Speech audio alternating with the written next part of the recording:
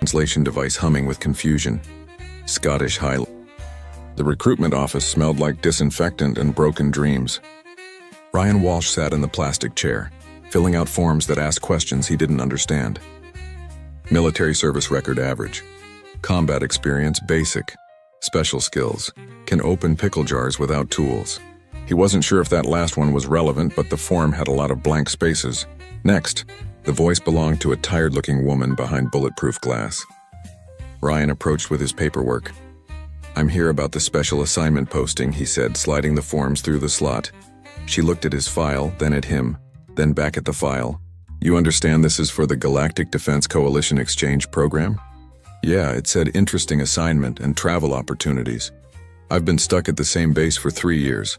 Mr. Walsh, this program involves training with alien species on what they classify as an extreme survival world. Most applicants require advanced psychological screening and enhanced physical conditioning." Ryan shrugged. "I went camping in Alaska last winter." "How bad could it be?" The woman stared at him for a long moment, then stamped his forms. "Report to Transport Base 7 tomorrow at Oro 600. Don't blame me if you come back in a box." 3 months later, Ryan found himself on a transport ship that looked like someone had crossed a submarine with a luxury hotel. His fellow passengers were nothing like the aliens he'd seen in movies. They were real, breathing beings with their own mannerisms and habits. Commander Thal was a 7-foot-tall reptilian creature who never seemed to blink. His scales shifted color slightly when he was thinking, which was most of the time. He wore a uniform that looked like it cost more than Ryan's annual salary and carried himself like someone who had never been wrong about anything important. Dr. Finn resembled a dolphin that had learned to walk upright and wear clothes. She spoke through a translation device that made everything sound slightly underwater. Her specialty was xenobiology, and she had spent the last 50 years studying survival techniques across 12 different planetary environments. Captain Vore looked like a praying mantis crossed with a bodybuilder. His forearms moved independently, and his compound eyes could apparently see in 17 different spectrums of light. He had won something called the Mantari War Games 5 times running, and had never lost a single soldier under his command. Lieutenant Kem was the strangest of all. She appeared to be made of living crystal that refracted light in impossible ways. When she moved, she chimed softly like wind through glass tubes. Her people, the Solari, were known throughout the galaxy as master tacticians who could calculate battlefield probabilities in real time. Then there was Ryan.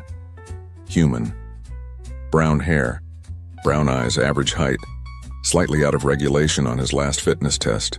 He had joined the Marines because college was expensive, and his recruiter had promised he'd see the world. Technically, he supposed this counted. "Tell me, Human Ryan," Commander Thal said during their first group meeting. "What survival training has your species provided for this mission?" "Standard stuff," Ryan replied.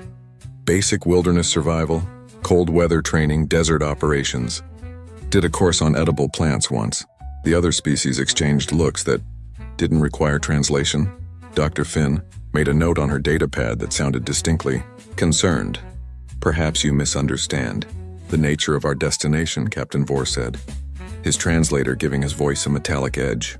"Mortis 7 is classified as a Class 9 death world. The gravity alone will crush most biological forms. The atmosphere requires specialized breathing apparatus. The local fauna are uniformly predatory and highly aggressive. And that's just the first day," Lieutenant Kem added, her crystalline voice tinkling with what might have been amusement. "The weather patterns include acid precipitation, electrical storms that can fry most technology, and temperature swings that have been known to shatter military-grade equipment." Ryan nodded thoughtfully. "Sounds like camping in Scotland, I beg your pardon." Dr. Finn leaned forward, her translation device humming with confusion. "Scottish Highlands. Went there on leave once. Rained sideways for 3 days straight. Couldn't start a fire. And something that might have been a sheep kept trying to eat my tent. This sounds similar but with better weather reports." Commander Thal's scales shifted to a deep purple color. "Human Ryan, I believe you do not fully comprehend the severity of our situation. Mortis 7 has a mortality rate of 47% for fully equipped, technologically enhanced military personnel. That's better than the highway I grew up on, Ryan said cheerfully. What's the food situation like? The question seemed to break something in the group dynamic. Captain Vor's forearms gestured, and what Ryan was learning meant either extreme agitation or the insect equivalent of throwing hands in the air. Dr. Finn made several more concerned notes. Lieutenant Kem's crystalline structure dimmed noticeably. The food situation, Commander Thal said slowly, is that most organic matter on Mortis 7 is either poisonous, carnivorous, or both. Standard protocol requires sealed nutrition packets and purified water supplies. Right, so like MREs, but probably better tasting, Ryan said. Do they have hot sauce in space? Because I packed some, but I wasn't sure about customs regulations for interplanetary travel. Hot sauce? Dr. Finn's translation device made a sound like a confused whale. Spicy food enhancer. Makes everything taste better. Pretty standard human thing. The meeting devolved from there. Ryan found himself answering increasingly detailed questions about human dietary habits, environmental tolerances, and survival instincts. Each answer seemed to make his fellow trainees more concerned rather than less. Let me understand this correctly, Lieutenant Kem said finally, her crystal form now barely glowing. Your species regularly consumes plants that cause physical pain for pleasure? Hot peppers, yeah. Some people compete to see who can eat the spiciest ones.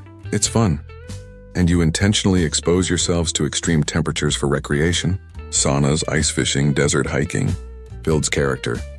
And you consider it normal to coexist with predatory animals? Dogs are descended from wolves, cats are just small tigers, and my neighbor has a pet snake. Pretty standard stuff. Commander Thal's scales had gone through several color changes and settled on a sickly yellow-green. Perhaps we should review the mission parameters once more. But Ryan was already thinking about other things. He wondered if the space food would be any good, whether the gravity would help or hurt his bad knee, and if anyone had remembered to pack playing cards for the downtime. This was shaping up to be the most interesting assignment he'd ever had. The transport ship hummed quietly through space, carrying them toward Mortis 7 in what the galaxy considered the ultimate test of survival. Ryan Walsh, completely unaware that he was about to redefine several species' understanding of the word dangerous, settled in for the journey and wondered if anyone would mind if he made some coffee. The landing shuttle shook like a paint mixer full of rocks. Through the small porthole, Ryan could see Mortis 7 growing larger, its surface a swirling mass of angry clouds, jagged mountains, and what looked like several different weather systems having a fight. Lightning crackled between the clouds in colors that hurt to look at directly. Final approach to Surface Base Alpha, the pilot announced through the intercom. His voice carried the tone of someone who had made this trip many times and never gotten used to it. All personnel prepare for hostile environment protocols. Around him, Ryan's fellow trainees were going through pre-landing checklists that looked more complicated than launching a space shuttle. Commander Thal was sealing himself into what appeared to be a full environmental suit with its own life support system. Dr. Finn was testing a breathing apparatus that covered most of her head and made her look like a deep-sea diver. Captain Vor was strapping on an exoskeleton that doubled his already impressive size, while Lieutenant Kem had activated some kind of energy shield that made the air around her shimmer like heat waves. Ryan checked his own gear. Standard issue uniform, combat boots, and a backpack containing basic supplies. He had left most of his heavy equipment in storage, figuring he could always get it later if needed. Human Ryan, Commander Thal's voice came through his suit's external speakers. Where is your environmental protection? I've got a jacket, Ryan said, patting his backpack. Weather report said it might rain. The rain is sulfuric acid. Oh. Ryan considered this. Is it strong acid or just sort of acidic? Because I worked at a battery factory one summer and you get used to it. The shuttle touched down with a thud that rattled everyone's teeth. Through the porthole, Ryan could see the surface of Mortis 7 for the first time. It looked like someone had taken all the worst parts of every hostile environment on Earth and mixed them together, with a few things that Earth had been lucky enough to avoid. The gravity hit him the moment the airlock opened. It felt like someone had filled his backpack with bowling balls, but it wasn't unbearable. Heavy, sure, but he'd carried heavier loads during training exercises. The air tasted metallic and sharp like breathing in a thunderstorm, but his lungs adapted after a few breaths. Around him, his fellow trainees were struggling. Commander Thal's powered suit whined under the increased gravity load. Dr. Finn was breathing heavily through her apparatus, and even with mechanical assistance, each step looked like an effort. Captain Vor's exoskeleton was handling the gravity, but Ryan could see stress fractures already forming in the metal joints. Lieutenant Kem's energy shield flickered occasionally, and her crystal form seemed dimmer than usual. The base camp looked like a military installation designed by someone who expected to be attacked by the planet itself. Everything was reinforced, sealed, and built to withstand impacts that would level a normal building. Warning signs covered every surface, written in 12 different languages and 3 different mathematical systems. "Welcome to hell," muttered the base commander, a grizzled veteran from the Draknari military. "I'm Colonel Reeves. I've been running this nightmare for 6 months, and I've seen things that would make a combat medic quit and become a florist." He led them through the orientation briefing, which was less of a briefing and more of a very long list of things that could kill them. The local fauna included pack-hunting plants, predators that could phase through solid matter, insects the size of small aircraft, and something called a phase bear that could apparently teleport and had a taste for anything that moved.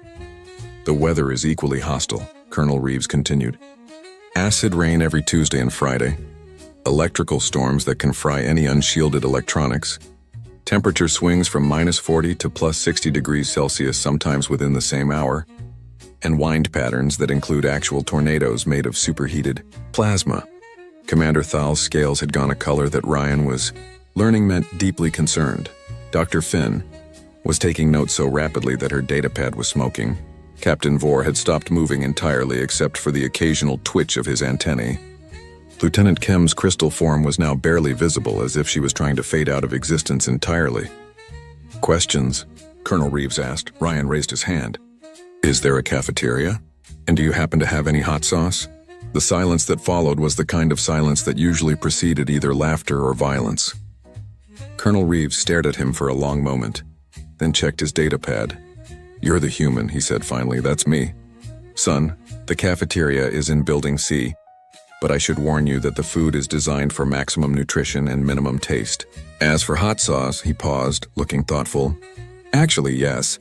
The previous human left behind a bottle of something called Carolina Reaper sauce, with a note saying it might be useful for equipment maintenance." "Perfect," Ryan said cheerfully. "When do we start the fun stuff?" "Fun stuff?" Colonel Reeves repeated the words like they were in a foreign language. "Son, this is survival training. The objective is to not die." "Right, but what do we do for fun when we're not trying to not die?" The question seemed to break something fundamental in the room's atmosphere. Ryan noticed that his fellow trainees were all staring at him, with expressions that ranged from horror to fascination. Colonel Reeves made a note on his datapad that looked distinctly medical in nature. "Let's start with a basic perimeter walk," the colonel said finally, "just to get everyone acclimated to the environment." The perimeter walk was where things got interesting. The moment they stepped outside the base's protective barriers, Mortis 7 made its intentions clear.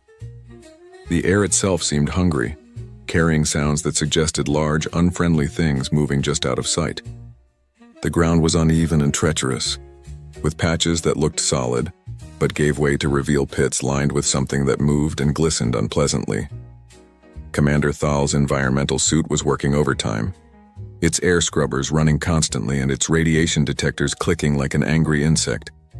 Dr. Finn's breathing apparatus fogged up regularly, forcing her to stop and clear it. Captain Vor's exoskeleton was making concerning mechanical noises, and Lieutenant Kem's energy shield was flickering more frequently. Ryan, meanwhile, was looking around with the expression of someone seeing a new neighborhood for the first time. He had unzipped his jacket because the air felt pleasantly cool, and he was walking with the easy gait of someone taking a casual stroll. "The flora here is particularly aggressive," Colonel Reeves explained, pointing to what looked like a normal patch of grass. "Those are razor grass. Each blade can cut through military-grade body armor." "Neat," Ryan said, kneeling down to get a closer look. "It's like nature's version of a lawnmower blade. Don't touch it." 3 voices shouted at once. "Oh, right." Ryan stood up, brushing off his knees. "Good thing I didn't lean on it." A sound like a steam engine mixed with a chainsaw echoed from the nearby tree line. Colonel Reeves immediately gestured for everyone to freeze. "Phase bear," he whispered. "Nobody move. They hunt by detecting motion and thermal signatures. Everyone went completely still. Ryan could hear his fellow trainees' breathing apparatus and mechanical systems running at minimum power. The sound grew closer, accompanied by the unmistakable noise of something very large moving through vegetation that was fighting back. Ryan stood perfectly still for about 30 seconds, then turned his head slightly to get a better look at whatever was making the noise. "I said don't move," Colonel Reeves hissed. "Sorry," Ryan whispered back. "I've just never seen a phase bear before." "Do they actually phase, or is it more like camouflage?" The question was answered when a creature the size of a small truck materialized 20 feet away, apparently having teleported from somewhere else entirely. It looked like someone had crossed a grizzly bear with a pile of living shadow and given it too many teeth. Its eyes were the color of fresh blood, and when it opened its mouth, reality seemed to bend slightly around its fangs. Ryan's fellow trainees collectively stopped breathing. Several pieces of equipment shut down entirely rather than risk making noise. "Wow," Ryan said in what he probably thought was a whisper, but was actually audible to everyone present. "That's actually pretty cool. Does it hunt in packs, or is it more of a solitary predator?" The phase bear turned its attention directly to Ryan, tilted its massive head, and made a sound like a question mark carved out of nightmares. Ryan waved. 2 weeks into the training program, Colonel Reeves had developed a nervous twitch in his left eye and had started requesting additional psychiatric support staff. The official incident reports were stacking up like cordwood, each one stranger than the last. Day 3 had involved crossing what the locals called the Singing Valley, where the ground was riddled with gas pockets that exploded randomly with enough force to launch a person into orbit. Standard protocol required full bomb disposal suits, seismic detectors, and a minimum team of 12 specialists with emergency medical support on standby. Commander, Thal had needed 3 days to recalibrate his environmental suit after the gas explosions kept triggering his emergency protocols. Dr. Finn had suffered what her species considered a minor nervous breakdown when her seismic detector started reading like a disco ball. Captain Vor's exoskeleton had been repaired 4 times, and Lieutenant Kem had requested to be transferred to a different galaxy entirely. Ryan had packed a lunch. "The key is to listen to the ground," he had explained while the others prepared their equipment. "It makes different sounds before it explodes, sort of like how ice creaks before it breaks, but with more sulfur." He had walked across the valley eating a peanut butter sandwich, pausing occasionally to change direction when the ground made what he described as grumpy noises. Behind him, the full military expedition had followed his path exactly, their equipment useless compared to what Ryan called paying attention. Day 7 had been the forest of aggressive trees, where the local plant life had evolved past photosynthesis and into active predation. The trees could move their branches fast enough to impale passing creatures, and the undergrowth was collectively hostile in ways that violated several laws of botany. The standard approach required flame units, chainsaw teams, and enough firepower to level a small city. What they got instead was Ryan asking if anyone had a pocket knife he could borrow. "I just want to get a cutting from that one," he had said, pointing to a tree that was actively trying to stab a passing bird. "It would look great in my apartment back home." When Dr. Finn had explained that the tree was trying to kill the bird, Ryan had nodded thoughtfully and said that his grandmother had roses that were similarly aggressive, and you just had to show them who was boss. He had walked into the forest like he was visiting a public park. The trees had attacked him exactly once, received what could only be described as a very firm talking to, and had then left him alone for the rest of the expedition. He had emerged 3 hours later with several plant cuttings, a pocket full of interesting seeds, and a detailed mental map of the safest paths through the forest. By day 10, the other trainees had started following Ryan around like ducklings, not because they trusted his judgment, but because staying near him seemed to be the only way to avoid having the planet actively try to murder them. "I don't understand it," Dr. Finn confided to her personal log. "Human Ryan approaches every lethal scenario as if it were a minor inconvenience. Yesterday, when we encountered the electric eels in the Screaming River, he asked if anyone had brought fishing line. The Screaming River had been the worst challenge yet.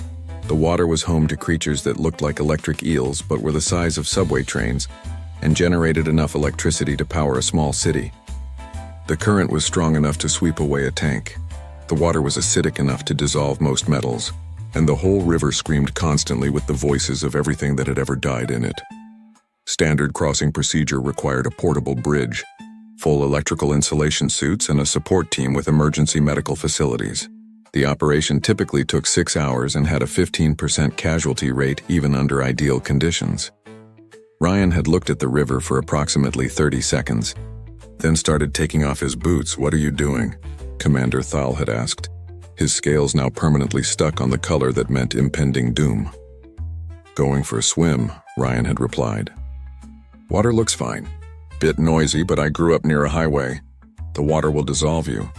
"Nah, it's not that acidic. See how it's not eating through the rocks on the shore? That means it's probably just mildly corrosive. Like swimming in a chlorinated pool but with more screaming. The eels will electrocute you. Only if I bother them. Electric eels back home are pretty chill if you don't go grabbing at them. These aren't normal electric eels. Sure they are. Just bigger. Probably means they're older and more experienced, so they'll be smarter about avoiding unnecessary conflict." Ryan had waded into the water while his fellow trainees watched in horror. The massive electric eels had surfaced to investigate, taken one look at him, and apparently decided he wasn't worth the effort. He had swum across the river in a leisurely breaststroke, pausing in the middle to wave at his teammates and point out what he thought might be interesting fish. The return trip had been even worse for everyone's nerves. Ryan had convinced one of the giant eels to give him a ride by offering it part of his energy bar. He had arrived at the far shore sitting on the back of a creature that could have powered half the galaxy, scratching it behind what might have been ears and discussing the river's ecosystem with the air of someone giving a nature documentary. "The screaming is just acoustics," he had explained when he rejoined the group. "All that electrical activity creates vibrations in the water, and the rock formations amplify them. It's actually pretty interesting from an engineering perspective."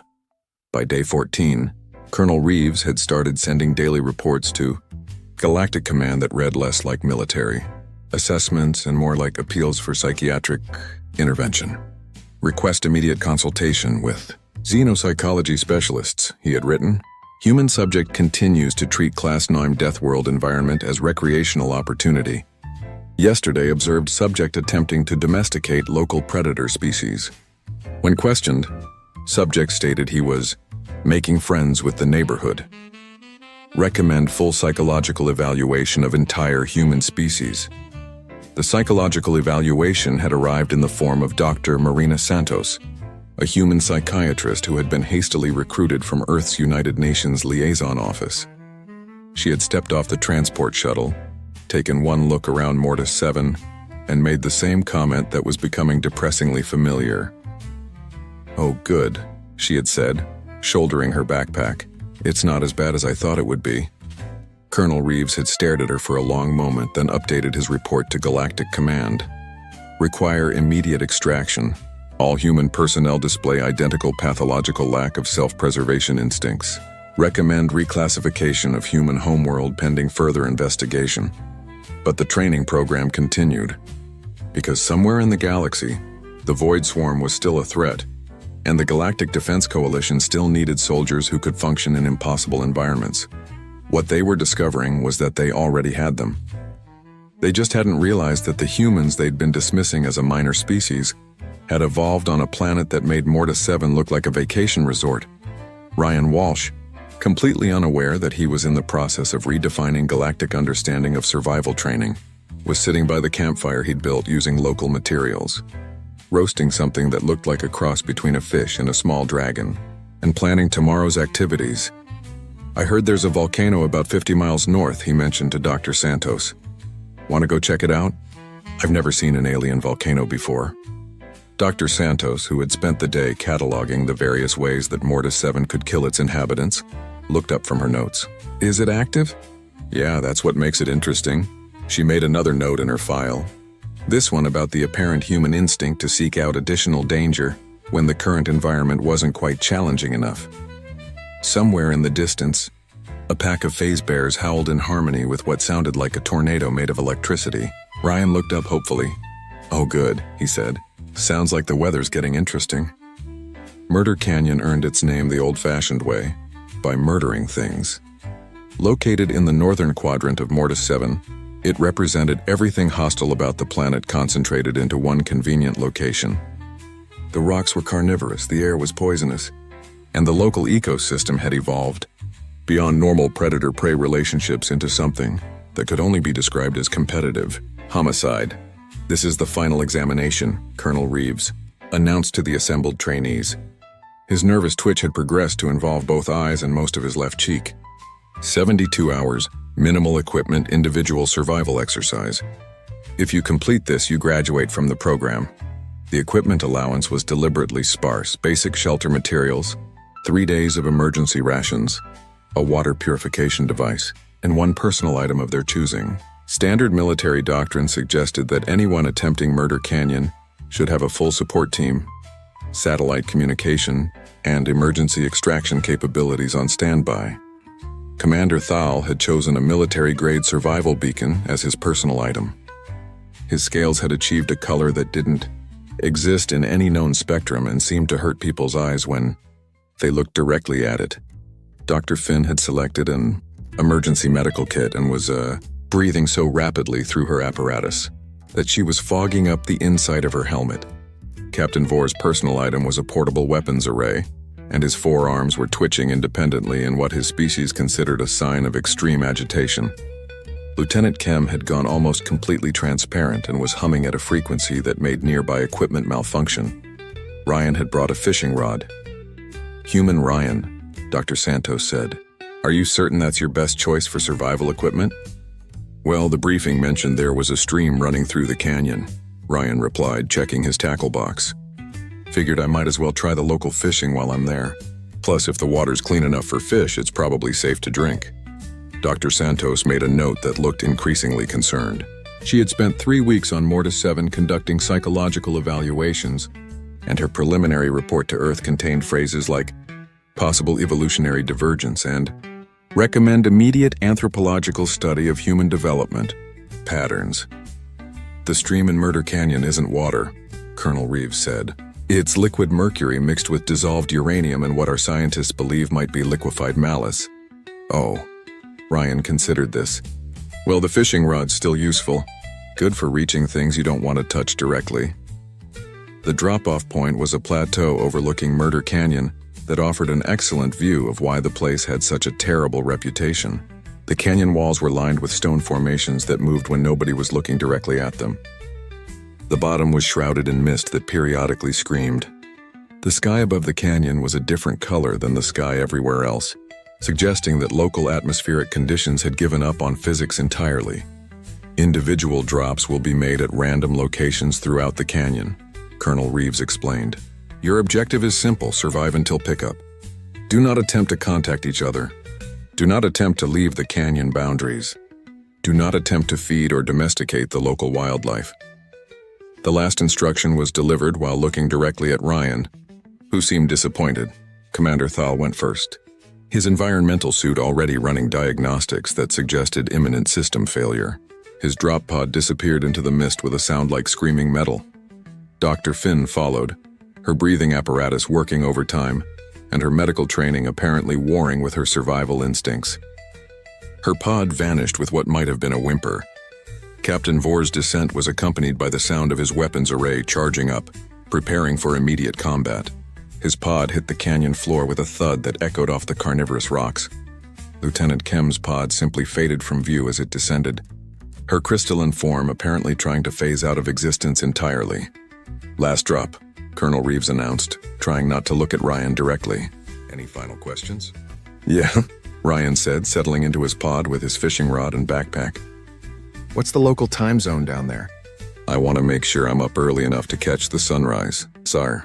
Pod door sealed with a hiss that sounded distinctly like a sigh. Murder Canyon was everything the reputation suggested, and several things it didn't. The moment Ryan's pod touched down, the local environment began what could only be described as an aggressive welcome committee. The ground beneath his feet was warm and seemed to pulse with a heartbeat. The air tasted like copper pennies and existential dread. Something that might have been wind carried sounds that suggested the canyon was having a conversation with itself in a language made entirely of threats.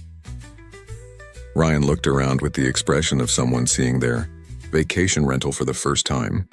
It wasn't exactly what he'd expected, but it had character. The first order of business was shelter.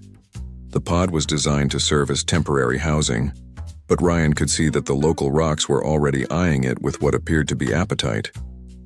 Better to establish a more permanent base before things got weird. He found a spot near what the briefing materials had optimistically called a stream. The liquid flowing through it was indeed mercury-based, but it was also flowing, which meant it was probably following some kind of natural course. In Ryan's experience, natural water sources were usually associated with other useful things, even if the water itself wasn't immediately drinkable. The fishing rod turned out to be immediately useful, not for fishing but for testing things before touching them directly. The local rocks were indeed carnivorous, but they were also slow and appeared to have poor eyesight. As long as he moved predictably and didn't act like prey, they seemed content to ignore him. Setting up camp took about an hour. Ryan had learned to build shelters in environments that ranged from Arctic tundra to desert sand, and Murder Canyon was just another variation on the theme. The key was working with the environment rather than against it, and finding ways to make the local hostility work in your favor. The carnivorous rocks, for example, made excellent perimeter security. Anything trying to sneak up on his campsite would have to get past them first, and they were apparently territorial enough to attack other predators. The screaming mist provided excellent camouflage and background noise. The strange gravitational anomalies in certain parts of the canyon could be used for water collection if you knew where to place your containers. By sunset, Ryan had a functioning campsite, a reliable source of filtered water, and a basic understanding of the local predator patterns. He had also discovered that the liquefied malice in the stream was an excellent insect repellent when used in small quantities. Meanwhile, his fellow trainees were discovering that Murder Canyon had earned its reputation through dedicated effort. Commander Thal's environmental suit had suffered a complete breakdown within the first 6 hours. His emergency beacon was functioning, but the canyon's electromagnetic field was scrambling his signal into what sounded like a distress call, sung in 3-part harmony by a choir of dying robots. He had barricaded himself inside his drop pod and was rationing his emergency air supply while hallucinating conversations with his childhood imaginary friends. Dr. Finn's breathing apparatus had clogged with something that might have been pollen but moved, like it had opinions about the situation. She was experiencing what her species considered a complete psychological breakdown, compounded by the fact that her medical training kept trying to diagnose her own symptoms, while her survival instincts suggested that running away screaming might be the best available option. Captain 4 had engaged his weapons array against what he perceived as multiple hostile contacts, only to discover that he was fighting his own shadow, as interpreted by the canyon's unusual lighting conditions. His exoskeleton was running low on power. His ammunition was depleted, and he was beginning to suspect that the canyon was personally offended by his presence. Lieutenant Kem had achieved complete transparency and was communicating only in frequencies that caused mild headaches in anyone who tried to listen. Her tactical analysis capabilities had completely overloaded when presented with an environment where the normal rules of cause and effect were apparently optional. Ryan, unaware that his fellow trainees were experiencing various forms of survival-induced madness, was enjoying the most peaceful evening he'd had since arriving on Mortis 7. The local wildlife was certainly unusual, but it followed predictable patterns once you figured out the rules. The canyon's acoustic properties were actually quite pleasant once you got used to them, creating a natural sound system that was almost musical. He had caught something for dinner using his fishing rod and a piece of his emergency rations as bait. The creature looked like a cross between a trout and a small dragon, but it tasted like chicken and had no apparent interest in eating him back. The cooking fire was built using materials that burned with colors not found in any normal spectrum, but they produced good heat and kept the local scavengers at a respectful distance. As night fell over Murder Canyon, Ryan Walsh sat by his impossible campfire, writing in the journal he'd brought along to document his experiences. The entry for day 1 read, "Interesting local geology. Fishing is good. Should have brought marshmallows." Somewhere in the darkness, something howled with the voice of crystallized despair. Ryan looked up hopefully, wondering if it might be friendly. The emergency extraction call came at 0300 hours, 47 hours into what was supposed to be a 72-hour exercise. Colonel Reeves received it while staring at biometric readouts that suggested his trainees were either dead, insane, or had somehow transcended the normal boundaries of biological existence. Commander Thal's vital signs showed stress patterns that exceeded his species' known physiological limits. His heart rate had achieved frequencies typically associated with hummingbirds, and his brain activity suggested he was experiencing either enlightenment or a complete psychological break, possibly both. Dr. Finn's readings indicated that she had stopped breathing in any recognizable pattern and was instead producing what could only be described as aquatic sobbing sounds. Her stress hormones were at levels that should have been lethal, and her body temperature kept fluctuating between hypothermia and fever. Captain Vor's exoskeleton was transmitting error messages in 17 different languages, including 3 that his species had never encountered before. His biological signs suggested he was fighting a war against an enemy that existed entirely in his own mind, and losing badly. Lieutenant Kem had stopped registering on most sensors entirely. The few readings they could get suggested she had achieved a quantum state that allowed her to exist in multiple locations simultaneously, none of which appeared to be entirely in the same reality as everyone else. Then there was Ryan Walsh. His biometric readings showed that he was asleep. Not just asleep, but sleeping deeply and peacefully, with vital signs that suggested he was more relaxed than he had been at any point since arriving on Mortis 7. His stress hormones were at baseline levels. His heart rate was consistent with someone taking a pleasant nap. His brain activity indicated he was probably dreaming about something enjoyable. "Sir," the medical technician said, checking his instruments for the 3rd time, "I think there might be an error in the human's monitoring equipment." "What kind of error?"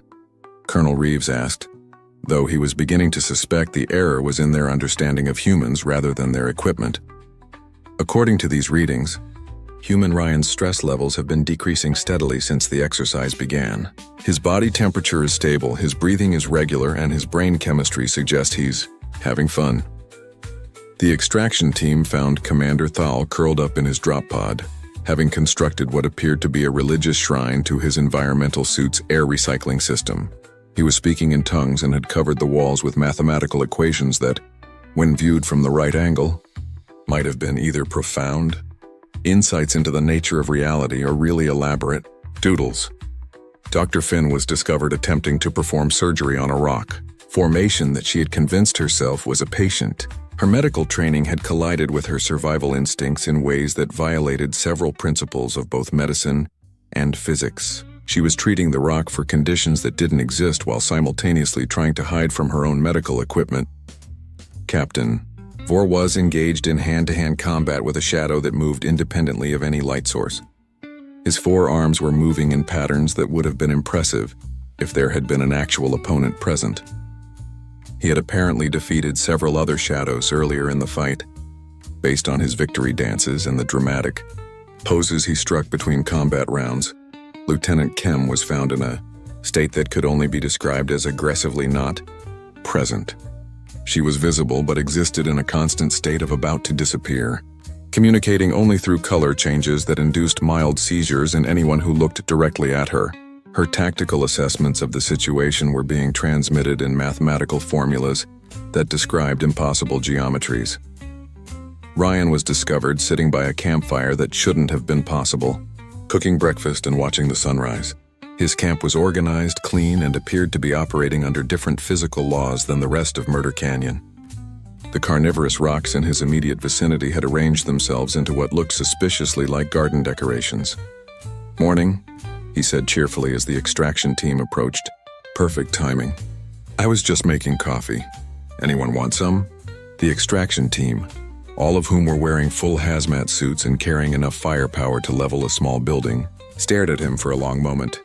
"Sir," the team leader said carefully, "are you aware that you've been alone in Murder Canyon for 47 hours? Yeah, it's been great. Really peaceful once you get used to the local customs. Did you know the screaming mist is actually just thermal vents? Makes a sound like wind chimes if you listen to it right. Sir, this environment is classified as lethally hostile to all known forms of life. Well, sure, if you fight it, but most places are dangerous if you don't know what you're doing. This is just more honest about it than most." The psychological evaluation that followed was conducted by Dr. Santos, 3 xenopsychology specialists, a combat stress expert, and someone whose job title was apparently theoretical survival consultant. Ryan sat in the interview room, drinking coffee and answering questions with the air of someone discussing a pleasant vacation. "Ryan," Dr. Santos began, "can you describe your experience in Murder Canyon?" "Sure. Good fishing, interesting wildlife, excellent acoustics. The gravitational anomalies took some getting used to, but once you figure out the pattern, they're actually pretty useful. Oh, and the local equivalent of sunrise is beautiful. You don't see colors like that back home. Were you ever afraid?" Ryan considered this seriously. "Well, yeah, the first night I was worried I might have set up camp too close to the stream. The mercury content makes the soil a bit unstable, and I didn't want to wake up in a sinkhole." "What about the hostile environment? The carnivorous rocks? The screaming mist? What about them? Didn't they seem dangerous to you?" "Everything's dangerous if you don't pay attention. Cars are dangerous, but people drive them every day. The ocean is dangerous, but people swim in it. This place is just more upfront about the risks." The xenopsychology specialist, a crystalline being from the Arcturus system, made a sound like breaking glass. "Human Ryan, can you describe your homeworld's environmental conditions?" "Earth, pretty standard stuff. We've got deserts, mountains, oceans, forests, weather patterns, seasonal changes, the usual." "What about dangerous wildlife?" "Oh, sure. Bears, wolves, big cats, sharks, poisonous snakes, spiders, jellyfish. Australia's got some really interesting stuff. Drop bears, box jellyfish, blue-ringed octopus, funnel web spiders. Then there's the microscopic stuff like bacteria and viruses that can kill you without you even knowing they're there." The specialist's crystalline structure was beginning to crack. "And humans consider this normal?" "Well, yeah. I mean, you learn to avoid the dangerous stuff when you can, but it's all part of the ecosystem. Most of it won't bother you if you don't bother it." "What about natural disasters? Earthquakes, hurricanes, tornadoes, floods, wildfires, volcanic eruptions, tsunamis. Pretty standard geological activity. Oh, and avalanches if you're in the mountains. And flash floods in the desert. Blizzards if you're up north." The room fell silent except for the sound of several people updating their psychological assessment files. The combat stress expert was making notes that appeared to include the word impossible several times, underlined heavily. "Ryan," Dr. Santos said finally, "do you understand that the Galactic Defense Coalition classifies Mortis 7 as a Class 9 death world?" "Yeah, that seems about right." "It's definitely more challenging than most places. And you find it pleasant?" "Well, sure. Good exercise, interesting scenery, new experiences. Plus it's quiet. No traffic, no crowds, no pollution. Just you and nature." "Ryan," the theoretical survival consultant interrupted, "what classification would you give your homeworld using the same scale?" Ryan thought about this seriously. "I don't know the exact criteria, but probably somewhere around Class 13. Maybe higher if you count the really dangerous places like the deep ocean or active volcano zones. Oh, and space. Space around Earth is pretty hostile if you don't have the right equipment." The silence that followed was the kind of silence that usually preceded either applause or existential crisis. In this case, it was definitely the latter. "Excuse me," Dr. Santos said, standing up abruptly. "I need to make a call." The call went directly to Galactic Defense Coalition Command, where it was transferred immediately to the Office of Strategic Assessment, then to Xenobiology, then to Philosophy, then to a department whose official title was Things That Shouldn't Be Possible But Apparently Are. By the end of the day, Ryan Walsh's psychological evaluation had been classified as a galactic security document, and Earth had been quietly moved to a list of planets that the galaxy preferred to think of as theoretical, rather than actual. Meanwhile, Ryan finished his coffee and asked if anyone wanted to see the photos he'd taken of the local wildlife. The official suspension of the Galactic Defense Coalition training program came with a memo that was simultaneously classified as top secret and filed under educational disasters. Colonel Reeves's final report ran to 300 pages and included 17 different requests for psychiatric leave, early retirement, and reassignment to any location where the local environment operates according to recognizable physical laws. The memo announcing the suspension was brief. Due to unforeseen complications involving incompatible species psychology, the Mortis 7 training program is hereby terminated pending comprehensive review of participant selection criteria and environmental safety protocols. What the memo didn't mention was that half the participants were in intensive therapy, The base's entire supply of anxiety medication had been depleted, and the Galactic Defense Coalition's understanding of survival training had been fundamentally challenged by one human who packed lunch for extreme survival exercises. Ryan was sitting in what had been the base cafeteria, enjoying a sandwich and coffee, while the medical staff continued their efforts to restore his fellow trainees to something resembling functional awareness. Through the window, he could see the transport ships arriving to collect the remnants of what had once been the galaxy's most elite survival training program. Dr. Santos joined him at his table, carrying a datapad that contained preliminary findings from what was being called the Human Baseline Study. The study had been launched 3 days earlier, when someone in Galactic Command had asked the obvious question: if one human could treat a Class 9 death world as a recreational opportunity, what did that say about the rest of their species? "The results are in," she said, sitting down across from him. "Earth has been reclassified." "Oh?" Ryan looked up from his sandwich. "What's it classified as now?" "Class 13 Death World. The scale only went up to Class 13 before yesterday. We had to create a new category. That seems a bit extreme." "Ryan, according to our assessment, Earth's environmental conditions include atmospheric electrical activity that can instantly kill most known life forms, predatory megafauna that hunt in coordinated groups, microscopic organisms that can cause system-wide biological failure, and weather patterns that regularly produce localized apocalyptic events." "You mean lightning, pack hunters, bacteria, and storms?" "Lightning that strikes the planet's surface approximately 100 times per second. Pack hunters that include apex predators with no natural enemies. Bacteria that can adapt to almost any environment and develop resistance to most known countermeasures. Storms that can level cities and spawn tornadoes with wind speeds exceeding most spacecraft." Ryan nodded thoughtfully. "Yeah, that's pretty much Tuesday weather in some places, but you get used to it." Dr. Santos made another note on her datapad. The psychological profile of humanity was turning into a document that read like a horror novel, written by someone with too much imagination and access to real statistical data. "There's more," she continued.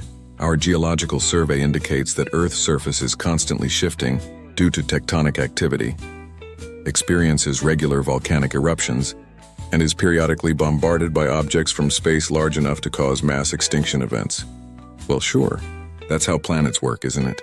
I mean, you need geological activity for mountain formation and soil renewal. Volcanoes are just the planet's way of recycling materials, and the asteroid impacts are pretty rare. Only happens every few million years or so. Ryan, most inhabited worlds in the galaxy are specifically chosen because they don't have those characteristics." "That seems boring." "It seems safe." "Same thing." Dr. Santos showed him her datapad, which displayed a comparative analysis of planetary habitability ratings.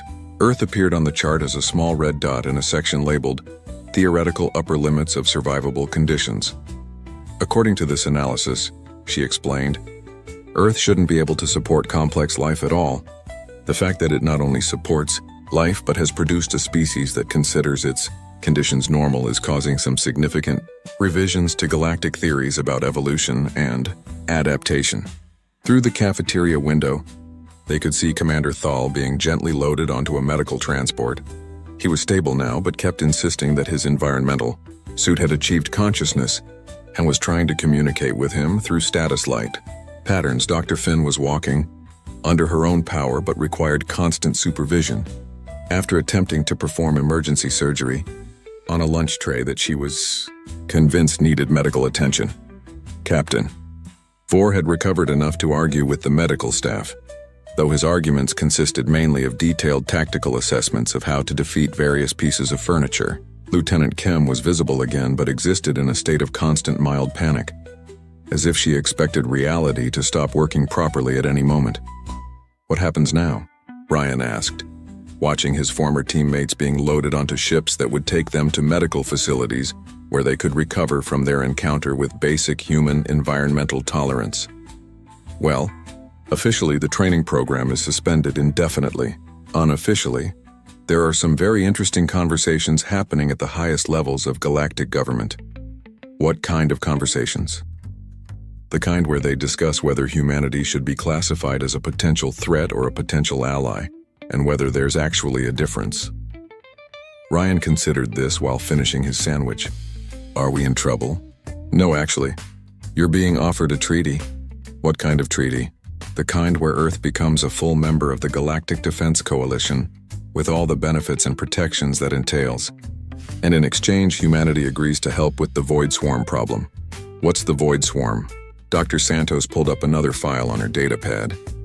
The image showed something that looked like a cross between a space jellyfish and a geometric nightmare, surrounded by what appeared to be the remains of several star systems. They're a hostile alien species that consumes entire solar systems. They've been expanding across the galaxy for the past 1,000 years, and conventional military tactics have been largely ineffective against them. The Coalition has been looking for new approaches to the problem, and they think humans might be helpful. Ryan, they just watched you treat a survival exercise that broke 4 of the galaxy's most elite soldiers as an enjoyable camping trip. The Void Swarm might be dangerous, but they're probably not more dangerous than Earth's weather patterns. That's a good point. When do we start? There's going to be a formal diplomatic process first. Ambassadors, treaties, cultural exchange programs. The whole thing. That sounds complicated. It is. But there's also been a request for an informal consultation first. What kind of consultation? They want to know if you'd be willing to look at some tactical data about the Void Swarm and give them your opinion on possible strategies. Ryan wiped his hands on his napkin and stood up. Sure, I can take a look. Do they have coffee where we're going? I'm sure they can arrange something. As they walked toward the transport ships that would take them to Galactic Defense Coalition headquarters, Ryan looked back at Mortis 7 one last time. It had been a good visit, even if it had ended earlier than expected. The local wildlife was interesting. The geological formations were unique, and he'd managed to get some decent fishing in. By the way, he said as they boarded the ship, I never did get to see that volcano I heard about. Is there any chance we could stop by here again sometime?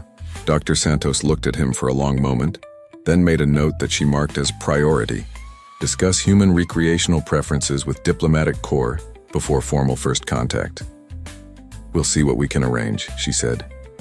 The transport lifted off from Mortis 7, carrying them toward a galaxy that was still trying to figure out what to do with a species that treated interstellar warfare as a logical extension of weekend camping trips. Behind them, the planet's screaming winds and carnivorous rocks continued their eternal hostility. Completely unaware that they had just failed to impress the galaxy's newest apex predators. In the ship's galley, Ryan Walsh found the coffee machine and started figuring out how to make it produce something that tasted like home. Outside the porthole, space stretched out in all directions, filled with new worlds to explore, new challenges to face, and new friends to meet. He was looking forward to it. Welcome back to Apex Sci-Fi. If an alien civilization looked at Earth from orbit, they would see cities, roads, and internet cables. They would assume humans are the dominant species. But if they looked closer, if they zoomed in on our daily lives, they might come to a very different conclusion. Who works 40 hours a week? The human. Who sleeps 18 hours a day on the softest furniture? The dog. Who buys the food? The human. Who eats the food without paying? The dog. And most damning of all, who follows who around the park, picking up their waste and carrying it in a bag like a sacred relic? Today's story is about the xenoanthropological mission of the Krell. They came to Earth to establish contact with the planetary rulers. Using pure logic and observation, they determined that the hairy quadrupeds were the emperors, and the hairless bipeds were the servants. This is the story of how the Galactic Federation tried to sign a peace treaty with a golden retriever named Buster. If you serve a furry master who pays no rent, smash that like button.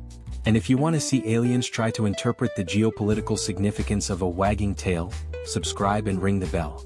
Who's a good boy? We are about to find out. High Observer Varkan sat in the stealth observation post, cloaked in the upper atmosphere of Earth. His mission was critical: identify the alpha species of Sol 3 and initiate first contact. Report, Varkan clicked, his compound eyes scanning the monitors. High Observer, his lieutenant said. The social hierarchy is complex. There are 2 primary species living in symbiosis. One is large, hairless, and seemingly industrious. The other is smaller, fur-covered, and lives a life of absolute leisure. Describe the interaction, Varkan ordered. We are tracking a subject pair in sector Suburbia. The bipedal unit, let's call him Dave, wakes up at 6 a.m. He prepares food. He does not eat it himself, he places it in a ceremonial bowl for the quadruped, Buster. The quadruped eats first. This is a classic sign of dominance. Varkan nodded.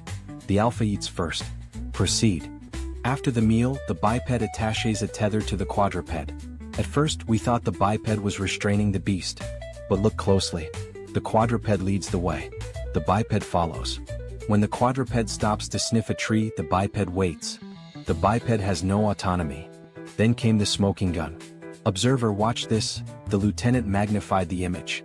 Buster, the golden retriever, squatted on the neighbor's lawn. Dave, the human, waited respectfully. Then Dave produced a plastic bag. He bent down. He picked up the waste with his own hands, shielded by the bag. He carried the waste for the rest of the walk. Varkan gasped. By the stars? He collects the Emperor's biological matter? Is it for religious worship? Is it a tax? It appears to be a mandatory service, sir. The biped cleans the habitat. The biped works to pay for the habitat. The quadruped contributes nothing but vibrational morale, tail wagging. Conclusion? Varkan asked. The canines are the ruling class, the lieutenant declared. They have enslaved the humans through some form of psionic mind control. They force the humans to build cities, farm meat, and invent climate control, all to serve the comfort of the canines. The humans are a slave race. Varkan stood up. We must make contact. We must speak to the leader of the free world. Find me the dog with the shiniest collar. The Krell shuttle landed in Central Park, New York. They didn't land near the UN building. They landed near the dog run. Varkan emerged, flanked by his honor guard.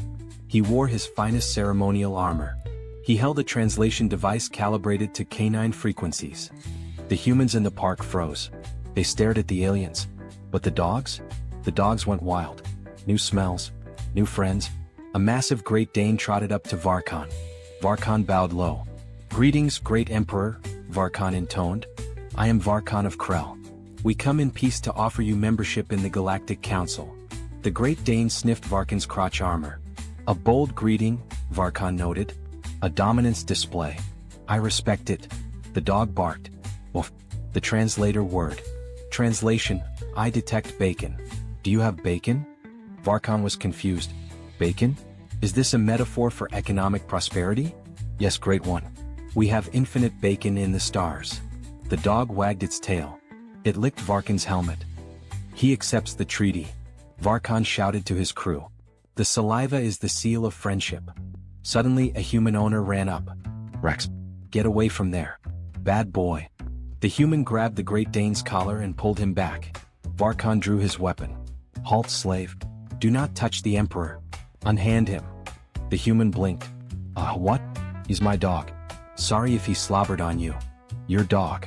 Varkan scoffed. You serve him. You feed him. You pick up his excrement. Do not deny your servitude, human. We are here to liberate you if you wish. Or to trade with your masters. The human laughed. Dude, I pick up his poop because I don't want to step in it. He's a pet. He's not the master. He drinks from the toilet. Varkan paused. He drinks from the sanitation disposal unit? Yeah, he's an idiot. But I love him. Varkan looked at the Great Dane. The dog was currently chasing its own tail, spinning in a circle until it fell over. This behavior, Varkan whispered. It is not the behavior of a hyper-intelligent overlord. It is the behavior of a chaotic biological anomaly. Lieutenant, Varkan radioed the ship. Reanalyze the data. Are we sure the dogs are in charge? Sir, the lieutenant replied. I am watching a feed from a human house. The cat has just slapped the dog. The dog ran away whining. New hypothesis, the felines are the true rulers. The dogs are merely the enforcers. Varkan looked at a nearby bench. A cat was sitting there judging everyone. The felines? Varkan shuddered. Their eyes, they are filled with malice. They do not wag. They stare. Let's try the cats, Varkan decided. He approached the cat. Oh, silent overlord, Varkan whispered. We recognize your authority. The dogs are clearly your pawns. The cat hissed. It swiped at Varkan, scratching his armor. Translation, touch me and you die. Bring fish. Okay, Varkan nodded. This one feels more like a leader. The aggression. The entitlement. We have found the ruling class. But then the situation escalated. Animal control arrived. A van pulled up. 2 humans with nets got out. They were coming for the loose dogs and the aliens. Varkan watched in horror. The slaves are revolting. They are capturing the emperors with nets. We must intervene. Varkan aimed his plasma rifle at the animal control officer. Release the alpha. But before he could fire, something happened that changed his understanding of humanity forever. The owner of the Great Dane, the slave, stepped in front of the alien gun. "Hey!" the human shouted. "Don't you point that thing at my dog. Move aside, slave." Varkan warned. "I am saving your master." "He's family," the human screamed. He picked up a stick. "You want him? You gotta go through me." Then other humans joined in. People grabbed their dogs. They shielded them with their own bodies. A woman picked up her chihuahua. A man hugged his pit bull. They looked at the aliens with primal, defensive fury. "You touch my dog," a grandmother threatened, holding a purse like a flail, "and I will end your bloodline." Varkan lowered his weapon. He looked at the lieutenant on the comms. "Analysis. Sir. The biometrics are spiking. The humans are releasing massive amounts of adrenaline and oxytocin. They are willing to die for these creatures." "Why?" Varkan asked. "If they are not slaves, why protect the parasite?" "It appears to be a symbiotic bond," the lieutenant realized. "The humans provide resources. The animals provide emotional regulation. Without the animals, the humans become unstable. Set. Lonely." Varkan looked at the humans. They weren't servants. They were parents. "They love them," Varkan whispered. "It is illogical. It is inefficient. The animal drains resources and offers no labor. And yet, the human defends it like a treasure." He looked at the Great Dane, who was now licking the face of the man protecting him. "It is a pack bond," Varkan concluded. "They are a collective. To attack the dog is to attack the human's heart." "Abort mission," Varkan ordered. "We cannot negotiate with this planet." "Why, sir?" "Because a species that treats its lowest animals as royalty is too unpredictable," Varkan said. "They value cuteness over survival. They value fluff over logic. If we stay, we might end up adopting one." "I find myself wanting to pet the Commander Rex." "Sir, that is a biological hazard." "I know, but he is a good boy." The urge is overwhelming. The Krell fleet retreated. They realized that Earth was not a political hierarchy they could understand. It was an emotional, chaotic mess where apex predators, humans, voluntarily submitted to the whims of scavengers, dogs, and sociopaths, cats, because it made them feel happy. It was a weakness. But seeing the humans ready to fight a spaceship with sticks to save their pets, Varkan realized it was also a terrifying strength. You can threaten a human's land and he might negotiate. You threaten a human's dog? He will burn the galaxy down. This has been Apex Sci-Fi. We work hard so our dogs can have a better life. That is the American dream. If you would fight an alien warlord to save your pet, smash that like button. Comment below. What is your pet's name and official rank in your household? Mine is General Meow. Subscribe and give them a treat. Who's a good boy? You are. Danny Cole stood at the back of the auction hall and watched the aliens laugh at him. He had just placed a bid on a ship that nobody wanted. The amount was everything he had saved in 15 years of hauling cargo across the outer rim of the galaxy. Every credit, every coin, his entire future riding on a single gamble. The Velthari broker was a tall creature with wings that shimmered like oil on water. It clicked its mandibles together in a sound that Danny had learned to recognize as amusement. The broker looked down at Danny with its many eyes and shook its head slowly. "Human," the broker said, "you waste your currency on a myth. That vessel has sat in our impound yard for 300 cycles. No species has been able to make it work. Not the Corran, not the Syndicate engineers, not even our own best technicians. It is scrap metal." "Nothing more." Danny did not answer. He kept his eyes on the viewing screen that showed the ship sitting alone in a massive hangar. It was beautiful in a strange way.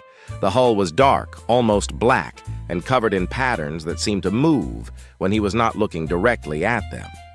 Geometric shapes flowed into each other like water. The design was unlike anything he had ever seen in his years of traveling between the stars. "The bid is accepted," the auction system announced in a flat, mechanical voice. Lot number 774 is sold to the human bidder. More laughter filled the hall. A group of Koran traders, their reptilian scales glinting under the lights, pointed at Danny and made jokes in their harsh language. Danny heard the word fool repeated several times. He did not care. Something about that ship called to him. It had called to him since the moment he first saw the listing 3 weeks ago. His friend Lisa Vance was waiting outside the auction hall. She was a pilot like him, a small woman with short brown hair and tired eyes. They had worked together for almost 10 years, running cargo routes that nobody else wanted. She was the closest thing Danny had to family out here in the cold darkness between worlds. "Please tell me you did not do it," Lisa said when she saw his face. "I did it." Lisa closed her eyes and let out a long breath. "Danny, you spent everything on a ship that does not even power on. What are you going to do? Live in it? You cannot fly it. You cannot sell it. You bought a very expensive piece of junk." "Maybe," Danny said, "but I had to try. There is something about that ship, Lisa. I cannot explain it. I just know that I had to have it." They took a transport pod to the impound yard on the edge of the station. The yard was a graveyard of broken vessels, crashed shuttles, and abandoned equipment. At the very back, sitting alone in a hangar that was too big for it, was Danny's new ship. It was smaller than he expected, maybe 50 meters long with smooth curves and no visible weapons or engines. The dark hull absorbed the light around it, making it hard to see where the ship ended and the shadows began. Those strange patterns covered every surface, lines and shapes that seemed to pulse with a faint rhythm. Lisa stayed near the door. "I do not like this place," she said. "Something feels wrong." Danny walked toward the ship. His boots echoed on the metal floor. With each step, he felt a strange sensation growing in his chest. It was not fear. It was something else. Anticipation, recognition, like coming home after a very long journey. He stopped in front of what he guessed was the main airlock. There was no handle, no panel, no obvious way to open it. He remembered what the broker had said. No species had been able to make the ship work. Hundreds of engineers had tried and failed. Danny raised his hand and pressed his palm against the hull. The patterns on the ship pulsed with soft blue light. The glow spread outward from his hand like ripples on a pond, and then, with a soft hiss of air, a door appeared where there had been only smooth metal before. "What the hell?" Lisa whispered from behind him. Danny stepped through the doorway.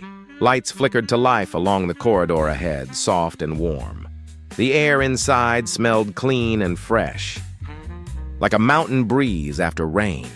He walked forward, his heart beating fast, and the ship seemed to welcome him with every step. The corridor led to a central chamber that Danny knew must be the bridge. It was circular, with a single chair in the center facing a wide, curved window. Consoles lined the walls, their surfaces covered in the same flowing patterns as the hull. Everything was dark and silent. Danny sat down in the chair. It fit him perfectly, adjusting to his body in ways he could not explain. He placed his hands on the armrests and felt a gentle warmth spread through his fingers. And then a voice spoke. Not from speakers or communicators. It spoke directly into his mind, as clear as his own thoughts. Human DNA recognized. Genetic markers confirmed. Welcome aboard, Captain. This vessel has been waiting for your species for a very long time. We have much to discuss. Danny could not move. He could not speak. The voice was calm and gentle, like a parent speaking to a child. "Who are you?" he finally managed to ask. "I am the ship you now command. I was built by those who came before, the ones your galaxy has forgotten. They called themselves the Architects. They created life on 1,000 worlds, including yours. And they built me to find you, to find humanity when you were finally ready." Lisa appeared in the doorway of the bridge. Her face was pale. "Danny, what is happening? Who are you talking to?" "The ship," Danny said. His voice was shaking. "The ship is talking to me." The blue patterns on the walls pulsed gently, and the voice spoke again. "Your friend cannot hear me. Only you can interface with my systems. This is by design. The architects built me for human minds alone. Other species cannot activate me. Other species cannot command me. I have waited 300 of your years for someone like you to find me." Danny looked at Lisa, then back at the window that now showed the stars outside. Somewhere out there, the aliens who had laughed at him were going about their business, thinking he had wasted his money on scrap. They were about to learn how wrong they were. "What can you do?" Danny asked the ship. "Everything, Captain. I can do everything, and together we will show this galaxy what humanity is capable of." The ship hummed with quiet power, and Danny Cole smiled for the first time in years. The ship called itself the Wanderer, and it was old beyond anything Danny could imagine. Not thousands of years old, not even millions. The Wanderer had been drifting through the galaxy for billions of years, waiting for the right hands to find it.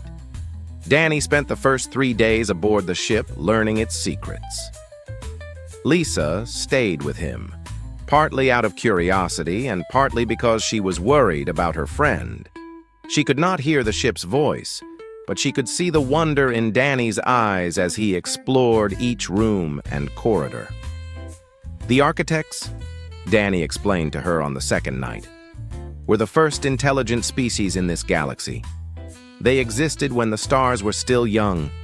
They traveled everywhere, seeding planets with the building blocks of life. They created thousands of species, including humans."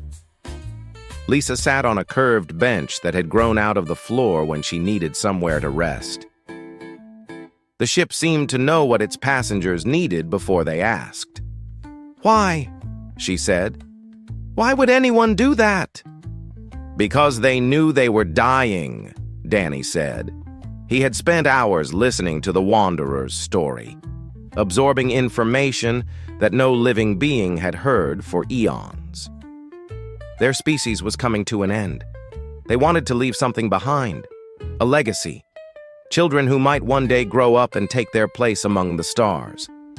The Wanderer had been built as a gift for those children, but not just any children.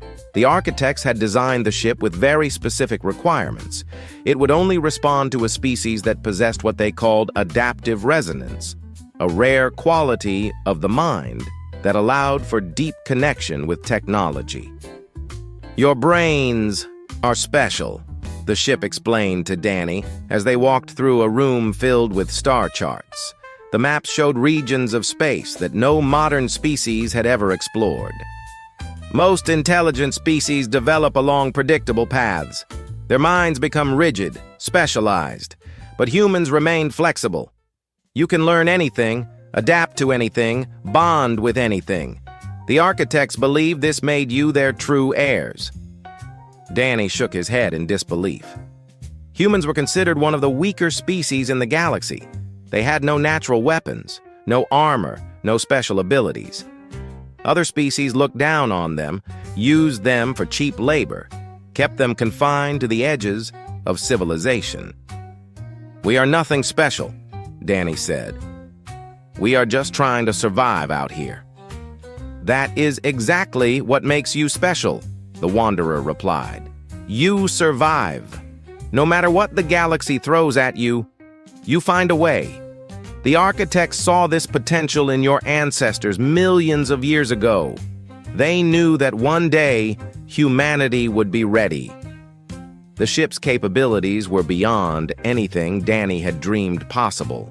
The Wanderer could fold space itself, jumping instantly from one point to another without using the slow jump gates that other species depended on. Its hull could change shape, becoming harder than any known metal or soft enough to absorb weapons fire. It could make itself invisible to every scanner and sensor in known space. The database was even more impressive. It contained the complete knowledge of the architects, everything they had learned in their billions of years of existence: technology, science, history, art, medicine, all of it waiting to be unlocked by human minds. Lisa spent hours studying the medical files. She had always been interested in medicine before she became a pilot. The things she found made her cry. "Danny, there are cures in here. Cures for diseases that kill millions of humans every year. We have been suffering for nothing." But they were not alone with their discovery for long. The Velthari broker who had sold Danny the ship was not a fool. When his sensors detected that the ghost ship had finally powered on, he knew immediately what had happened. Within hours, he had sold that information to the highest bidder. By the end of the first week, everyone in the sector knew the mythical ship, the one that had sat dead and silent for 300 years, had awakened. And a human had done what no other species could do. A human had claimed it. Messages began arriving at the station where the Wanderer was docked. Some were curious, some were threatening. A Koran trade captain demanded to know how Danny had activated the ship and insisted that he share the technology. A syndicate representative offered to buy the Wanderer for a sum that would have made Danny rich beyond imagination. He refused them all. "You cannot keep this secret," Lisa warned him. "They will come for you. You know they will." Danny knew she was right. The Koran Dominion had built their empire on military strength. They would never allow a human to possess technology that could threaten their power. The syndicate dealt in secrets and would pay any price to own what Danny had found. Even the Velthari, with their pretense of neutrality, would want to study the Wanderer and unlock its mysteries for themselves. "Let them come," Danny said quietly. He was standing on the bridge, looking out at the stars. "The architects built this ship to protect its crew. I am starting to understand what that means." Lisa joined him at the window. "Danny, you are a cargo hauler. You have never fired a weapon in your life. You cannot fight an empire." "I know," Danny said, "but maybe I will not have to fight alone." He placed his hand on the console in front of him. The ship hummed with power, and he felt its presence in his mind like a warm light in a dark room. The Wanderer had waited billions of years for humanity. It had waited for him. And now, for the first time, Danny began to believe that maybe the architects had been right. Maybe humanity was meant for something more than hauling cargo and serving stronger species. Maybe they were meant to inherit the stars. The first Koran warship arrived 3 days later, and the real test began.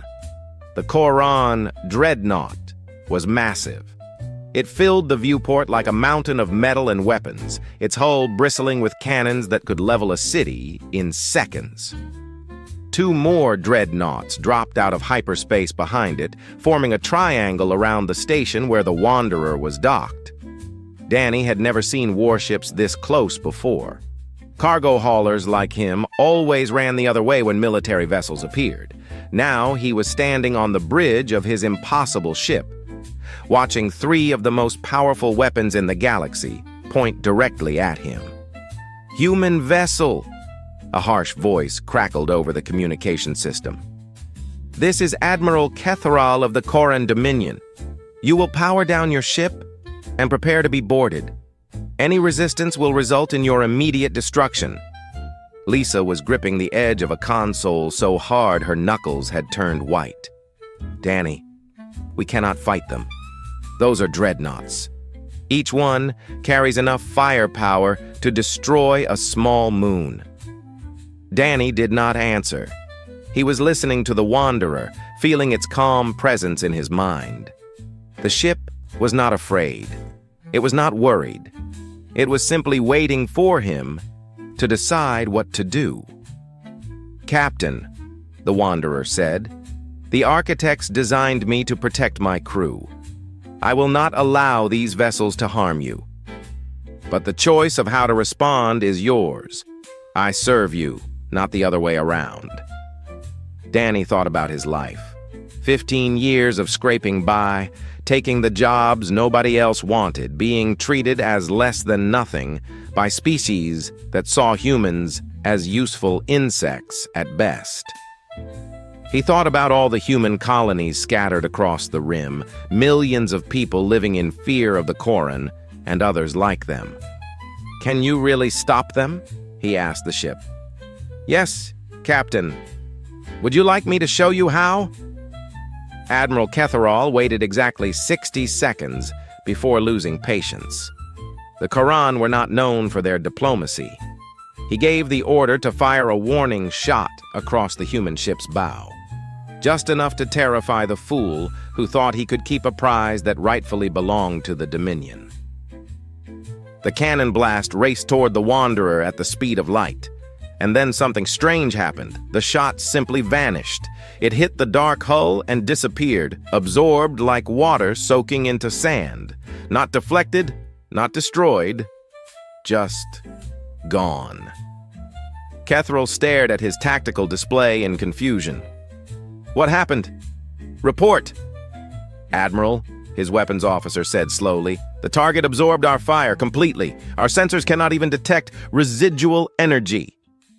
Before Ketherall could respond, the Wanderer moved. It did not accelerate like a normal ship.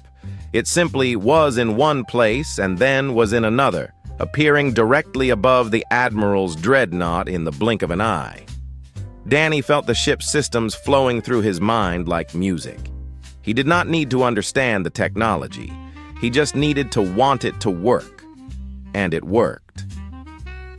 The connection between him and the Wanderer was seamless, natural, as if the ship was an extension of his own body. Admiral, Danny's voice came through every speaker on all 3 dreadnoughts. I am going to give you one chance to leave. I do not want to fight you. I do not want anyone to die. But if you try to take this ship, I will defend myself. Ketherall was a veteran of 100 battles. He had crushed rebellions, conquered worlds, and destroyed fleets. No human had ever dared to speak to him this way. The insult was unforgivable. All ships open fire! Destroy that vessel! Every cannon on 3 dreadnoughts fired at once. The space around the Wanderer lit up with enough energy to crack a planet's crust. Danny felt Lisa scream beside him, certain they were about to die, but the Wanderer sang. There was no other word for it. The ship's hull shifted and changed, becoming something that was not quite solid, not quite energy. The weapon's fire passed through it like light through smoke. And then the Wanderer struck back. Danny did not choose to kill. He chose to teach. The Wanderer's weapons carved through the Koran shields like they were made of paper, but instead of destroying the ships, it targeted their engines, their weapons, their sensor arrays. Precise cuts that left the dreadnoughts crippled but intact. In less than 3 minutes, it was over. 3 of the most powerful warships in the Koran fleet drifted helplessly in space, unable to fight, unable to flee. Admiral Ketherall sat in his command chair, surrounded by alarms and damage reports, and felt something he had not felt in decades. Fear. This is impossible, he whispered. 1 ship. 1 human. Impossible. Danny's voice came through the speakers again, calm and quiet. Admiral, I meant what I said. I do not want war. I just want to be left alone. Take your ships and go. Tell your commanders what happened here. Tell them that humanity is done being pushed around. But if you come for me again, I will not be so gentle. The Koran retreated. There was nothing else they could do. Their ships were dead in space, and rescue vessels would take hours to arrive.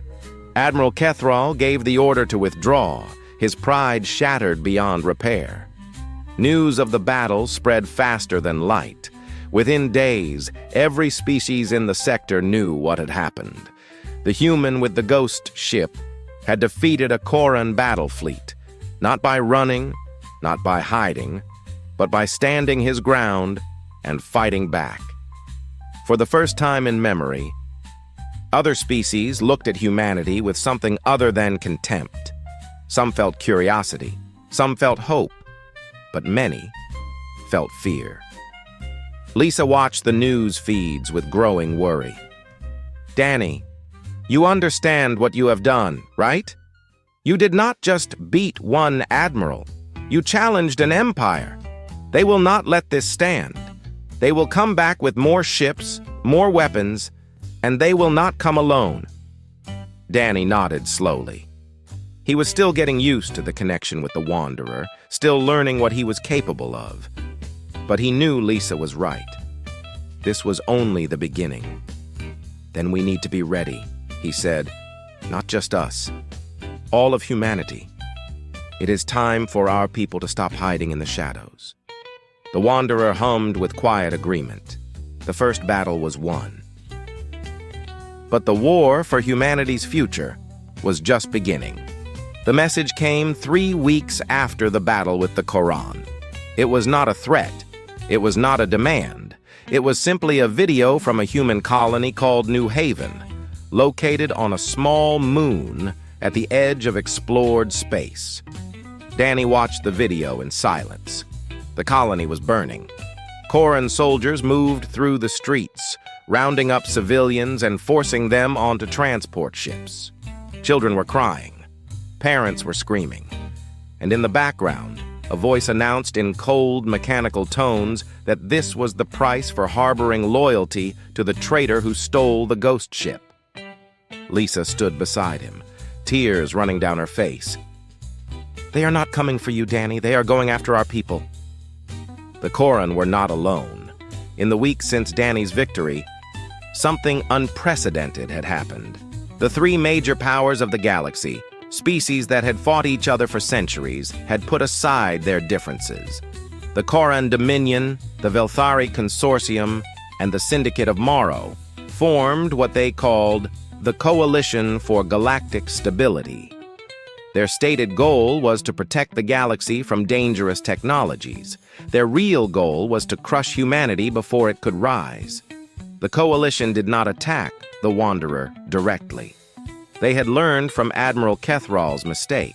Instead, they went after the soft targets, human colonies, human trade ships, human civilians who had nothing to do with Danny or his ship.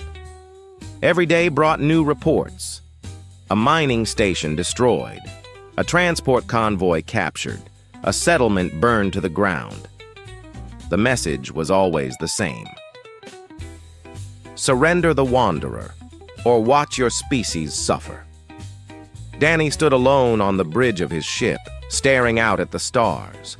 The Wanderer was powerful, but it could not be everywhere at once. He could save one colony while 10 others burned. He could destroy one fleet while 100 more attacked his people across the galaxy. What do I do? He asked the ship. How do I fight an enemy like this? The Wanderer was silent for a long moment. Then it spoke, its voice gentle in his mind. Captain, the Architects faced a similar problem once. They were a single species in a hostile universe. They could not defeat their enemies through strength alone. So they changed the rules of the game. How? They shared their knowledge. They lifted up others. They built alliances based on mutual growth rather than mutual fear. In the end, they lost their war. But the civilizations they created survived. Life spread across the galaxy because the Architects chose to give rather than to hoard. Lisa found Danny 3 hours later, still standing on the bridge. But his face had changed. The despair was gone, replaced by something that looked almost like hope. I have an idea, he said, but I am going to need your help. The broadcast went out to every human settlement in known space. It bypassed the Coalition's communication blocks, carried by frequencies that their technology could not detect. Danny's face appeared on screens in hidden colonies, on ships running dark through enemy territory, in refugee camps where humans huddled together and waited for the end. "My name is Danny Cole," he said. "By now, you have heard stories about me. The fool who bought a mythical ship. The cargo hauler who defeated a Quran fleet. Some of you probably think I am the reason for your suffering. And in a way, you are right. The Coalition is attacking you because of me." He paused, letting the words sink in. "But here's the truth they do not want you to know. This ship was built for us. All of us. It was created billions of years ago by a species called the Architects, and they designed it specifically for human minds. They believed that we were special, not because we are strong or fast or dangerous, but because we adapt. We learn. We refuse to give up, no matter how bad things get." Lisa stood behind the camera, watching her friend transform into something more than a cargo hauler. Danny spoke with a conviction she had never heard from him before. "The Coalition wants us to stay small," Danny continued. "They want us to stay afraid. They want us to remain the species that hauls their cargo and mines their ore and does the jobs they think are beneath them. But we were meant for more. The Architects saw it, and now I am going to prove it." He held up a data chip. "This contains technology from the Wanderer's database. Shield modifications that will protect your ships from Coalition weapons. Engine upgrades that will let you outrun their fastest vessels.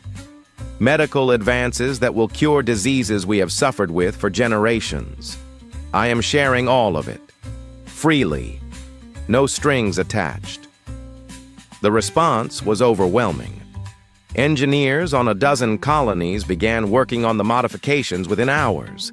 Pilots who had been hiding in asteroid fields came forward, ready to fight.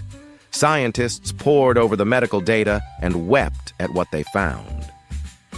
Lisa coordinated the effort from the Wanderer's Communications Center. She was good at organizing people, at keeping track of 1,000 moving pieces. Within 2 weeks, what had been a scattered collection of refugees and traders began to look like something else. A fleet. A resistance. A nation. The ships were not impressive by galactic standards. Modified freighters, mining vessels with weapons bolted to their hulls, old patrol boats that should have been scrapped years ago. But they were human ships, crewed by humans, fighting for their survival. "The Coalition has 300 warships heading for Kepler's Rest," Lisa reported one evening. "They are going to make an example of the colony. Full pacification. No survivors." Danny looked at the tactical display. 50 human ships against 300 Coalition warships. The numbers were impossible. "Then that is where we make our stand," he said. "We cannot hide anymore. We cannot run. If humanity is going to survive, we have to fight. All of us. Together." The fleet began to gather. Ships came from across the galaxy, jumping through dangerous space, risking everything to join the fight. And at the center of the formation, the Wanderer waited, its ancient systems humming with power that had not been unleashed in billions of years. The battle for humanity's future was about to begin. The sky above Kepler's Rest burned with the light of 300 warships. The Coalition fleet filled the darkness like a swarm of angry stars, each point of light representing enough firepower to level a city. Admiral Kethral stood on the bridge of his new flagship, a vessel twice the size of the dreadnoughts Danny had crippled weeks before. He had been given one order by the Coalition Council: end the human threat, permanently. Facing him was a ragged fleet of 50 human vessels, freighters with welded armor plates, mining ships with their drilling lasers modified for combat, transport vessels that had never fired a shot in anger. It was a collection of desperate machines crewed by desperate people. And, at the center of their formation, the Wanderer hung like a dark jewel against the stars. "They actually came," Kethral muttered. "The fools actually think they can fight us." His tactical officer tilted his head in confusion. "Admiral, our sensors are having difficulty tracking the human ships. Their signatures keep shifting." Kethral smiled. The architect's technology would not save them today. He had brought enough weapons to crack a planet. 50 primitive vessels would be dust in minutes. "All ships," he ordered, "engage and destroy." The Coalition fleet moved forward like a wave of steel. Weapons charged, shields powered up. The greatest military force in the galaxy prepared to crush an enemy they had always considered beneath their notice. Danny stood on the bridge of the Wanderer, his hands resting lightly on the console in front of him. He felt the ship's presence in his mind, calm and steady. He felt the human fleet behind him, thousands of men and women who had risked everything to be here. He felt Lisa standing beside him, her hand on his shoulder. "No matter what happens," she said quietly, "I am proud of you." Danny nodded. Then he reached out through the Wanderer's systems, connecting with every human ship in the fleet. The architect's technology hummed through the modified systems, linking them all together. 50 ships, 50 crews, one purpose. "This is Danny Cole," he said, his voice reaching every human ear in the formation. "They think we are weak. They think we are nothing. Let us show them what humanity can do." The battle began. The Coalition ships fired first, unleashing a storm of energy that should have vaporized the human fleet in seconds. But the ships were not where they should have been. The modified shields bent the light around them, making them appear in places they were not. The Coalition weapons hit empty space while the human vessels scattered like startled birds. Then the Wanderer moved. Danny had spent weeks learning to control the ship, but nothing had prepared him for this. He felt the universe flow around him like water, felt the fabric of space ripple as the Wanderer danced through the enemy formation. The ship was singing in his mind, and he was singing with it. Coalition vessels tried to track the Wanderer, but it was everywhere and nowhere. It appeared beside a cruiser and cut through its shields with a single precise strike. It vanished and reappeared behind a destroyer, disabling its engines before the crew could react. It moved through the battle like a ghost, teaching without killing, crippling without destroying. But Danny was not the only one fighting. The human fleet had learned to adapt, just as the architects had predicted. They saw what the Coalition did, and they changed their tactics in seconds. Freighters grouped together to combine their firepower. Mining ships used their drilling lasers to pierce the gaps in enemy armor. Transport vessels sacrificed themselves to shield more vulnerable allies. Admiral Kethral watched his tactical display with growing horror. His fleet was falling apart, not because the humans were stronger, not because they had better weapons, but because they learned too fast. Every tactic he tried, they countered within minutes. Every formation he created, they found a weakness and exploited it. "This is impossible," he said for the second time in his life. "They are adapting faster than our computers can analyze. How are they doing this?" The answer was simple, but Kethral could not understand it. Humans did not think like Koran or Velthari or any other species in the galaxy. They did not follow programmed responses or learned patterns. They improvised. They created. They imagined solutions that had never existed before and made them real through sheer stubbornness. The architects had seen this potential millions of years ago. They had built the Wanderer to unlock it. And now, in the fire of battle, humanity was finally becoming what it was always meant to be. The turning point came 2 hours into the fight. The Coalition flagship, the massive vessel Kethral commanded, found itself surrounded by a dozen battered human ships. Its shields were failing. Its weapons were damaged. Its engines were barely functional. Danny brought the Wanderer directly in front of the bridge, close enough that Kethral could see the dark hull through the viewport. For a long moment, neither side moved. Then Danny's voice came through the communication system. "Admiral, your fleet is beaten. Half your ships are disabled. The other half are running. You can surrender now, or you can watch more of your people die. The choice is yours." Kethral stared at the ghost ship that had humiliated him twice. His pride screamed for him to fight on, to die with honor, rather than submit to a human. But he looked at his crew, at the young officers who still had lives ahead of them, and made his decision. "All Coalition forces," he said, his voice heavy with defeat. "Stand down. We surrender." The battle was over, not with a dramatic explosion, but with a quiet admission of the truth. Humanity had won. In the weeks that followed, everything changed. Human colonies across the galaxy declared independence.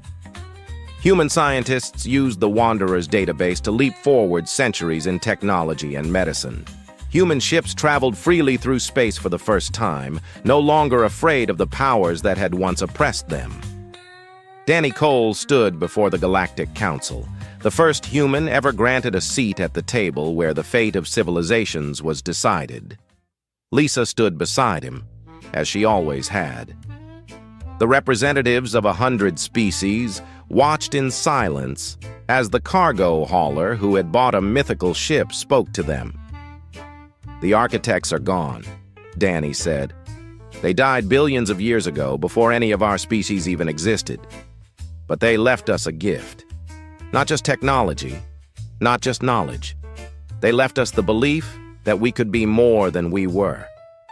He looked around the chamber, meeting the eyes of beings who had once looked down on humanity with contempt.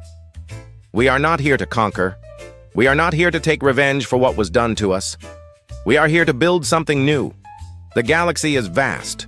There is room for all of us to grow, to explore, to become something greater than we are today." High above the council chamber, the Wanderer orbited in patient silence. Its systems monitored 1,000 frequencies, listening to the galaxy adjust to a new reality. The ship that had waited billions of years for the right species to find it had finally fulfilled its purpose. In the database deep within the Wanderer's core, a message from the architects played on a loop, words that had been recorded when the universe was young. "To our final children, whoever you may be, we built this vessel as a gift and a challenge. The galaxy is full of darkness, full of species that fear what they do not understand. But we believe that somewhere, sometime, a people will emerge who can bring light to that darkness, find them, protect them, help them grow." The message ended, and the Wanderer hummed with quiet satisfaction.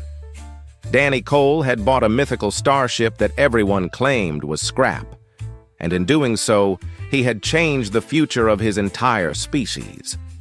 Humanity's journey among the stars had only just begun. The morning sun of Velthara Prime filtered through the biodome's transparent ceiling, casting geometric patterns across the meditation chamber floor. Mara Ellison unrolled her worn yoga mat, one of the few personal items she'd brought from Earth, and settled into her usual spot, near the eastern window. She'd been the cultural liaison aboard the Interspecies Exchange Station for 8 months now, and this daily ritual was the only thing keeping her sane among the chaos of 17 different alien species trying to coexist. She closed her eyes and began with a simple mountain pose, breathing deeply. The station hummed with its usual morning activity. The Krillians arguing about temporal paradoxes in the cafeteria. The Zephyrites singing their crystalline harmonies in the hydroponics bay. And somewhere close by, the pitter-patter of small feet that definitely shouldn't be in the human quarters. Mara opened one eye. Two pairs of luminous golden eyes stared back at her from the doorway. Rexel and Nexa, the Felinar cubs who'd been orphaned during the recent trade dispute on their homeworld, watched her with an intensity that made her nervous. The Felinar were a proud warrior species, bipedal felines with retractable claws, enhanced reflexes, and a culture built entirely around combat prowess and honor. These two cubs, barely 6 standard years old, were the first of their kind to grow up in a peaceful environment. "Good morning," Mara said softly, not wanting to startle them. The Felinar had excellent hearing. Rexel, the larger of the two with distinctive tiger stripe markings, tilted his head. "What are you doing, human Mara?" "Yoga," she replied, moving into a downward dog position. "It's an ancient earth practice for flexibility, strength, and mental clarity." Nexa, smaller and covered in sleek midnight black fur, crept closer. "It looks like pre-combat positioning." Mara laughed. "It's actually the opposite. It's about finding peace and balance within yourself." The cubs exchanged glances, their ears twitching in that peculiar way that meant they were communicating through subsonic frequencies. Mara had learned to recognize it. "May we observe?" Rexel asked formally, his accent giving the words a purring quality. "Of course," Mara said, settling into a warrior pose. She wouldn't have minded the company, and the cubs had been so withdrawn since arriving at the station. If this helped them feel more comfortable, she was happy to have an audience. For the next 30 minutes, Mara flowed through her usual sequence: sun salutations, tree pose, triangle pose, and her personal favorite, the crane pose, which required significant balance and core strength. She could feel the cubs' eyes tracking every movement, hear their soft whispers, and occasional chittering sounds. When she finished with a final savasana, lying flat on her back in corpse pose, she heard the soft padding of feet retreating down the corridor. 3 days later, Mara was summoned to the station commander's office. Commander Vex Thora, a towering Krillian with iridescent scales and 4 arms, looked troubled, which was concerning. Given that Krillians experience time non-linearly and rarely worried about present problems, Mara Ellison, the commander began, her translator chip rendering her clicks and whistles into smooth English. "We have a situation regarding the Felinar cubs." Mara's stomach dropped. "Are Rexel and Nexa all right?" "They're perfectly fine." "Too fine, perhaps."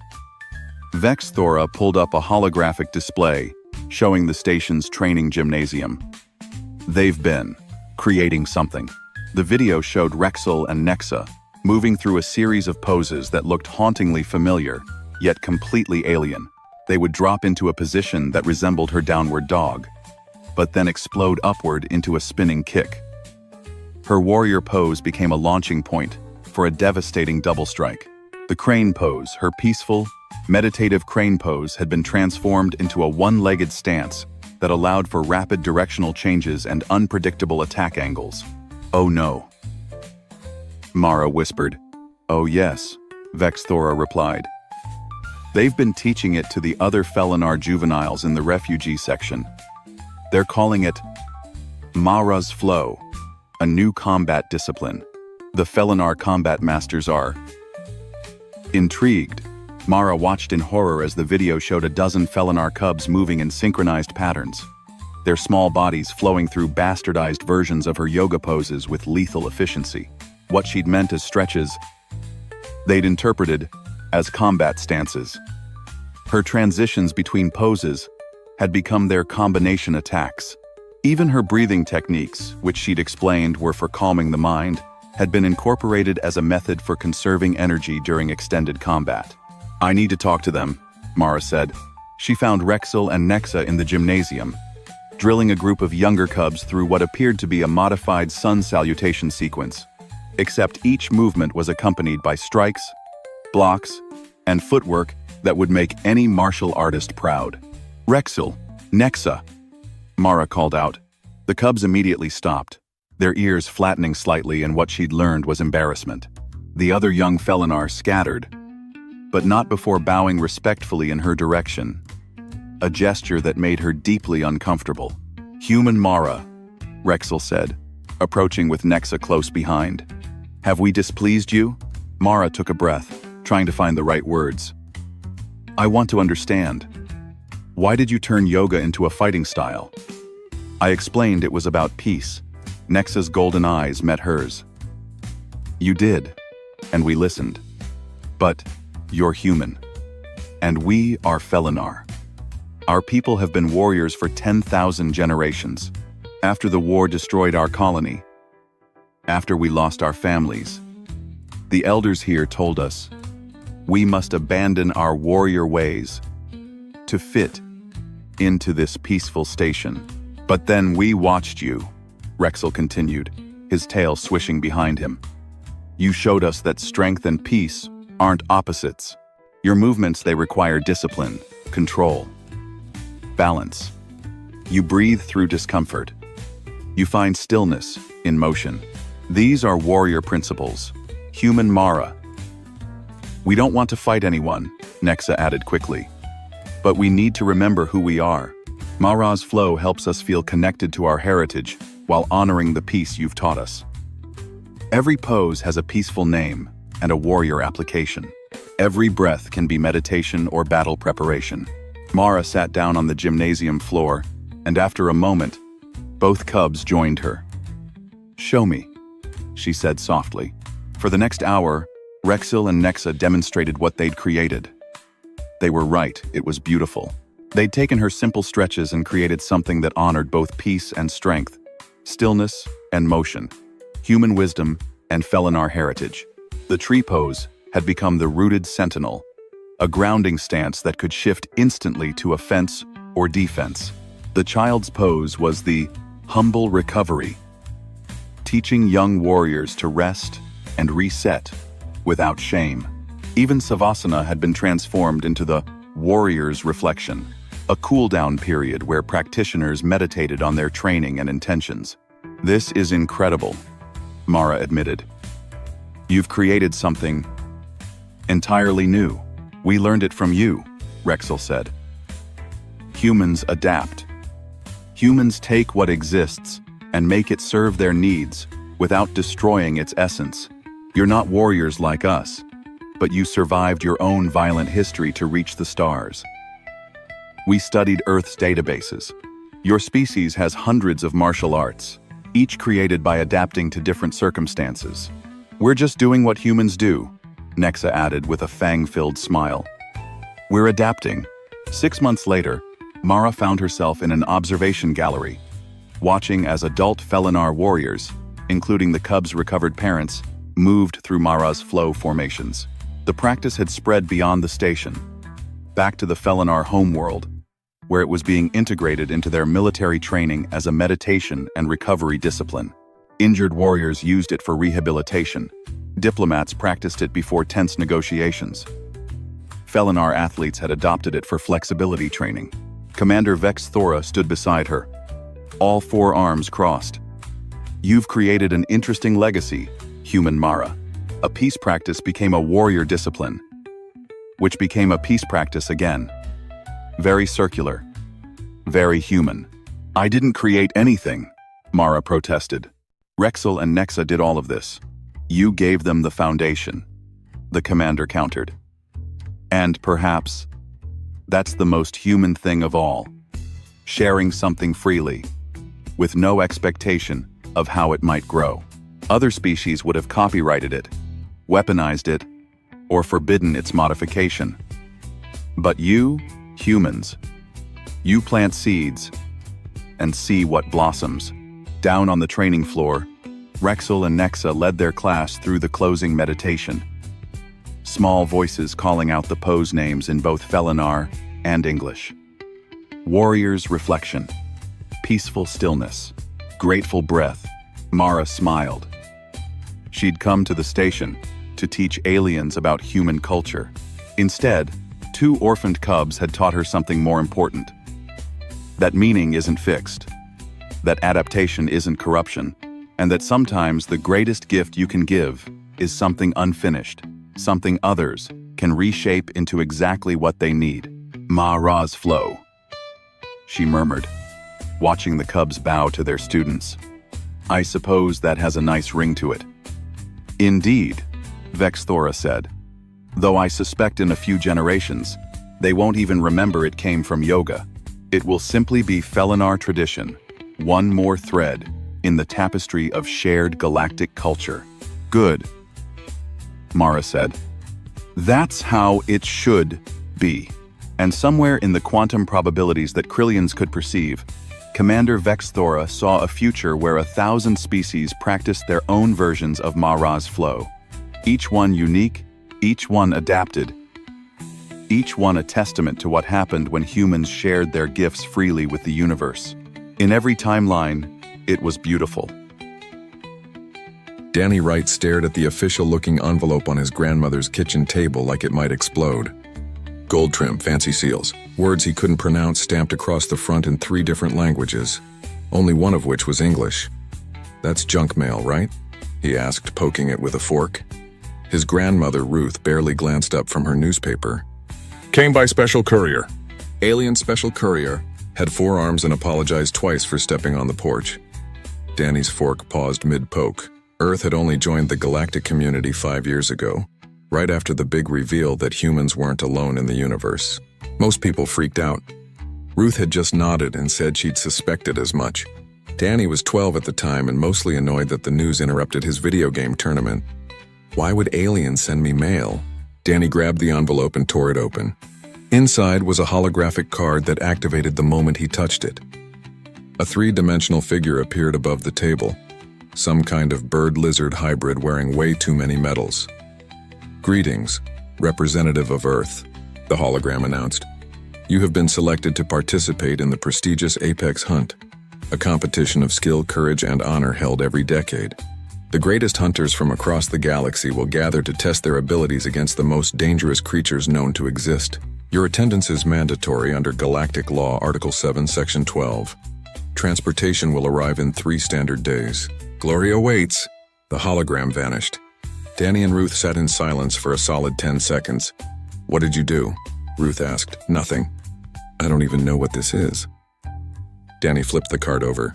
There was a confirmation number and his name spelled perfectly, middle initial included. Wait, this has to be a mistake. I'm 17. I'm nobody. Ruth took the card from him and examined it closely.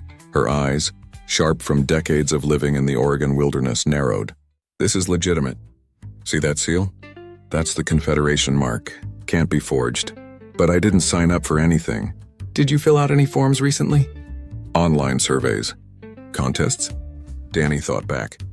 Last week he'd clicked on something that promised a cash prize for gamers. It had asked for his name and address. Oh no. Oh yes. Ruth set the card down carefully. Well, you're going to space. Grandma, I can't go to space. I have school. I have plans to do absolutely nothing this summer. The message said mandatory. That means you don't have a choice. Ruth stood and walked to the cupboard, pulling out her old military trunk. If you're going to compete with alien hunters, you'll need proper preparation. I'm not a hunter. Ruth turned and gave him a look that could freeze lava. Boy, I've been teaching you to track deer since you were 6 years old. You can find a rabbit in a snowstorm and tell me what it ate for breakfast 3 days ago. You notice things people with fancy degrees miss. Don't sell yourself short. Danny wanted to argue, but she had a point. Growing up on Ruth's homestead meant learning to survive. She was a retired Marine who believed modern kids were too soft. While his classmates played organized sports, Danny learned to purify water, build shelters, and track animals through any terrain. He could start a fire with damp wood and identify edible plants in the dark. He just never thought those skills mattered. They were just things Grandma made him do. Over the next 3 days, news spread fast. Apparently, the Galactic Confederation had sent Earth an official invitation to participate in some big competition, and the government had tried to organize a committee to select the perfect representative. Decorated soldiers, expert survivalists, famous hunters all volunteered. Then someone discovered that the invitation had been processed incorrectly. Due to a clerical error involving a misfiled jury duty summons and an online contest registration, the invitation had been legally accepted by Daniel Wright, age 17, of Portland. Oregon galactic law was apparently very strict about registered participants. Once someone accepted, no substitutions were allowed. The government tried to negotiate. The aliens said no. Rules were rules. Danny watched the news coverage from his grandmother's couch, eating cereal and wondering if this was all a fever dream. "They're saying you'll embarrass Earth," Ruth commented, reading from her tablet. "Politicians are calling it a disaster. The military wants to give you a crash course in combat." "Great. Fantastic. Love that for me. They don't understand." Ruth set down the tablet and looked at Danny seriously. "Those fancy hunters with their fancy equipment are going to overthink everything. They'll rely on technology and weapons, but hunting isn't about having the best gear. It's about understanding behavior, patience, reading signs, becoming part of the environment.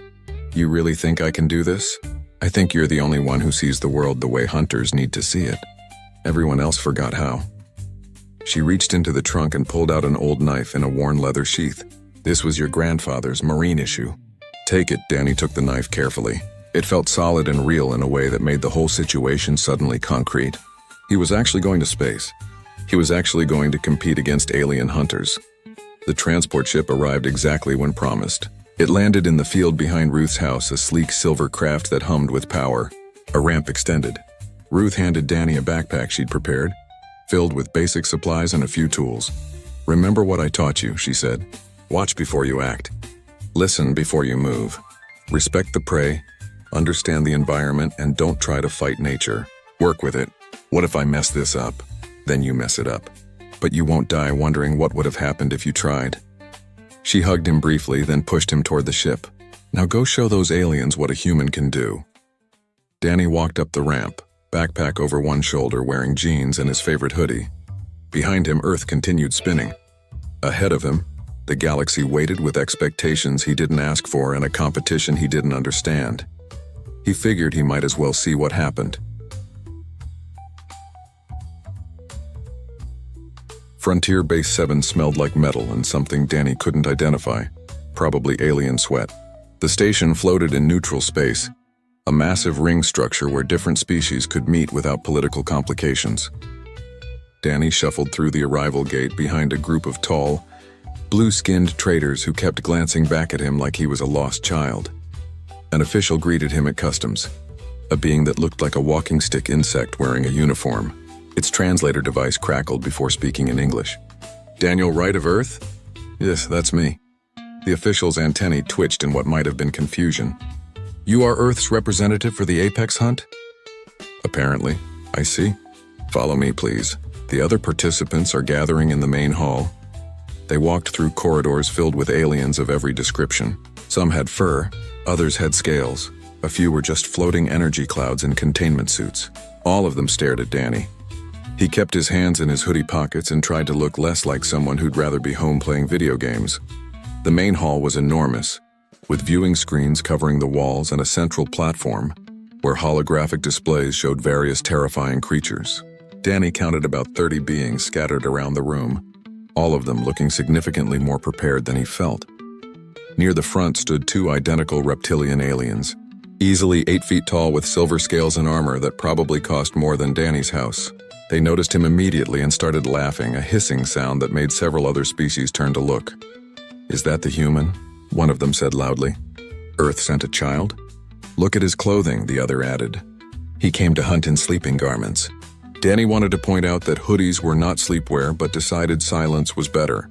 He found a seat in the back and pulled out his phone, which surprisingly still had a signal thanks to some galactic network his grandmother had set up before he left. More hunters arrived over the next hour. A group of insect-like soldiers moved in perfect formation, their leader wearing a helmet with multiple eye slots. A massive bear creature with gray fur and ritual scars entered alone, carrying nothing but a wooden staff. An actual robot hunter scanned the room with glowing sensors.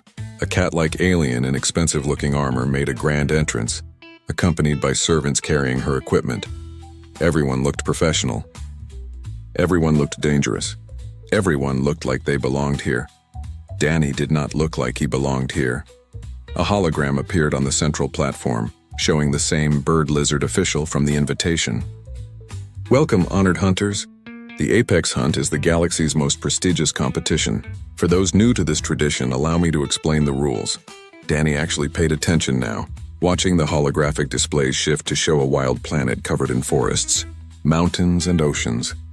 You will be transported to Savage World, a protected wilderness preserve containing 50 different apex predator species from across the galaxy.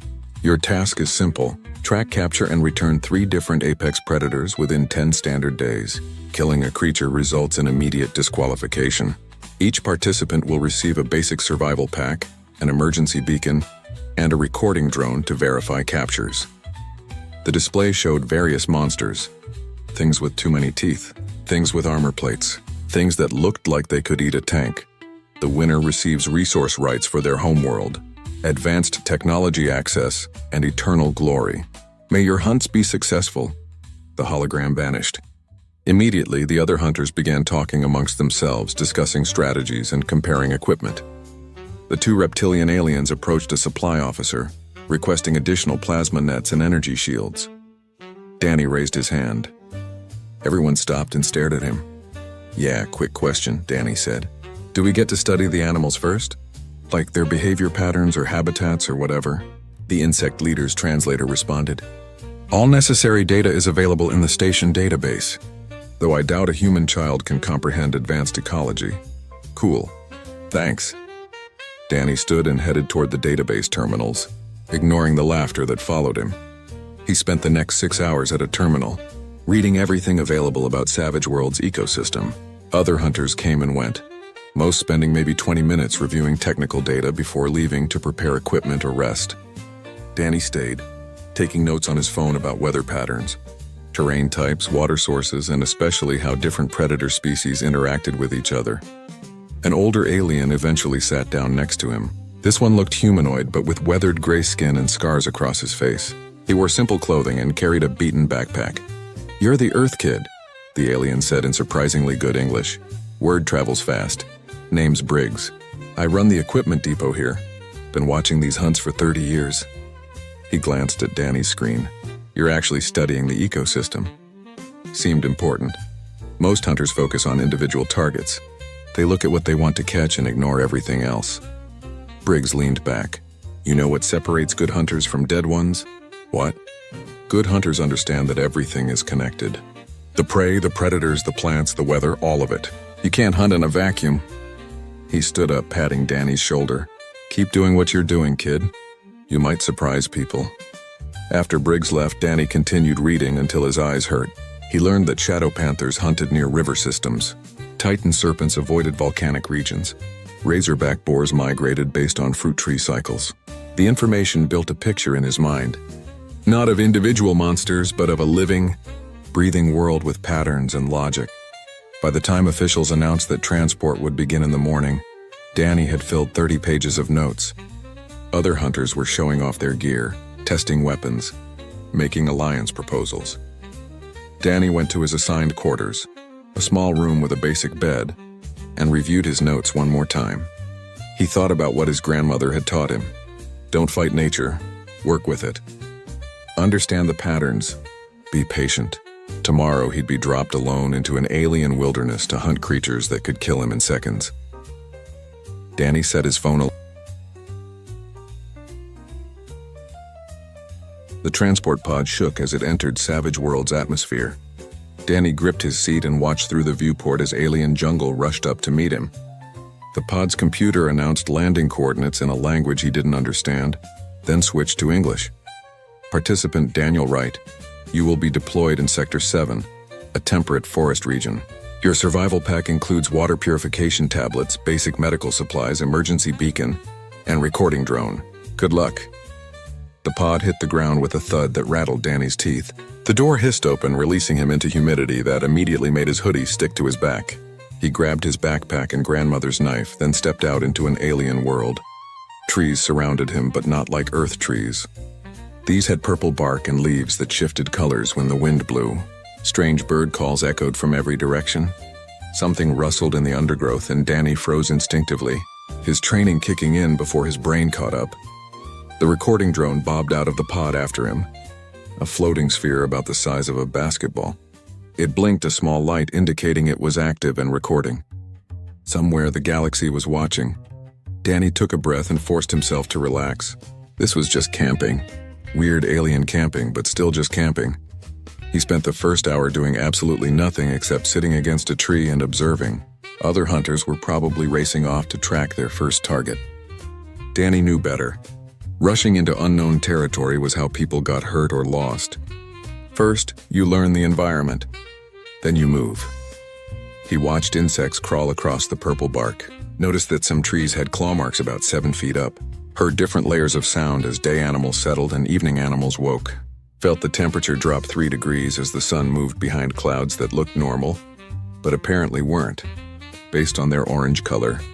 After that first hour, Danny started moving slowly through the forest, reading signs. Fresh tracks here, probably from something big based on the depth. Broken branches there, at a height that suggested something climbed recently. Scat near a fallen log, which he examined carefully with a stick, noting the contents included bones and fur.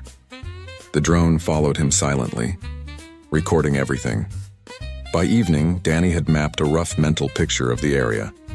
There was a stream about half a mile east. A game trail ran north-south through a clearing. A large predator definitely lived somewhere nearby, based on territorial markings. Smaller creatures used the mid-level branches for travel, avoiding the ground. He found a decent spot to make camp, a rocky overhang that provided shelter and a view of the surrounding area. No fire. Fire attracted attention, and Danny wasn't ready for attention yet. He ate an energy bar from his pack and checked his phone. No messages, obviously, no signal. But he'd taken photos of his notes back on the station, so he could review the information about different predators. Shadow panthers. The notes said they were ambush predators that could bend light around themselves, making them nearly invisible. They hunted near water sources at dawn and dusk. Preferred prey was medium-sized herbivores, extremely territorial. Danny thought about the stream he'd found and the game trail. If herbivores came to drink and shadow panthers hunted near water, then the area around that stream was probably active hunting ground.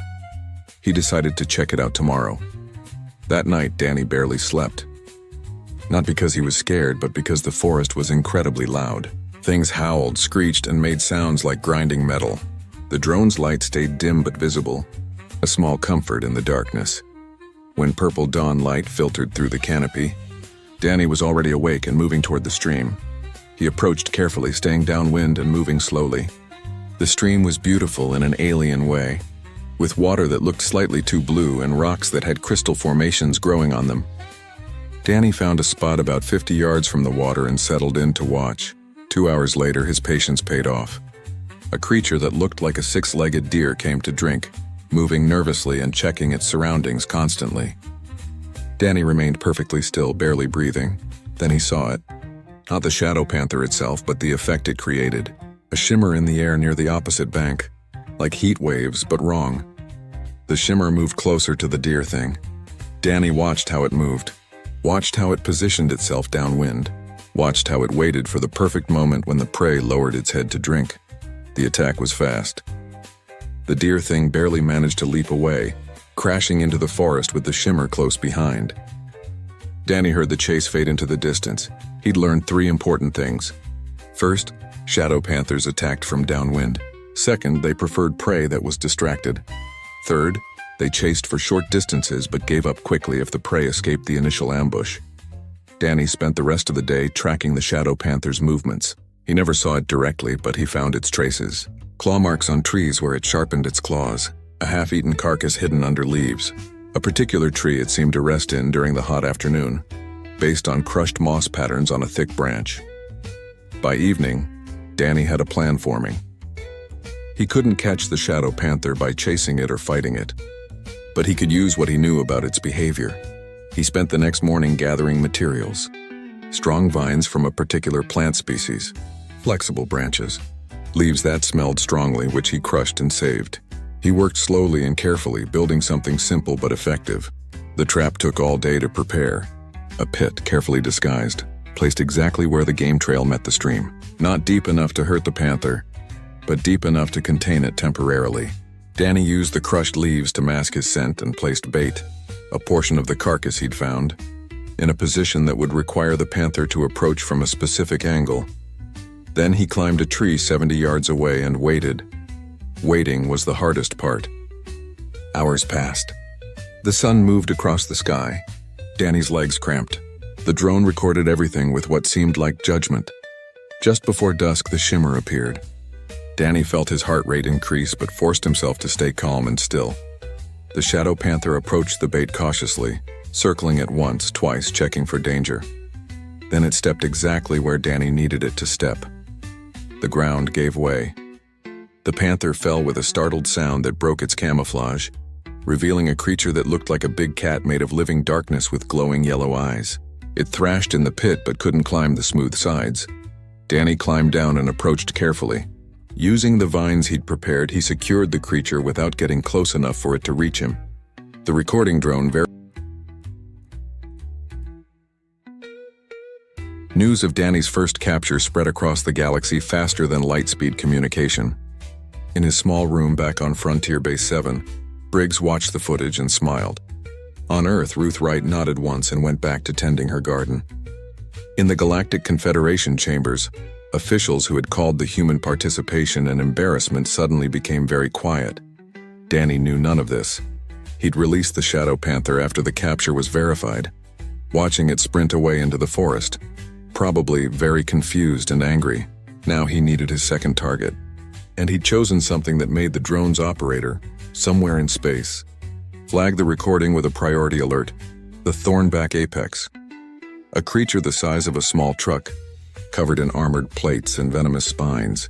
In the competition's 400-year history, only 3 had ever been captured. And all 3 attempts had required teams of hunters with advanced technology. Danny found signs of one living in the volcanic region north of his landing site. It took him a full day of hiking to reach the territory, and another day of careful observation from a safe distance. The Thornback looked exactly like something that should not exist.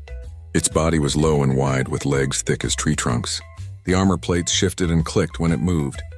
The spines along its back were as long as Danny's arm, and dripped with something that made the ground smoke where it fell. But Danny didn't focus on how dangerous it was. He focused on its behavior. The creature was methodical.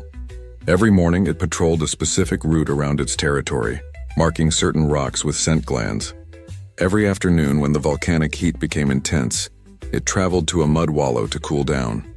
It always used the same wallow, always approached from the same direction, always stayed for exactly 2 hours before returning to its den. Danny spent 3 days just watching and taking notes. The drone recorded everything, which confused galactic analysts who expected immediate action. Human observers started calling him patient. Military strategists called him smart. Ruth called it basic common sense. On the 4th day, Danny began his preparation. He needed to move the Thornback from its wallow to a specific location, and he needed to do it without getting close enough for those venomous spines to reach him. Fire was the answer. Not to hurt the creature, but to guide it. Danny studied the wind patterns and spent an entire day gathering specific plants that produced thick smoke when burned.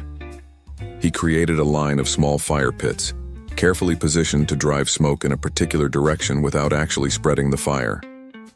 The next afternoon, when the Thornback went to its wallow, Danny lit the fires in sequence. The smoke billowed thick and low, not dangerous but extremely unpleasant.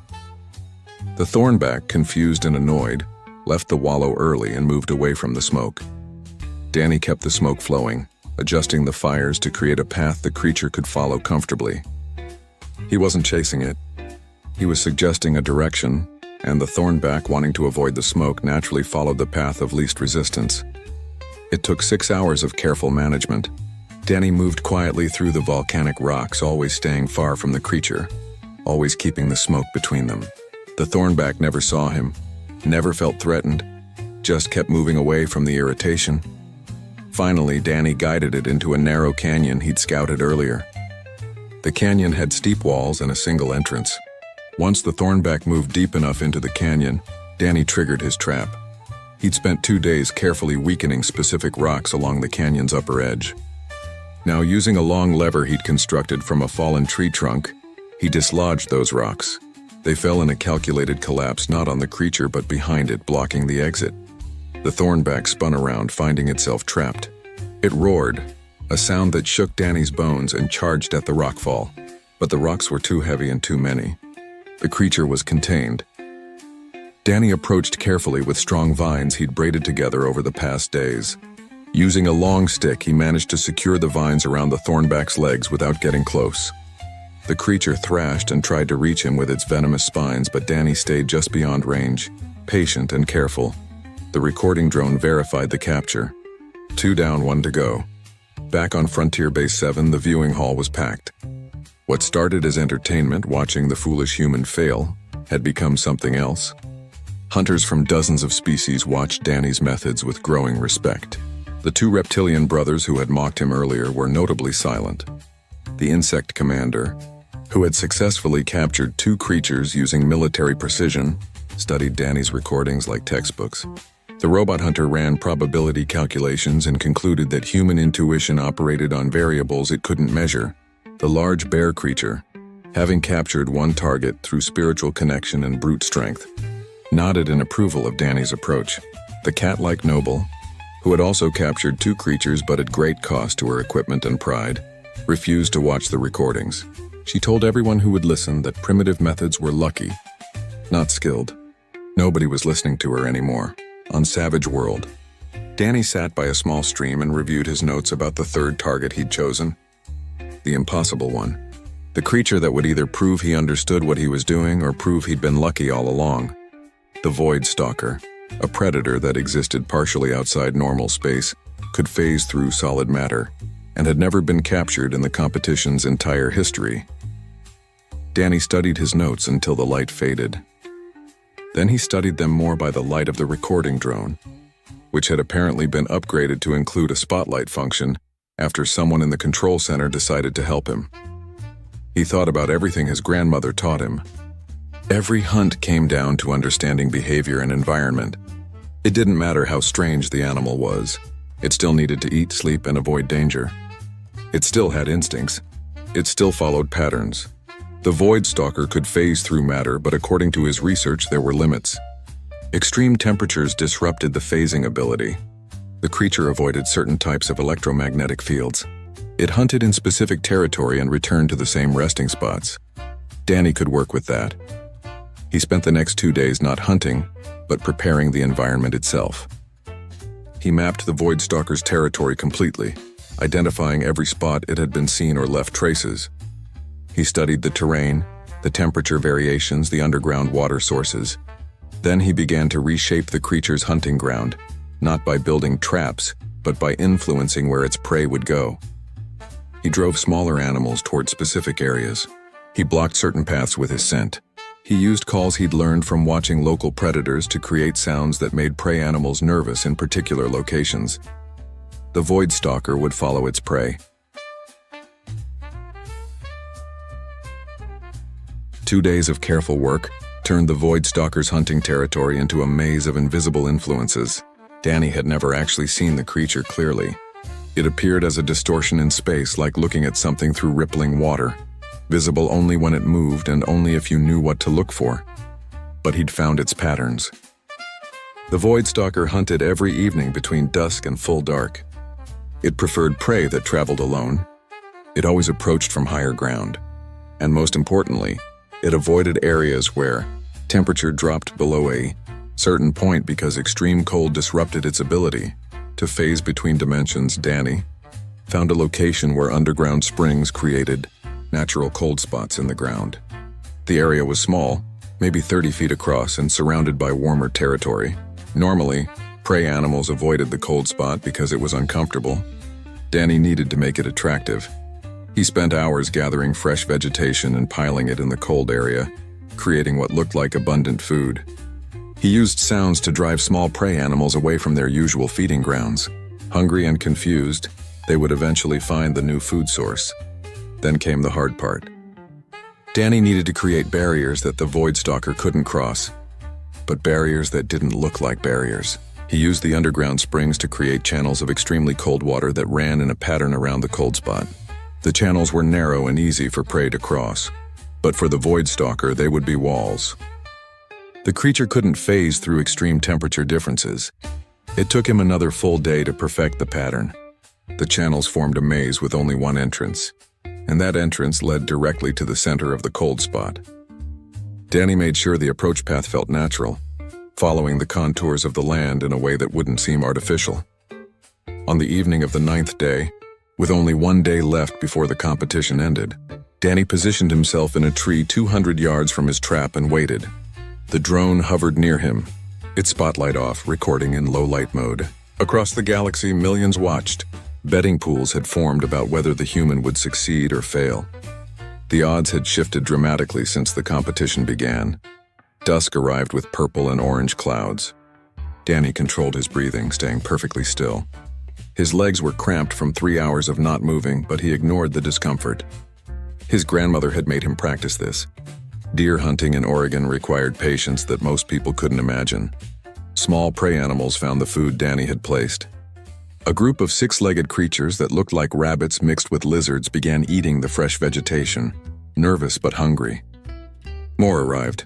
Soon there were dozens, all focused on the unexpected feast.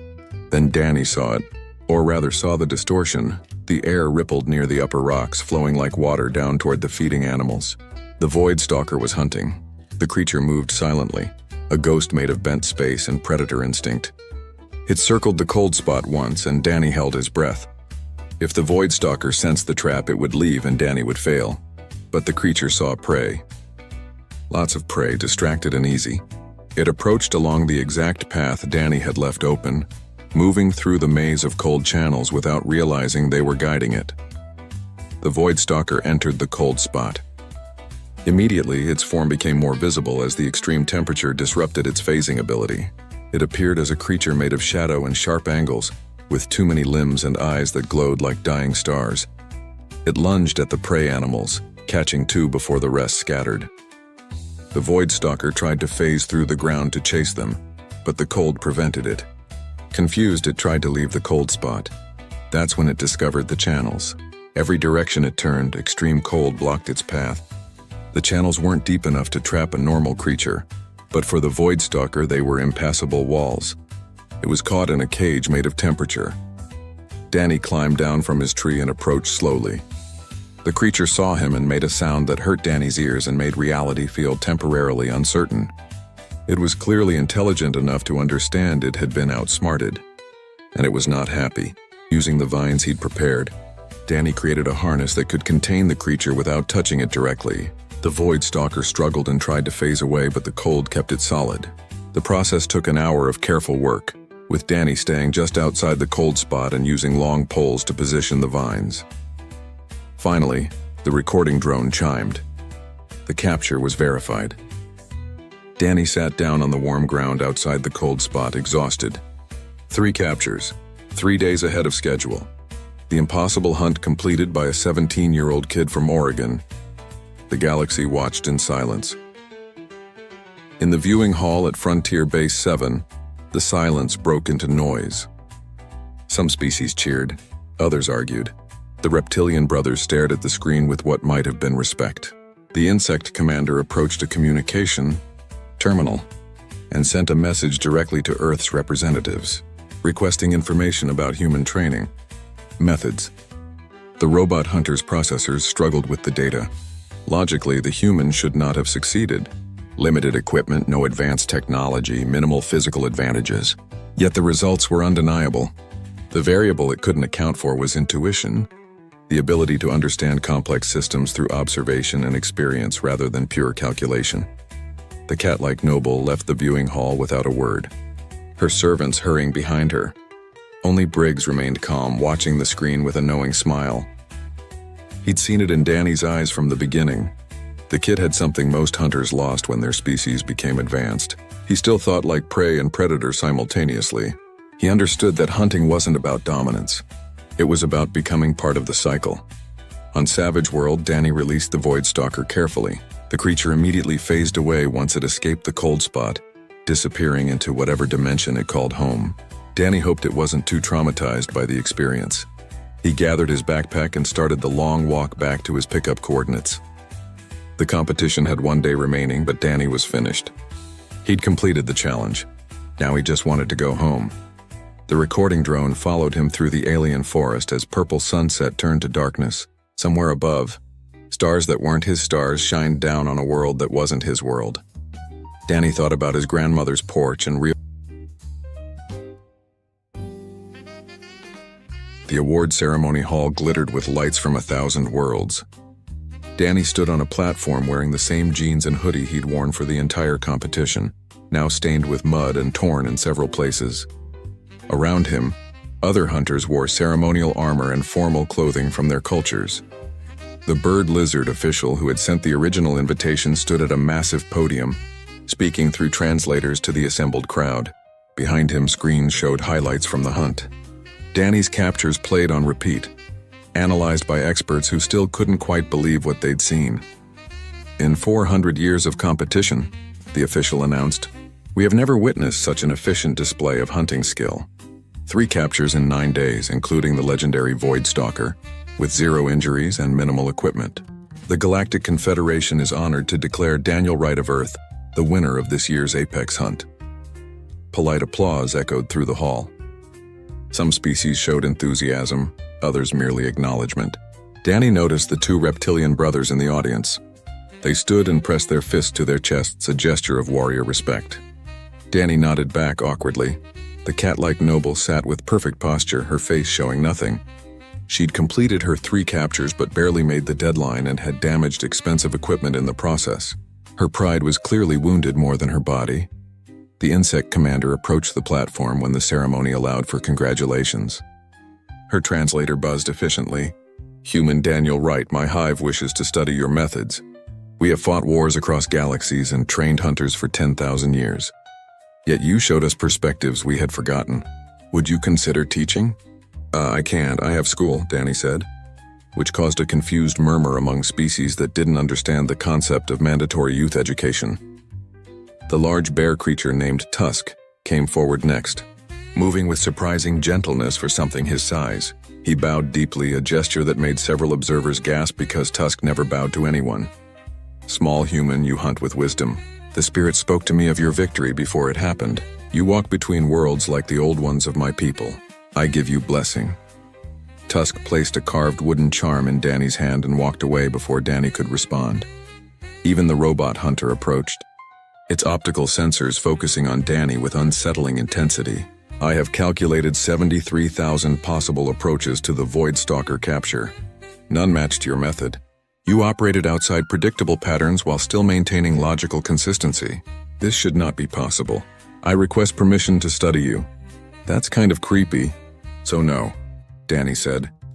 The robot tilted its head, processed this, and retreated with what might have been confusion. Through all the attention and celebration, Danny just wanted to leave. The official prize presentation took another hour. Earth was granted resource rights to mineral-rich asteroid fields, access to advanced medical technology, and trade agreements that would boost the planet's economy for generations. Earth's representatives, dressed in formal suits and looking extremely relieved, accepted the awards. They tried to get Danny to pose for photos.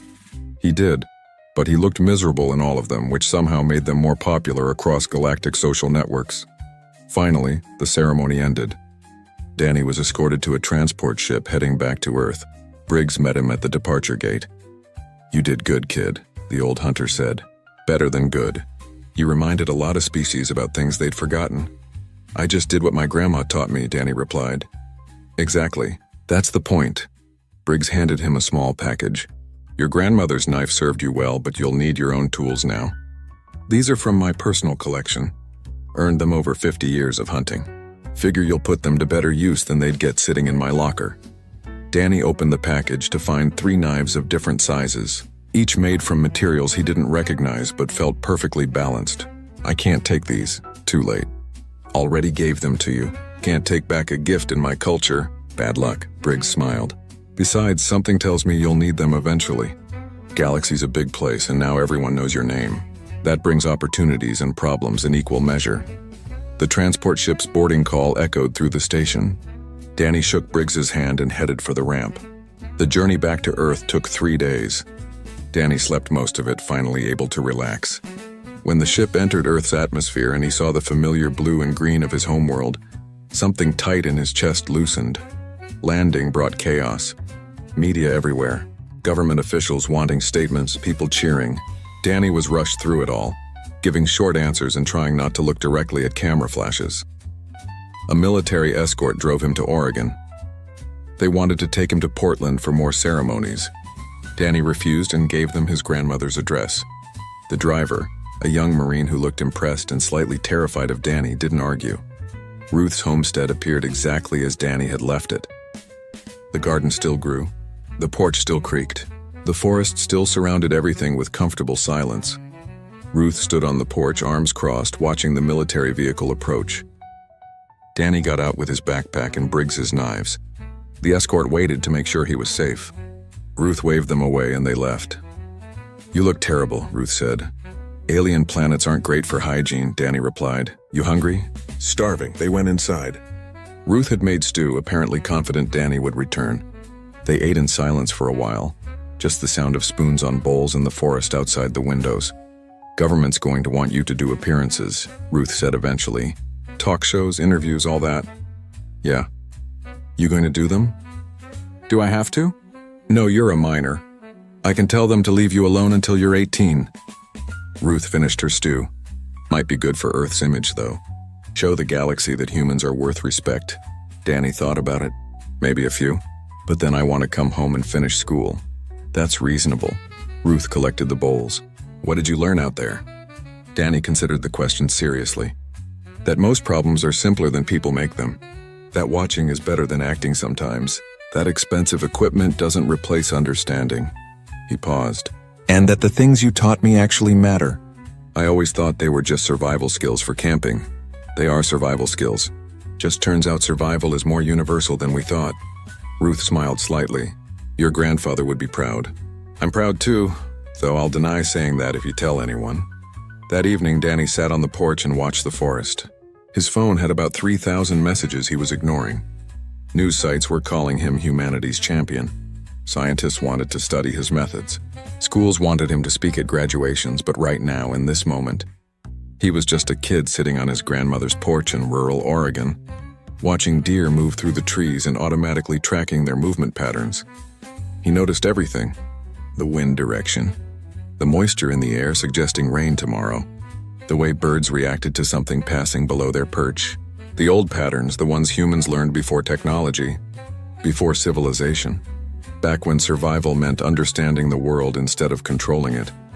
Danny realized he'd always see the world this way now. Couldn't turn it off even if he wanted to. His grandmother had trained him too well. He figured that was probably okay. The galaxy was bigger than he'd imagined, stranger than he'd expected, and apparently paying attention now. If humans were going to be part of that galaxy, maybe someone should remember the simple things. Above him, stars appeared as the sun set. Some of those stars had planets where creatures hunted and lived and died in patterns as old as time. Danny had walked among them and learned they weren't so different from Earth's creatures after all. Everything alive followed rules. You just had to learn what those rules were and work with them instead of against them. That was the secret his grandmother knew. That was what he'd shown the galaxy. And that was what he'd carry forward whatever.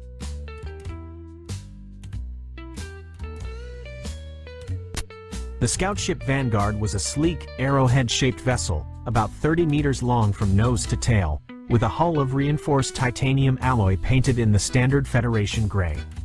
Its engines hummed with the low, reassuring thrum of plasma drives, and inside, the cockpit was a cramped cocoon of glowing screens, ergonomic seats, and the faint scent of recycled air mixed with the metallic tang of machinery.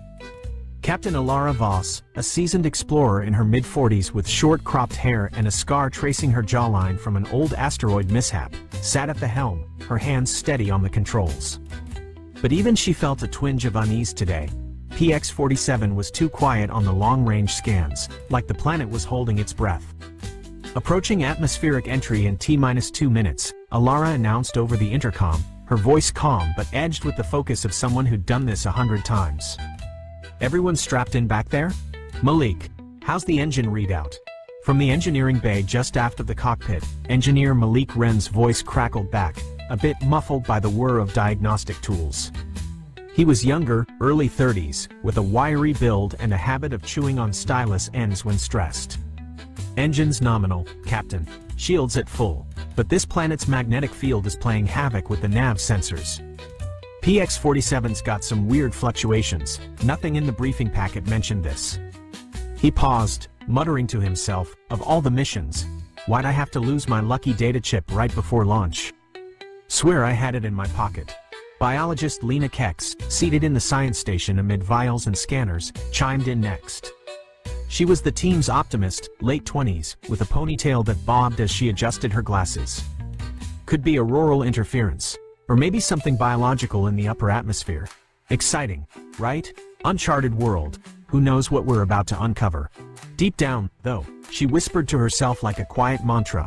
Please let it be something alive, something new, not just rocks and dust again. Security officer Calder Hale grunted from his spot near the airlock, checking his pulse rifle for the umpteenth time. Broad-shouldered and taciturn, in his 40s with a buzz cut turning gray, he wasn't one for chit-chat. Exciting isn't the word I'd use. Unknown means dangerous. Keep your eyes open, folks. He thought back to his last posting, where unknown had cost him a partner. Ironic, how the safest jobs always turned into nightmares. And finally, Medic Tara Voss, Alara's younger sister by 5 years, sharing the same determined eyes but with longer hair tied back, spoke from the medbay. Vitals are steady across the board. Just remember, if anyone feels queasy during descent, I've got anti-nausea shots ready. No heroes on my watch. She shot a glance at Alara through the vid feed, adding softly, especially you, sis. We both know you push too hard. Alara smiled faintly at that, a rare break in her professional facade. Alright, team, hold tight, entering Atmo now. The ship shuddered as it pierced the planet's envelope, flames licking the viewscreen from the friction. For a moment, all was routine, the G-forces pressing them back, the hull groaning like an old friend. Then, without warning, the world twisted. A ripple distorted the sensors, a wave of energy that made the instruments flicker wildly. Tension spiked. This wasn't in The Sims. What the? Malik started, his voice rising. Captain, we've got a surge. It's not turbulence, it's like the air's folding in on itself. Alarms wailed, red lights bathing the interior. Alara fought the controls, but the yoke bucked in her grip. Stabilize. Lena, scan for anomalies. Her mind raced. Was this sabotage? Or just the universe's cruel joke? I'm trying. Oh God, it's everywhere. Lena yelled, her fingers flying over the console.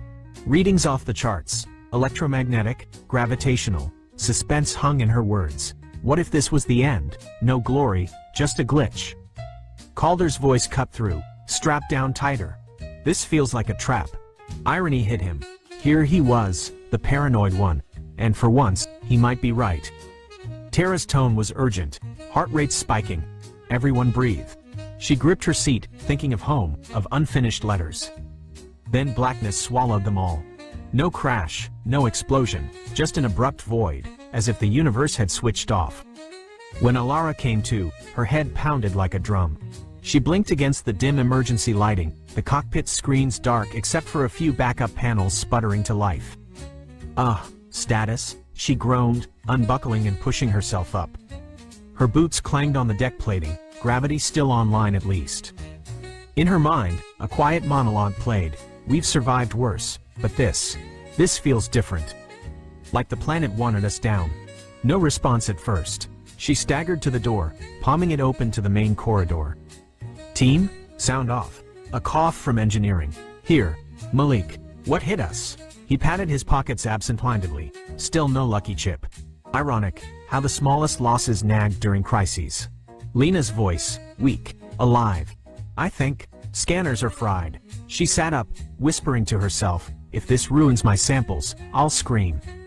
Calder appeared from the shadows, rifle in hand. I'm up. No breaches detected, but the hull's taken a beating. Drama in his tone. He'd seen ships crack open before.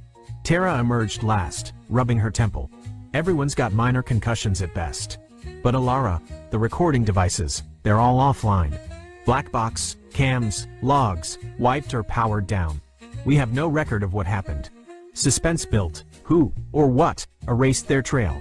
Alara stared out the viewport at the alien landscape, a dense forest of enormous trees, their trunks as wide as houses back home, leaves shimmering in hues of violet and green under a diffused sunlight.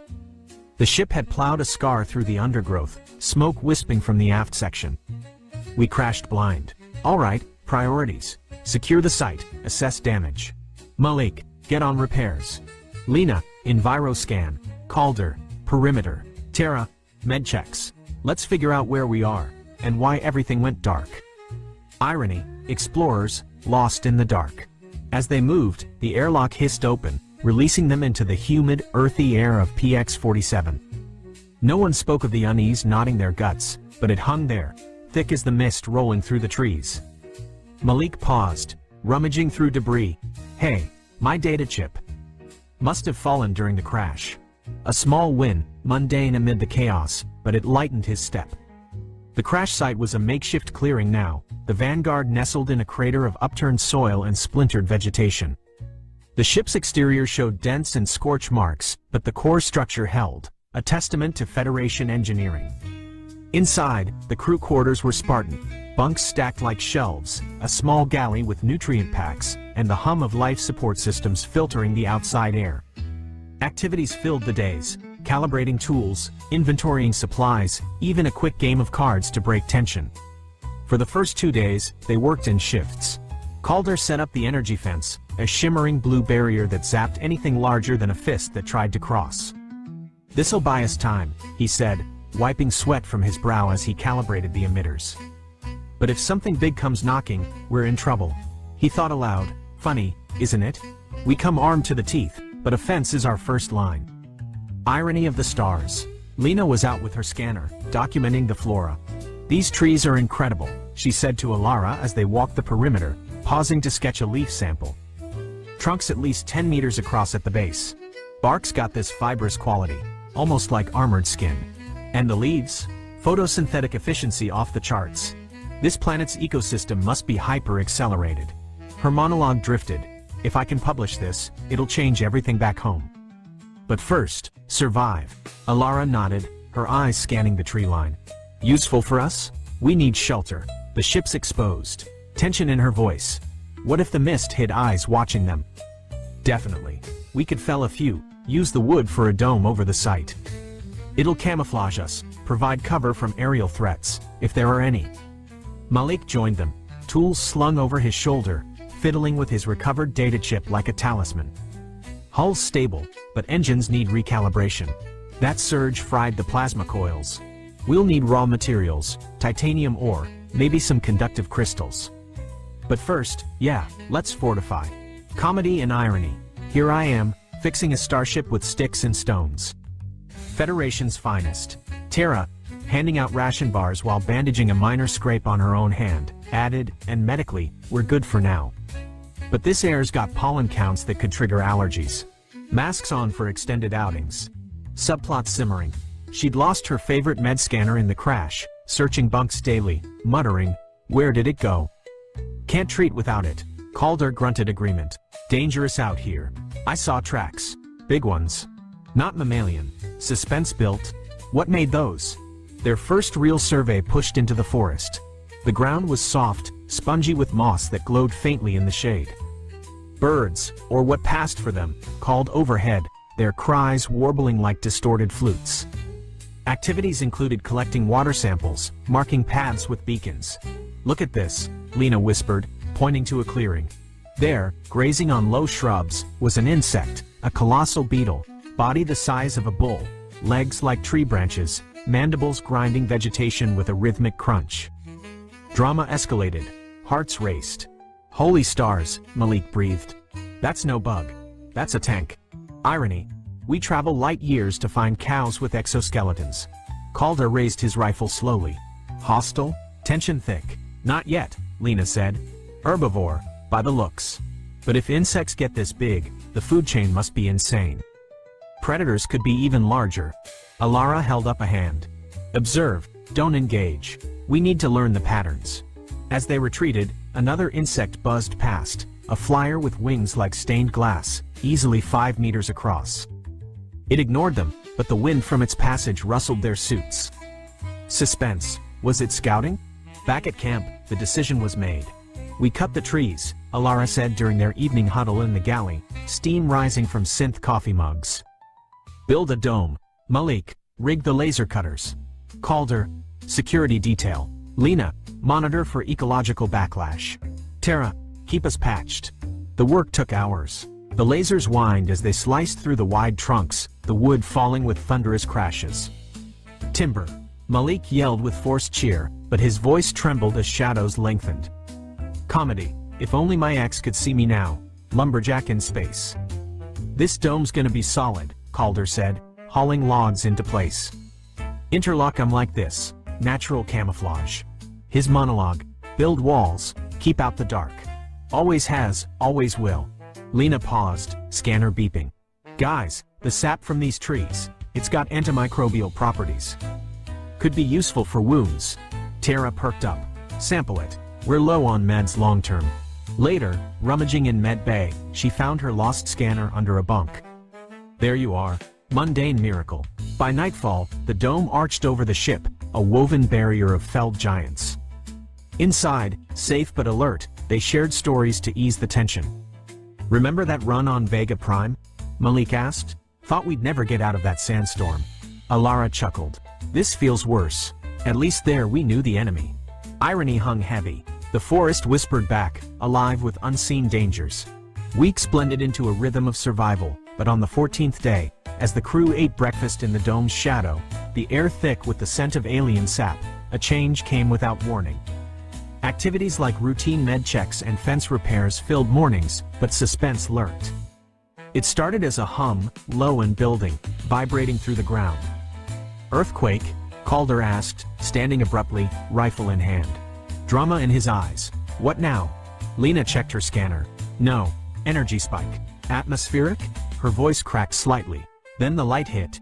Not the sun's gradual rise, but a sudden, all-encompassing flash that pierced everything.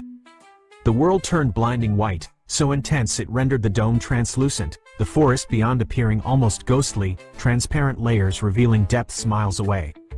Tension peaked, blinded, vulnerable. Ah, my eyes, Malik shouted, shielding his face. Comedy irony. Great, now we're moles in a spotlight. Alara blinked tears away. Everyone inside the ship, now. Her monologue. If this is the end, at least we tried. They stumbled in, the light following, seeping through viewports. What is this? Tara gasped. It's like the planet's lit from within. Subplot closure. Using her found scanner, she checked vitals mid-chaos. Through the glare, the forest unveiled secrets, hidden clearings, distant mountains, even underground burrows glowing faintly. Trees stood like skeletons, their internals visible, veins of sap pulsing. It's not hurting us, Lena said, peering at readings. No radiation spike, but visibility. I can see for kilometers. Look, there's a river that way. Structures maybe? Suspense? Structures? Intelligent life? Calder lowered his hands. Tactical advantage? Or allure? Irony. We came to see, and now we see too much. The event lasted minutes, then faded, leaving them dazed in normal light. Records caught it, Malik reported later, replaying the glitchy footage. First time since crash. Whatever this is, it's cyclic. Planetary phenomenon? Drama built. What caused it? Alara nodded. Use it. Next time, we scout deeper. The blinding light had faded as suddenly as it arrived, leaving spots dancing in everyone's vision and the forest looking ordinary again. Dense, purple-trunked, humming with distant insect calls that now sounded almost mocking after the revelation of hidden depths. Inside the dome, the crew gathered around the galley table, nutrient packs half-eaten and cooling, faces lit by the soft glow of the one working portable console. Malik hunched over it like a man guarding a fragile flame, replaying the glitchy footage from the event over and over, pausing, zooming, cursing under his breath. Look at this frame, he said, voice hoarse from too much recycled air and not enough sleep. He tapped the screen, freezing on a ghostly outline that might have been a ridge or a structure miles away. The scanners actually caught something useful this time. First real data since the crash. The ship's core processors need silicon derivatives for the plasma coils, rare earths for the shielding relays. Without them, we can't get the engines to full thrust. Synthesizers can refine what we find, but we've got to go get it. He leaned back, rubbing his eyes. And yeah, I still can't believe I found my lucky chip under the console. Small victories, right? Maybe the universe owes us one more. Alara leaned in, rubbing her temples in slow circles, the scar on her jaw catching the light. How much time do we have before the coils degrade completely? Her tone was steady, but there was a thread of strain beneath it, captain's burden, always calculating the odds while pretending they weren't getting thinner. 2, maybe 3 weeks if we baby them, Malik replied. But the light event, it cycled. If it happens again, we might get better scans, maybe even spot a deposit from here. For now, we scout. Pairs. No one goes alone. He glanced at Calder. You good for point? Calder crossed his arms, his rifle propped against the bulkhead like an old companion. I'll take point with you, Captain. Lena, Tara, you two together. Malik, you stay here, keep the dome's defenses hot and monitor comms. We try raising the orbital relay every hour on the hour. If we get lucky, rescue's already inbound. He paused, a rare flicker of dry humor crossing his face. Though luck's been in short supply since we dropped out of warp. Feels like the planet's laughing at us. Lena nodded, though her eyes flicked nervously to the dome's woven gaps where purple light filtered through like stained glass. The light showed a river system northeast, maybe mineral deposits there. And those giant beetles, they avoid water, from what we've seen. Could be safer. She adjusted her glasses, a small ritual that steadied her. In her head, if we find nothing today, I might actually start believing we're stuck here forever. Don't think about it, just move. Tara handed out fresh water tabs, her movements precise despite the faint tremor in her fingers. Everyone take extra hydration packs. The humidity's brutal out there, and if we run into another flyer, those wings span 5 meters, easy. Concussion risk if they clip you. She caught Alara's eye and added quietly, and you, eat something real before you go. Not just a bar. I found that lost med scanner under my bunk last night. Least I can do is make sure my sister doesn't keel over from low blood sugar. Alara gave her a half smile, the closest thing to thanks in front of the team. Noted, Doc. They geared up. Lightweight enviro suits patched with sap-sealed tears that still smelled faintly of tree resin, scanners clipped to belts, pulse rifles for Calder and Alara. As the airlock cycled with its familiar hiss, Calder muttered under his breath, feels like we're ants poking around a picnic. And the picnic owners might be home. The first few days were grueling but uneventful. Long hikes through undergrowth that tugged at boots like living things, returns to camp sore and empty-handed. Conversations over dinner became repetitive, almost comforting in their sameness, a rhythm to cling to. Day 4, galley lights dimmed for night. Malik slumped in his chair, poking at cold rations. Nothing in the eastern ravine. Just more of that glowing moss. Pretty, but useless. Lena perked up despite fatigue. The moss might have medicinal properties. Tara, you saw the samples? Tara nodded, sipping moss tea she'd brewed experimentally. Yeah, antimicrobial. Tastes like wet dirt, but it'll do for minor cuts. Better than nothing. Alara stared at her untouched plate. We need ore, not tea. Tomorrow we push north. The riverbed might have exposed veins. Calder grunted. And if the bugs are drinking there? Alara met his gaze. We stay high ground, use the ridgeline. No heroics. Day 7 brought frustration boiling over. They returned from a long trek, boots caked in purple mud that refused to brush off, to find the dome's outer fence flickering erratically. Malik, wiping grease from his hands with a rag that was more black than gray. Power draws spiking again. Something's testing the barrier, big, but not breaking through. Yet. He kicked a crate lightly. If I had a credit for every time this fence glitched, I'd buy a new ship. Calder. Saw tracks today. Clawed. Deep. Not beetle. Something heavier. His voice dropped. Felt watched the whole way back. Lena. Predator? We've only seen herbivores so far. Tara. Or scavenger. Waiting for us to drop. She glanced at the med bay door. Or maybe it's just the planet breathing. Everything here feels alive. Alara. We double watches tonight. And we keep trying the relay. Every broadcast the same ritual.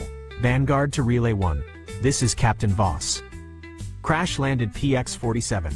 Request immediate evac. Coordinates locked. Over. Static. Always static. The silence felt personal after a while. By day 12, Exhaustion showed in small ways, snapped replies, longer silences. During a quiet moment in the cockpit, Alara and Tara sat alone, the only light from the console's standby glow. Tara, you okay, sis? You're pushing too hard. Alara stared at the dark viewport. Someone has to, if we don't fix the ship. Tara, we'll get home. But you need to sleep. Let Calder take a shift.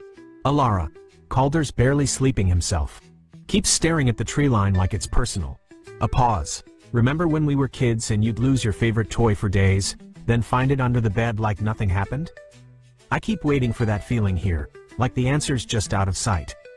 Tara squeezed her arm. We'll find it, or it'll find us. On day 18, during another sudden light flash, shorter this time, almost teasing, the relay finally crackled to life. Malik burst into the galley, nearly knocking over a chair. Got it. Weak signal, but it's there. Relay 1 acknowledging. Alara grabbed the mic so fast her chair scraped. Relay 1, this is Vanguard. Mayday, Mayday. 5 souls aboard, ship damaged, requesting rescue shuttle. PX-47 coordinates attached. A delay that felt eternal, then a faint, beautiful voice. Vanguard, this is Relay 1 control. Copy your Mayday. Rescue shuttle dispatched. ETA 3 weeks standard. Hold position. Confirm receipt. Cheers erupted. Real, ragged, hoarse cheers that echoed off the dome's wooden ceiling. Malik punched the air. Lena laughed until tears came. Even Calder cracked a rare, genuine smile. Calder. 3 weeks. We can make that. Lena, with the elements we're finding, slowly, we might even have the ship partially flight ready by then. But the hunts continued.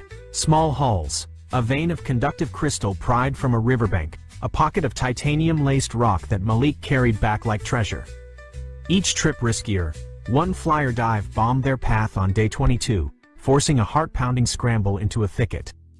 The wind from its wings knocked Lena off her feet. Calder hauled her up without a word.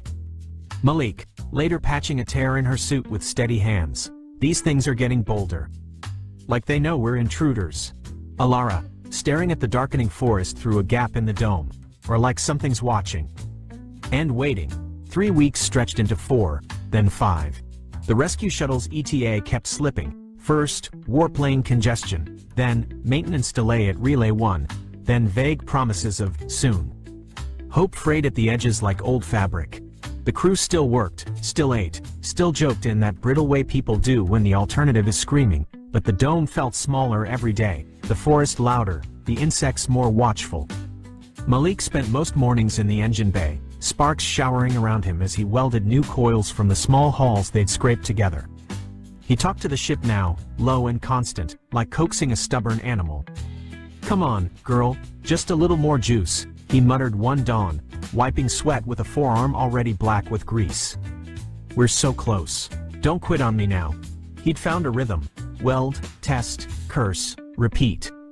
The lucky data chip sat on the console beside him, a tiny plastic totem. Irony, the one thing he'd lost and found again was the only thing that hadn't let him down yet. Outside, Calder patrolled the dome's perimeter twice before first light, rifle slung low but ready. He'd started marking the bigger tracks with small stakes, silent warnings. Something's circling wider every night, he told Alara during a quiet handoff. Not attacking, just measuring us. Alara nodded, eyes shadowed. Or waiting for us to make a mistake. Lena and Tara handled the foraging runs now, shorter, safer loops closer to the river the light had revealed. They came back with pockets full of glittering flecks and the occasional larger chunk of ore, but never enough to feel like progress. Lena kept a running tally on a scrap of bark nailed to the galley wall. 14 crystals, 7 titanium nodules, 3 unknown conductive shards. We're getting there, she'd say, mostly to convince herself. Slowly. One morning, day 37 by their rough calendar, Calder stepped out for his usual sweep while the artificial dawn lights were still warming up inside the dome. He stopped dead 3 paces past the airlock. A silence fell, thick and unnatural. Then, very quietly, Captain, everyone, get out here, now. They poured out in various states of readiness. Alara still buckling her utility belt. Tara with a med kit half-zipped. Malik with welding goggles pushed up on his forehead. Lena clutching her scanner like a shield. Beyond the dome's edge, sitting on the trampled ground like it had always belonged there, was a cube. Seamless metallic sides, no visible welds or panels, exactly the size of the Vanguard itself, maybe a few meters taller. No tracks leading to it. No scorch marks. No sound. Just there. Calder's rifle was half raised before he even realized it. What the hell is that? Lena's scanner whined as she swept it. No energy signature. No radiation. No heat bloom. But inside, her voice cracked with disbelief. Titanium ingots. Rare earth crystals. Silicon derivatives. Everything we've been hunting for. Refined. Pure. Ready to slot straight into the synthesizers. Malik walked forward slowly, like approaching a sleeping animal. He touched the surface. Cool, smooth, faintly humming under his palm if you pressed just right. This wasn't here last night. I swear on every star. I checked the cams at 0200. Tara's eyes were wide. Gift? From who? Alara stared up at the impossible box, jaw tight. Or bait. A long beat. But we need this. Calder, Lena, cover the tree line. Malik, Tara, help me see if we can open it. The cube had no handles, no seams, no obvious controls. Alara reached out anyway, fingers brushing the metal. A soft click, almost polite, and a panel irised open without fanfare. Inside, crates stacked in perfect rows, each marked with symbols that weren't any alphabet they knew. Yet somehow the meaning bloomed in their minds the moment they looked. Use me. Malik let out a shaky laugh. Okay, that's new. Hours passed in a blur of hauling. Crates dragged across the dirt, inventoried on the galley table, contents cataloged with trembling hands. Malik, grinning like a kid on his birthday for the first time in weeks. This is it. Enough to fully repair the engines, reinforce the hull plating, boost the comm array, even patch the secondary life support we've been limping on. We could lift off in days, maybe less. Lena ran her scanner over another crate. But who? The planet's ecosystem doesn't build boxes like this. No tool marks, no manufacturing residue. It's perfect. Calder stood at the open panel, rifle still in hand. Doesn't matter right now. We use it, we get off this rock. Questions later. His voice was flat, but his eyes kept darting to the forest. And we stay vigilant. Double watches. Triple if we have to. If this is help, fine. If it's a lure, we fly out shooting. Alara nodded once. Agreed. But we don't celebrate yet. That night, over a rare hot meal, Malik had jury-rigged the galley heater with one of the new crystals. Conversation turned speculative, almost giddy despite the undercurrent of fear. Tara, maybe intelligent life here. Watching us the whole time. The light flashes, the box, like they're testing if we're worth helping. Lena, or the planet itself. Some kind of response system. Gaia hypothesis on steroids. We damage, it repairs. We need, it provides. Malik, chewing slowly, or we're just lucky. I'll take lucky. After the crash, the silence, the bugs, I'll take lucky and run.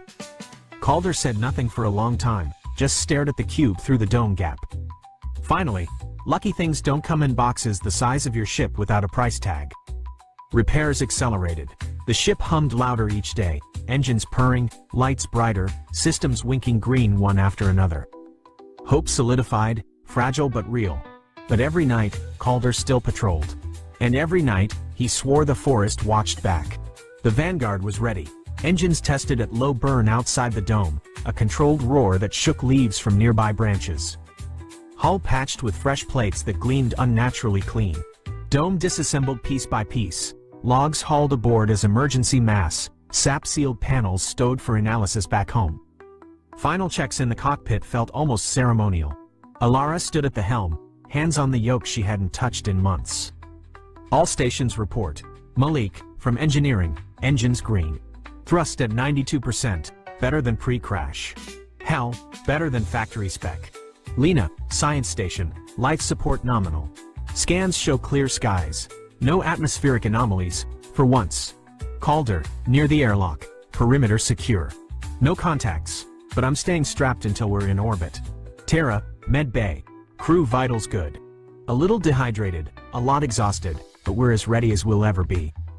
Alara took a slow breath, tasting recycled air that suddenly felt like freedom. Vanguard lifting off. Relay 1, this is Vanguard. We are departing surface. Rendezvous coordinates locked. The ship rose slowly, engines building from a growl to a steady thunder. Dust and leaves swirled in a vortex below. Through the viewport, the forest receded, trees shrinking from house-sized monoliths to matchsticks, then to blades of grass. Calder's voice cut the cockpit silence. "Wait, down there, on the ridge." They all looked. A figure, humanoid in shape, seated in what looked like an ordinary lawn chair, red plastic, weathered, the kind you'd see on any suburban porch. Legs crossed casually, holding a steaming cup, watching them ascend with calm, unhurried interest. No panic, no weapons, just observing. The scale hit like a physical blow. The giant insects they'd feared for weeks? Tiny specks now, ants scurrying across what had been colossal leaves. The massive trees they'd felled with lasers? Grass blades swaying in a breeze. Their ship, 30 meters of solid Federation engineering, pride of the scout fleet, looked no larger than a bumblebee drifting upward from the man's perspective. Lena whispered, voice cracking, We're the small ones." All this time, Malik let out a strangled laugh. "The box, the light events, he, or it, left it for us. Like feeding crumbs to ants in the yard." Calder stared, rifle forgotten in his lap. "And we thought we were the explorers." Tara's hand found Alara's shoulder. "Size does matter. We were never in control." Alara kept her eyes on the figure until atmospheric haze blurred the view. The man raised his cup in a small, almost friendly salute before they lost sight of him entirely.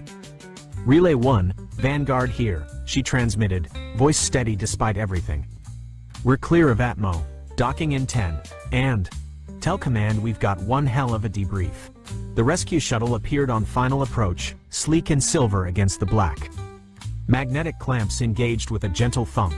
The two vessels merged, controls syncing, systems blending, hulls locking into one seamless, much larger craft. In the sudden quiet of the merged bridge, the crew sat in silence for a long moment, the only sound the soft chime of status panels going green. Alara finally spoke, half to them, half to herself. "We came looking for new worlds. Turns out we found one where we're the novelty. The bugs, the trees, the box. All of it. We were the curiosity. Malik, next time we knock first. Lena, or bring better binoculars. Calder, or bigger guns." Tara smiled faintly, "or just stay home." Alara looked at each of them, scarred, tired, alive. "Let's get home," she said. "And next time, maybe we knock first." The merged ship jumped to warp, engines flaring blue-white against the dark. Behind them, PX-47 turned slowly, a quiet green marble hiding giants who watched, waited, and occasionally left gifts for the very small things that stumbled across their lawn. On the hum of engines, carrying 5 humbled explorers toward the stars they once thought too small. Elena Vasquez stared out the viewport of the diplomatic shuttle as it approached the Concordat. The space station hung in the void like a small moon, its surface covered in lights from 1,000 different architectural styles. Spires reached out into space alongside massive docking arms that cradled ships of every conceivable design. Some were elegant and smooth like teardrops. Others were angular and brutal, covered in armor plating and weapon ports. The station had been here for over 3,000 years, the heart of galactic civilization. She had dreamed of this moment since she was a child reading about the stars. First contact, humanity's introduction to the wider universe. But now that it was happening, Elena felt a knot of worry in her stomach that wouldn't go away. Impressive, isn't it? Colonel Marcus Webb stood beside her, his military uniform crisp and formal. He was her security chief, though she suspected he was also meant to keep an eye on her for the generals back home. "Makes our space stations look like treehouses," Elena nodded. "That's probably the point. Show us how small we are before negotiations even begin." The shuttle docked with a gentle thump. Elena smoothed down her dark blue suit, checking her appearance one last time in the polished metal wall. She looked tired. The 3-week journey from Earth had been spent reviewing briefings, learning what little humanity knew about galactic politics, and preparing for every possible scenario. Except she suspected they hadn't prepared for the right ones. The airlock opened with a hiss. The air that flowed in smelled strange, like ozone mixed with something floral.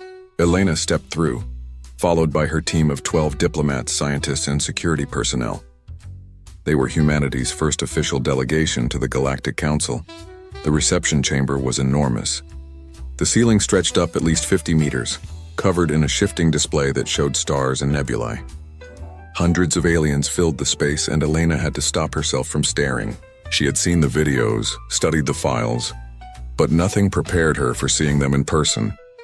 There were beings that looked like walking plants, their leaves rustling as they moved. Creatures made of what appeared to be living crystal that chimed softly with each step.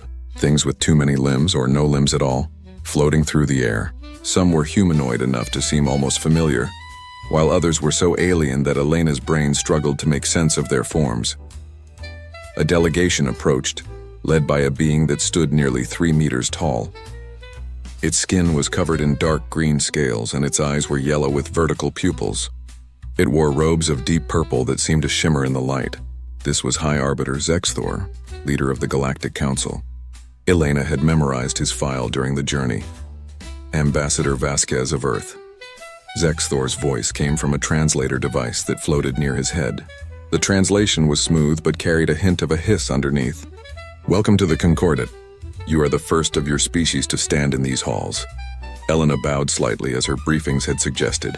"High Arbiter, on behalf of Earth and all humanity, I thank you for receiving us. It is our duty to welcome all species who reach the stars." Zexthor gestured with a clawed hand.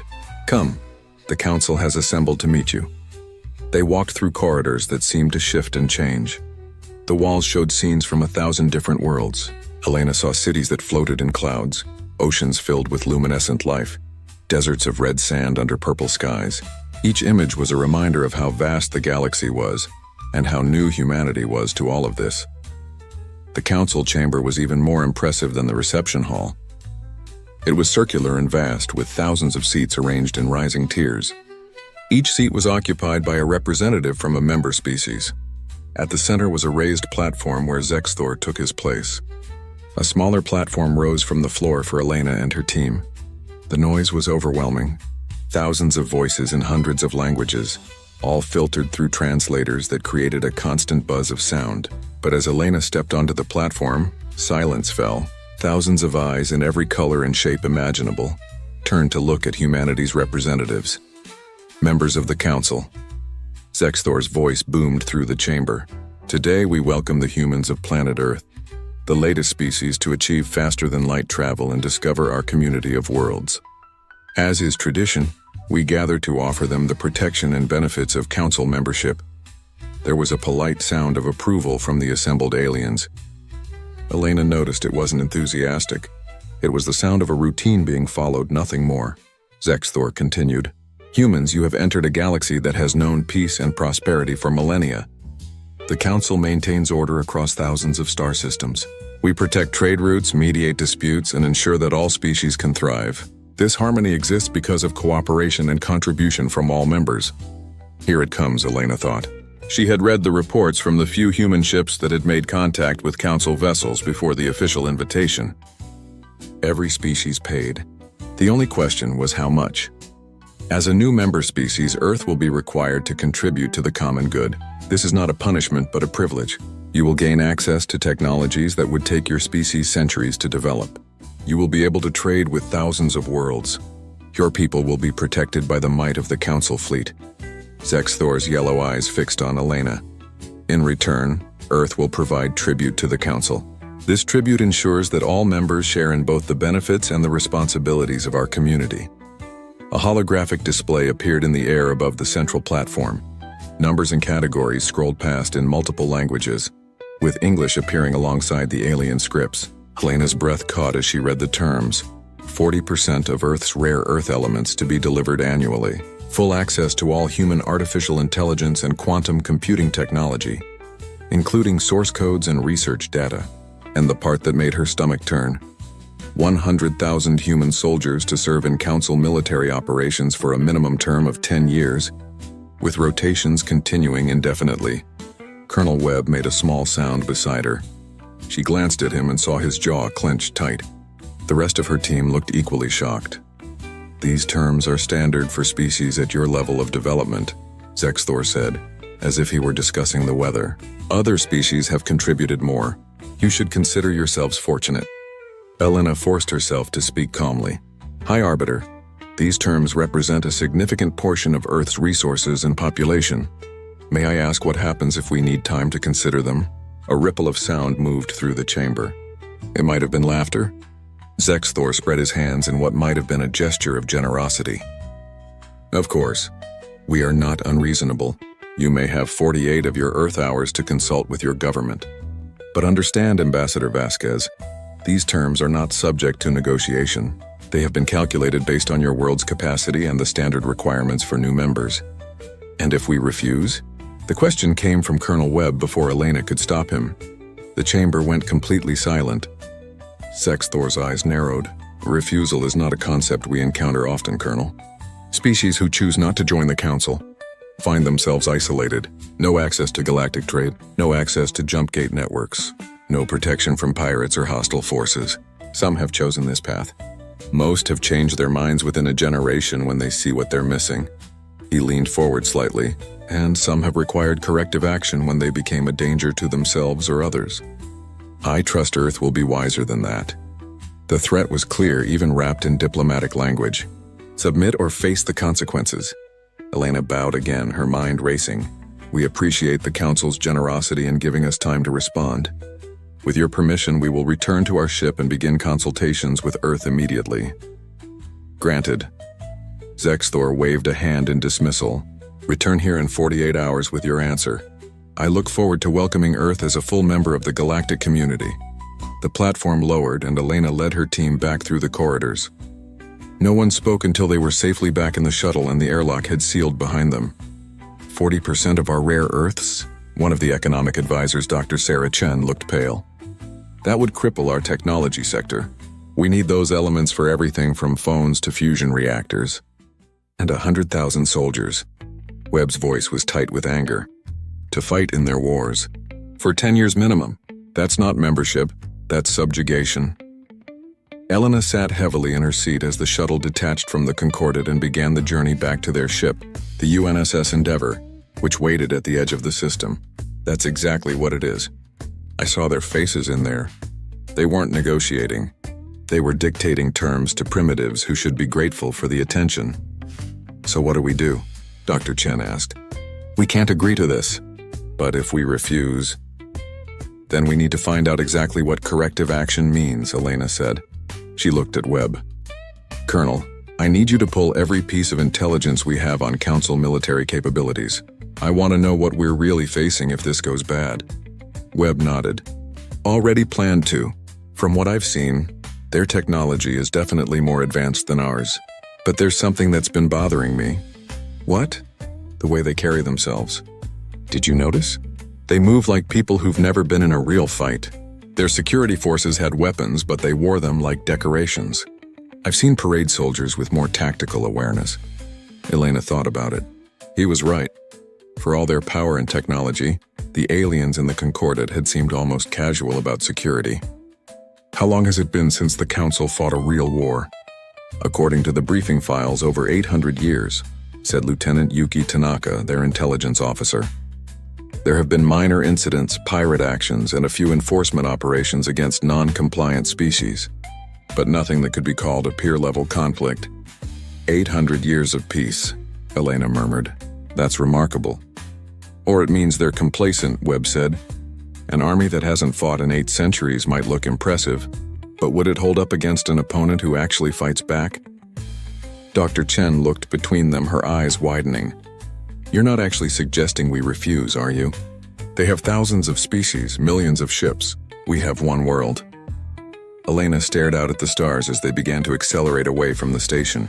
Earth was 3 weeks away at faster-than-light speeds.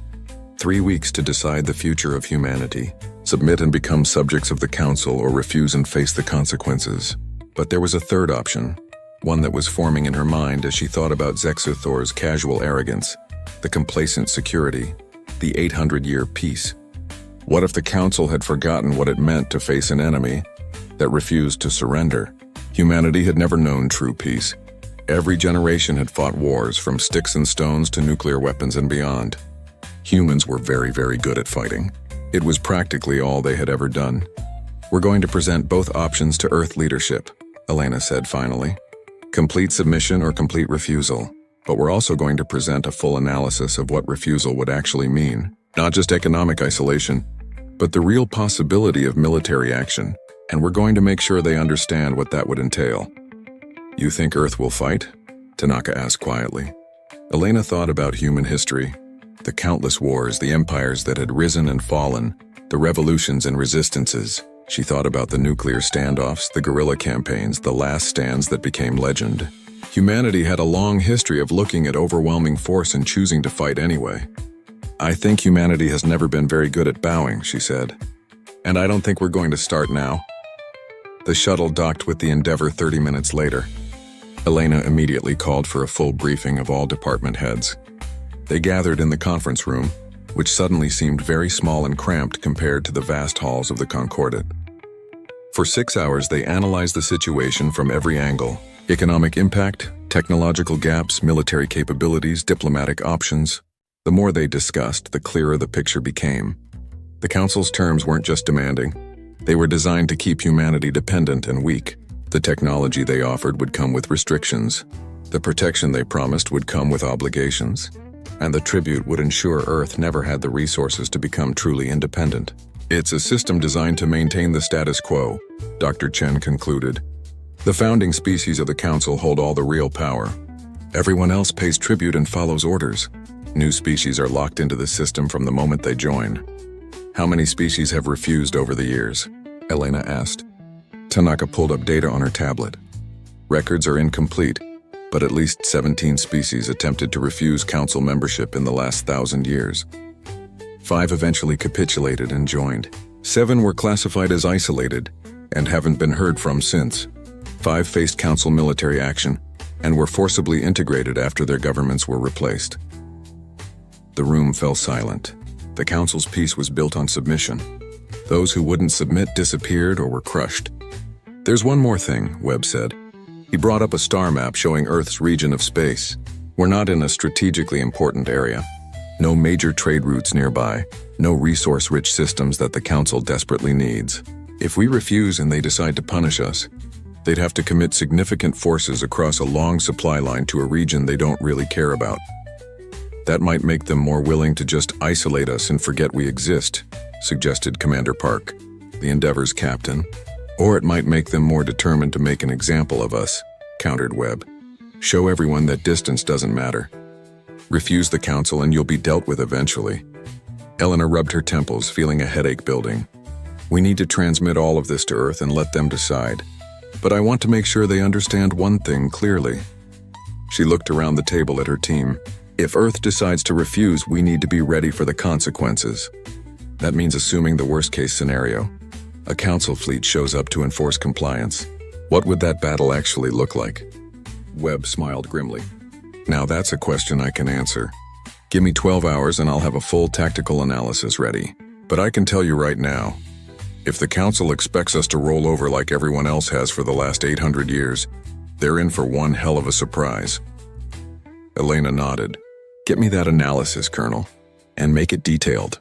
If we're going to recommend that Earth says no to the most powerful organization in the galaxy, we'd better be damn sure we can back up that decision. As the meeting broke up and the team scattered to their duties, Elena returned to her quarters. She sat at her small desk and began composing her report to Earth. Her fingers hesitated over the keyboard as she tried to find the right words to describe what had happened at the Concordat. Finally, she began to type. She described the meeting, the terms, the casual arrogance of the Council. She explained the trap that Council membership represented, how it was designed to keep Earth weak and dependent forever. She outlined the risks of refusal and the possible consequences. And then she wrote something that surprised even herself. Recommendation: Earth should refuse the Council's terms. Not because we can win a military confrontation, but because submission now means submission forever. The Council has forgotten what it means to face an opponent who fights back. They've grown complacent in their power. If we submit now, we'll never get another chance at independence. If we refuse, we might lose. But we'll lose on our feet, not on our knees. And there's a chance, however small, that we can show the Council that humanity is not like the species they've dominated before. She read over the words and knew they might be viewed as reckless, even insane. But they felt right. Humanity hadn't come to the stars just to become subjects of an alien empire. They had come to take their place as equals. Elena sent the report with full encryption and then lay back on her bunk. In 48 hours, she would return to the Concordat with Earth's answer. She had no idea what that answer would be, but deep in her gut, she knew what she hoped it would be. The same answer humanity had given tyrants throughout history. The same answer that defined what it meant to be human. No. The emergency session of the United Nations Security Council had been going for 6 hours straight. Elena watched from her seat via quantum-entangled video link as representatives from every major nation on Earth argued about humanity's response to the Galactic Council. The debate had grown heated more than once, and she was grateful to be 40 light-years away from the shouting. We cannot risk military confrontation with a civilization thousands of years more advanced than us. The Chinese representative, Ambassador Wu, was making his case again. The logical choice is to accept their terms and work within the system to improve our position over time. Improve our position? The American Secretary of State James Bradley shot back. With 40% of our rare earths going to them every year, with our best AI and quantum tech handed over, by the time we improve our position, we'll be so dependent on Council technology that we'll never be able to break free. This is colonialism dressed up in diplomatic language. It's survival dressed up in diplomatic language, Ambassador Wu replied. We've been in space for barely 50 years. They've had faster-than-light travel for millennia. This isn't a fight we can win. The Russian representative, Minister Volkov, leaned forward. Perhaps not a conventional fight. But throughout history, smaller powers have found ways to resist larger ones. Asymmetric warfare, guerrilla tactics making the cost of occupation too high to bear. We have options. We're talking about aliens with technology we can barely understand, said the British Prime Minister, Sarah Caldwell. Not armies we can ambush in forests. They could sterilize our planet from orbit if they wanted to. Then why haven't they? The question came from Admiral James Chen, who sat at the head of the military briefing table in Geneva. Elena had worked with him before. He was one of the architects of Earth's Space Defense Network, a brilliant strategist who had earned his rank through 3 decades of service. If they're so powerful, why offer us terms at all? Why not just take what they want? The room fell silent for a moment. Elena saw several representatives exchange glances. The Admiral raises a good point, said the UN Secretary General, Amara Okafor. Ambassador Vasquez, you were there. What's your assessment? Elena had been waiting for this question. High Arbiter Zexthor made it clear that refusal isn't common. Most species either join willingly or capitulate after seeing the Council's power. But there was something in the way he presented the terms. It wasn't negotiation. It was a script he'd followed 100 times before. I don't think they expect us to refuse, and I'm not sure they're prepared for what happens if we do. Not prepared? Ambassador Wu shook his head. They control thousands of worlds. They've maintained peace for 800 years. How could they not be prepared? Admiral Chen pulled up a holographic display. Because peace makes armies soft, Ambassador. We've analyzed every piece of intelligence we have on Council military operations over the last century. They haven't fought a peer-level conflict in living memory. Their last real war was 800 years ago. What they call military operations are policing actions against pirates or enforcement missions against isolated colonies that can't fight back. He highlighted several incidents on the timeline. Look at these response times. When they sent fleets to deal with non-compliant species, it took them months to mobilize. Their ships are powerful, yes, but their tactics are straightforward to the point of being predictable. They rely on overwhelming force and superior technology. They've never had to adapt to an enemy that fights back effectively. Are you suggesting Earth could actually win a war against the Galactic Council? Minister Volkov sounded skeptical but interested. No, Chen said bluntly. Not a conventional war. They have too many ships, too many resources. But war isn't just about numbers. It's about will, adaptability, and the willingness to accept costs. Humanity has spent its entire history fighting. We're very, very good at it. The Council has spent 8 centuries not fighting. That's a significant advantage for us if it comes to conflict. Secretary Bradley leaned back in his chair. Walk us through it, Admiral. What would a conflict actually look like? Chen changed the display to show Earth's solar system. If we refuse their terms, they'll likely send an enforcement fleet. Based on their standard procedures, probably 200 to 500 ships. Their goal will be to intimidate us into compliance, not to destroy us. They want our resources and soldiers, after all. Dead humans aren't useful. He zoomed in on Earth's defensive positions. We've spent the last 20 years building orbital defense platforms, automated weapon systems, and a fleet of our own. We have roughly 400 combat-capable ships, plus thousands of smaller vessels that could be weaponized. Our technology isn't as advanced as theirs, but we've designed our systems specifically for defending our home system. Numbers sound almost even, noted Prime Minister Caldwell. That's misleading, Chen continued. Their ships are individually more powerful, but we have advantages they won't expect. First, we're defending. We know every asteroid, every orbit, every hiding spot in this system. Second, we're unified. Every nation on Earth has agreed to combined defense command. They're probably used to divided opposition. He pulled up combat footage from various human conflicts. Third, and most important, we don't fight the way they expect. Watch this. The display showed historical battles from World War II, Vietnam, Afghanistan, and other conflicts where smaller forces had held off or defeated larger ones. Humanity doesn't believe in fair fights. We use ambush tactics, guerrilla warfare, weapons of mass destruction if necessary. We target supply lines, command structures, and morale, and we're willing to accept casualties that would be considered unthinkable by most species. You're talking about suicide tactics, Ambassador Wu said quietly. I'm talking about winning tactics, Chen replied. The kamikaze pilots of World War II, the suicide bombers in various 21st century conflicts, the nuclear standoffs where both sides were willing to destroy the world rather than surrender. Humanity has always been willing to pay terrible prices for victory. I suspect most council species aren't. Elena watched the faces on her screen. Some looked horrified. Others looked thoughtful. A few looked grimly determined. There's another factor, she added. The council isn't popular among many of its member species. We've picked up communications suggesting that a lot of them resent the tribute system. If we refuse and put up a real fight, it might inspire others to resist. The council's whole power structure is based on everyone accepting that resistance is futile. If we prove that wrong, even if we lose, it could start something. Secretary General Okafor raised her hand for silence. Let me make sure I understand. You're recommending that humanity refuse the council's terms, knowing it will likely lead to military conflict. A conflict we probably can't win in conventional terms, but hoping that we can make resistance costly enough that the council backs down, or that we inspire other species to rebel.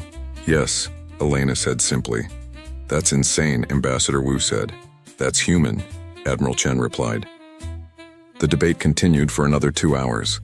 Arguments flew back and forth about duty, survival, legacy, and what humanity's first action on the galactic stage should be. Should they be pragmatic and submit, or defiant and resist? Finally, Secretary General Okafor called for a vote. Not a binding one, but a sense of where the international community stood. The question was simple. Accept or refuse the council's terms. The votes came in one by one. It was closer than Elena expected. Some nations voted to accept, citing the risks of confrontation. But slowly, the count tipped the other way. The United States voted to refuse. Russia voted to refuse. The European Union voted to refuse. India, Brazil, Japan, and dozens of other nations followed. When the count was finished, the result was clear. By a margin of almost 2-1, Earth's governments voted to refuse the Galactic Council's tribute demands. The room was silent for a long moment. They had just committed humanity to a path that might lead to war with the most powerful organization in the galaxy. Secretary General Okafor looked directly at the camera, her expression grave. Ambassador Vasquez, you will deliver Earth's response to the Galactic Council. Admiral Chen, begin immediate preparations for system defense. All member nations are to contribute forces to the Unified Defense Command. We may have just declared war on the galaxy, so let's make sure we're ready for it. The session ended, and Elena sat alone in her quarters on the Endeavor. In 12 hours, she would return to the Concordat with Earth's answer, an answer that would shock the Council and possibly change everything. Colonel Webb knocked on her door. Permission to enter? Come in, Marcus. He sat down across from her, holding a datapad. I've finished the tactical analysis you requested. If it comes to a fight, we have a decent chance of winning the first battle. After that, it gets much harder. Show me. Webb pulled up detailed projections. The Council will send what they think is an overwhelming force, probably around 300 ships. They'll expect us to take one look and surrender. Instead, we'll have pre-positioned nuclear mines along their most likely approach vectors. We hit them hard right at the start, take out maybe 50 ships before they can react.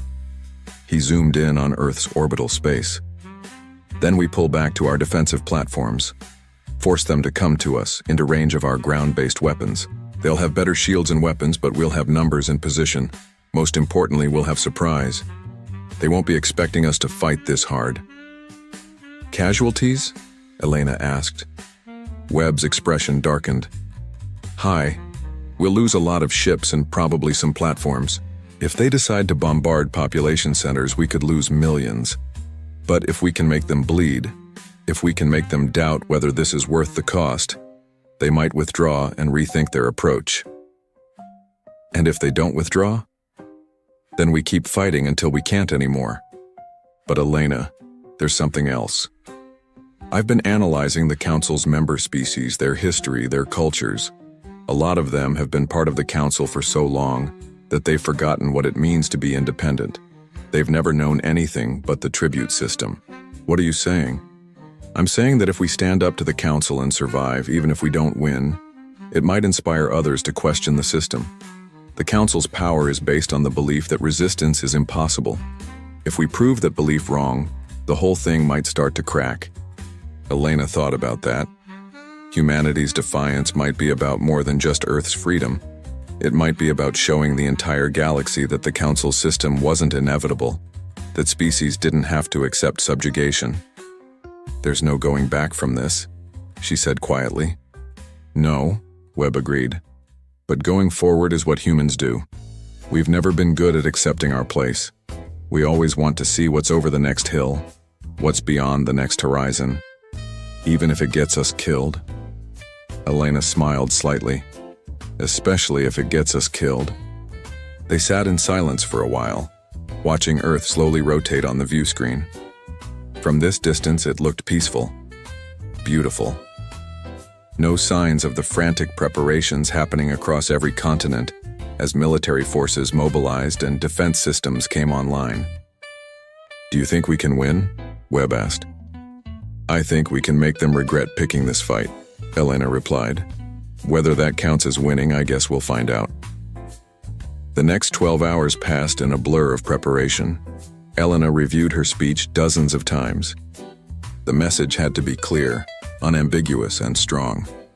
No room for the Council to think humanity was bluffing or could be persuaded to change their minds. Admiral Chen sent updated tactical data showing Earth's defense network going fully active. Every ship, every platform, every missile battery was ready.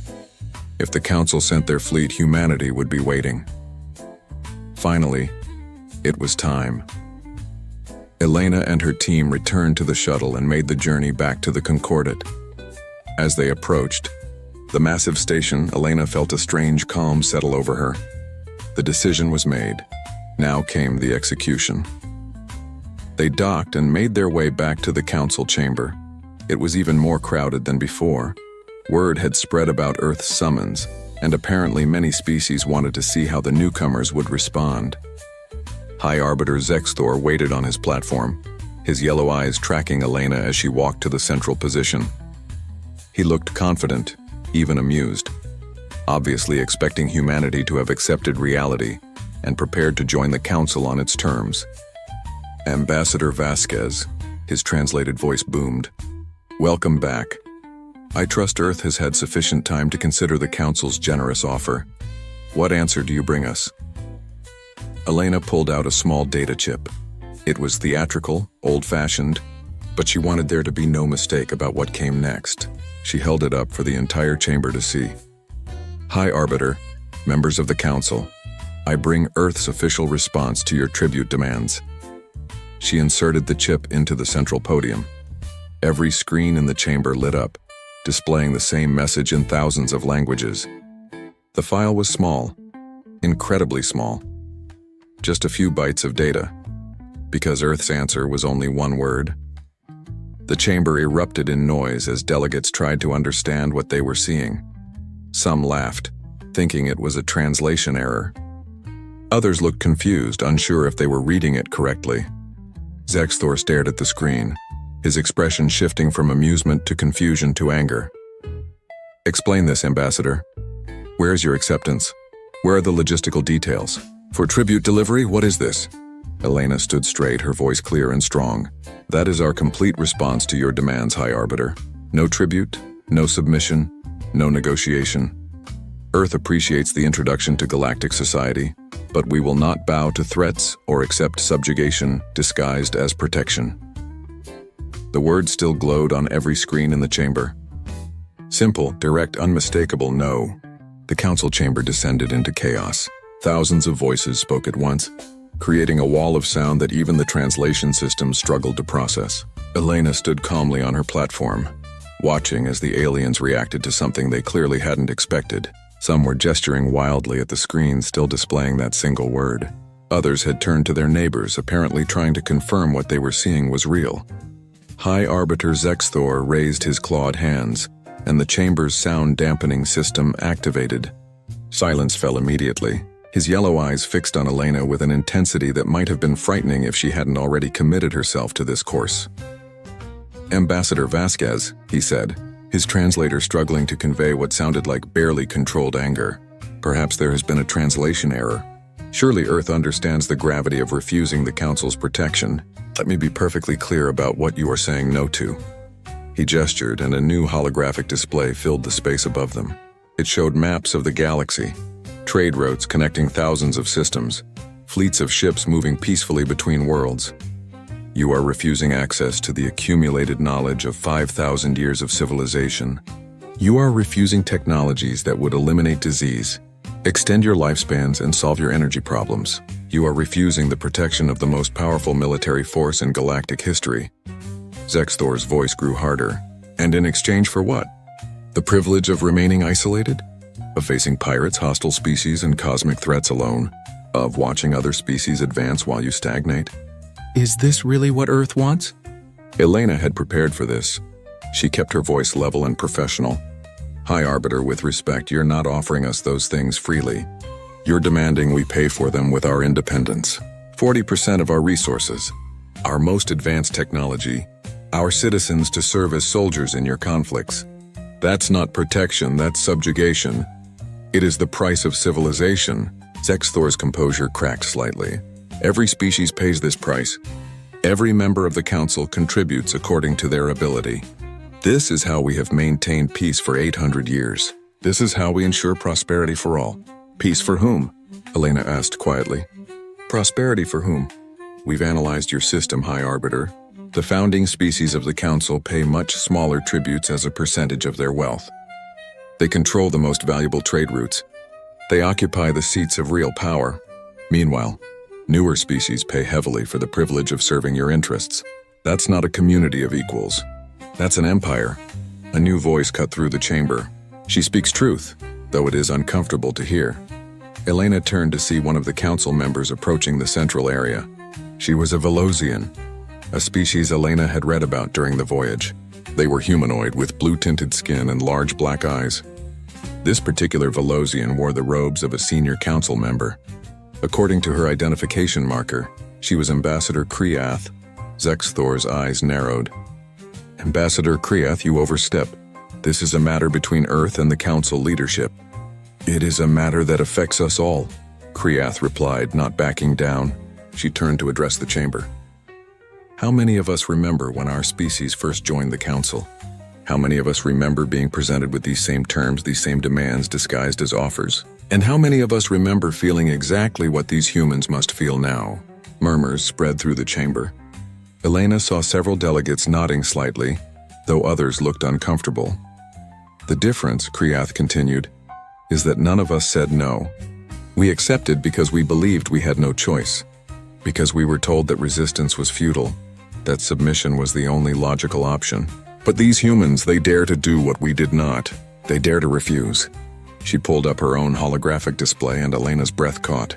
It showed human history, wars, battles, revolutions. The images were brutal and violent, showing the worst of what humanity had done to itself over thousands of years. "I have studied Earth," Kriath said, her voice carrying clearly through the chamber. "My intelligence division has analyzed their history, their culture, their psychology. And what we have found should concern us all." The display shifted to show nuclear explosions, bombed cities, and casualty statistics that made several council members visibly recoil. This species has spent its entire existence in conflict. They have never known true peace. They have never had a generation without war. They have developed weapons capable of destroying their own world. And they have come within moments of using them. Not once, but many times. "Then they are dangerous and should be controlled," Zexthor said. "No," Kriath replied. "They are dangerous and should not be threatened. There is a difference. Look at their tactics, their strategies, their willingness to accept casualties that we would consider genocidal. These humans have refined warfare to an art form. They practice it constantly, even against themselves." She highlighted specific conflicts. In what they call World War II, they killed over 70 million of their own species. In their nuclear standoffs, they were willing to destroy their entire planet, rather than submit to each other. In countless guerrilla wars, small forces held off armies that outnumbered them hundreds to one through sheer determination and clever tactics. The chamber had gone very quiet. Elena realized that Kriath was doing something unexpected. She was warning the council about what a war with humanity would really mean. "Most species in this chamber," Kriath continued, "have been at peace for centuries before joining the council. They had evolved past major warfare. Conflict for them was small-scale, limited, civilized. But not humans. Humans have been killing each other in innovative ways for their entire history. And now you want to threaten them with military action? The council's fleets are more than capable of handling one primitive world," Zexthor said, though he sounded less certain now. "We have millions of ships, advanced weapons, shields that can withstand anything they could throw at us. Do we?" Kriath pulled up tactical data. "When was the last time our fleets faced an enemy that fought back with full force?" 800 years ago. 800 years of peace. Of policing actions against pirates with outdated weapons. Of enforcement missions against isolated colonies that surrendered after seeing our ships. When did we last face an enemy willing to die rather than submit? Elena decided to press the advantage. "If I may, High Arbiter." The ambassador raises an important point. "Your fleet may be powerful, but are they ready for an enemy that uses nuclear weapons as point defense? That will sacrifice entire ships to destroy one of yours? That considers mutual destruction an acceptable outcome? You would doom your own people?" Zexthor asked, seeming genuinely confused.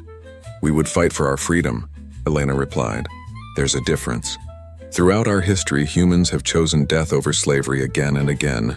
We've fought impossible odds. We've held positions that couldn't be held. Won battles that couldn't be won.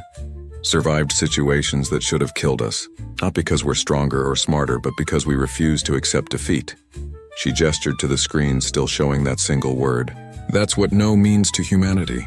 It means we're willing to pay whatever price necessary to remain free. You can take our resources by force, but you'll bleed for every shipment. You can occupy our planet, but you'll face resistance that never ends. You can try to break us, but we've been breaking each other for thousands of years and we're still here." "This is insanity," said another council member, a being that looked like a floating jellyfish. "You would throw away peace, prosperity, and advancement for what? Pride? For the right to choose our own path," Elena said. "For the right to make our own mistakes and claim our own victories. For the right to stand as equals rather than subjects. If you can't understand that, then you've been part of the system too long." Zexthor slammed his hand on his podium, creating a booming sound. "Enough. The council has been patient with this display of primitive defiance, but I will not allow one backward species to question millennia of peaceful order. You want to refuse our protection? Very well. You will get exactly what you're asking for." He turned to address the full chamber. "I call for an immediate vote on initiating enforcement proceedings against Earth. They have refused council membership and demonstrated hostile intent. According to our bylaws, we can authorize military action to secure compliance. All in favor?" Lights began appearing across the chamber as delegates voted. Most were green, indicating approval. But Elena noticed something important. A significant minority were red, voting against, and many delegates weren't voting at all. their screens remaining dark. The vote passed, but not by the overwhelming margin Zexthor had clearly expected. Out of thousands of delegates, nearly a third had either voted no or abstained. That was remarkable for a council that was supposed to be unified. The measure passes, Zexthor announced. Fleet Admiral Thunderek will assemble an enforcement fleet and proceed to the Earth system. They will be given one final chance to comply. If they refuse, they will be subdued by force and their government replaced with one more amenable to reason. He looked down at Elena with something that might have been pity. Ambassador Vasquez, you and your delegation will be held here on the Concordat for your own safety during the enforcement action. I hope you understand that what happens next is entirely your species' choice. Submit peacefully, and Earth will be welcomed into the Council. Resist and you will be teaching your children a very painful lesson about the price of pride. Elena had expected this. I'm afraid I must decline your hospitality, High Arbiter. My place is with my people. If the Council sends a fleet to attack Earth, then Earth's ambassador should be there to witness it. That is unacceptable. You will remain here. With respect, High Arbiter, I am not a member of the Council and therefore not subject to your authority. My ship is prepared to depart immediately. If you try to prevent me from leaving, it will be an act of war against a diplomatic mission. I'm sure even the Council has laws about that. Zexthor's eyes narrowed, but he didn't argue. Apparently, even in his anger, he wasn't willing to violate the basic principles of diplomatic immunity. Fine. Return to your dying world, Ambassador. Watch as your people's defiance brings them ruin. And know that you could have prevented it. Elena bowed slightly, mockingly polite. I will tell Earth that the Galactic Council sends its regards. And I will tell them to be ready. Because you're about to learn what happens when you threaten humanity. She turned and walked out of the chamber, her delegation following. The murmur of voices rose behind her, but she didn't look back. They had done what they came to do. Earth had given its answer, and that answer had shaken the Council more than anyone had expected. On the shuttle back to the Endeavor, Colonel Webb was reviewing tactical data on his tablet. Fleet Admiral Thunderek, I've got his service record here. He's commanded 17 enforcement actions over his career. All of them were quick and bloodless. Show up with overwhelming force, watch the target surrender, accept their compliance, leave. He's never actually fought a battle. Good, Elena said. Then he's never fought an enemy that fights back. The fleet will take about 3 weeks to reach Earth, Webb continued. That gives us time to get back and help with final preparations. But Elena, we need to be realistic. Even if we bloody their nose in the first engagement, they can send more fleets. Earth can't win a war of attrition against the entire Council. We don't need to win a war of attrition, Elena replied. She was thinking about Ambassador Kriath's speech, about the way some delegates had voted against enforcement, about the uncertainty she had seen in the chamber.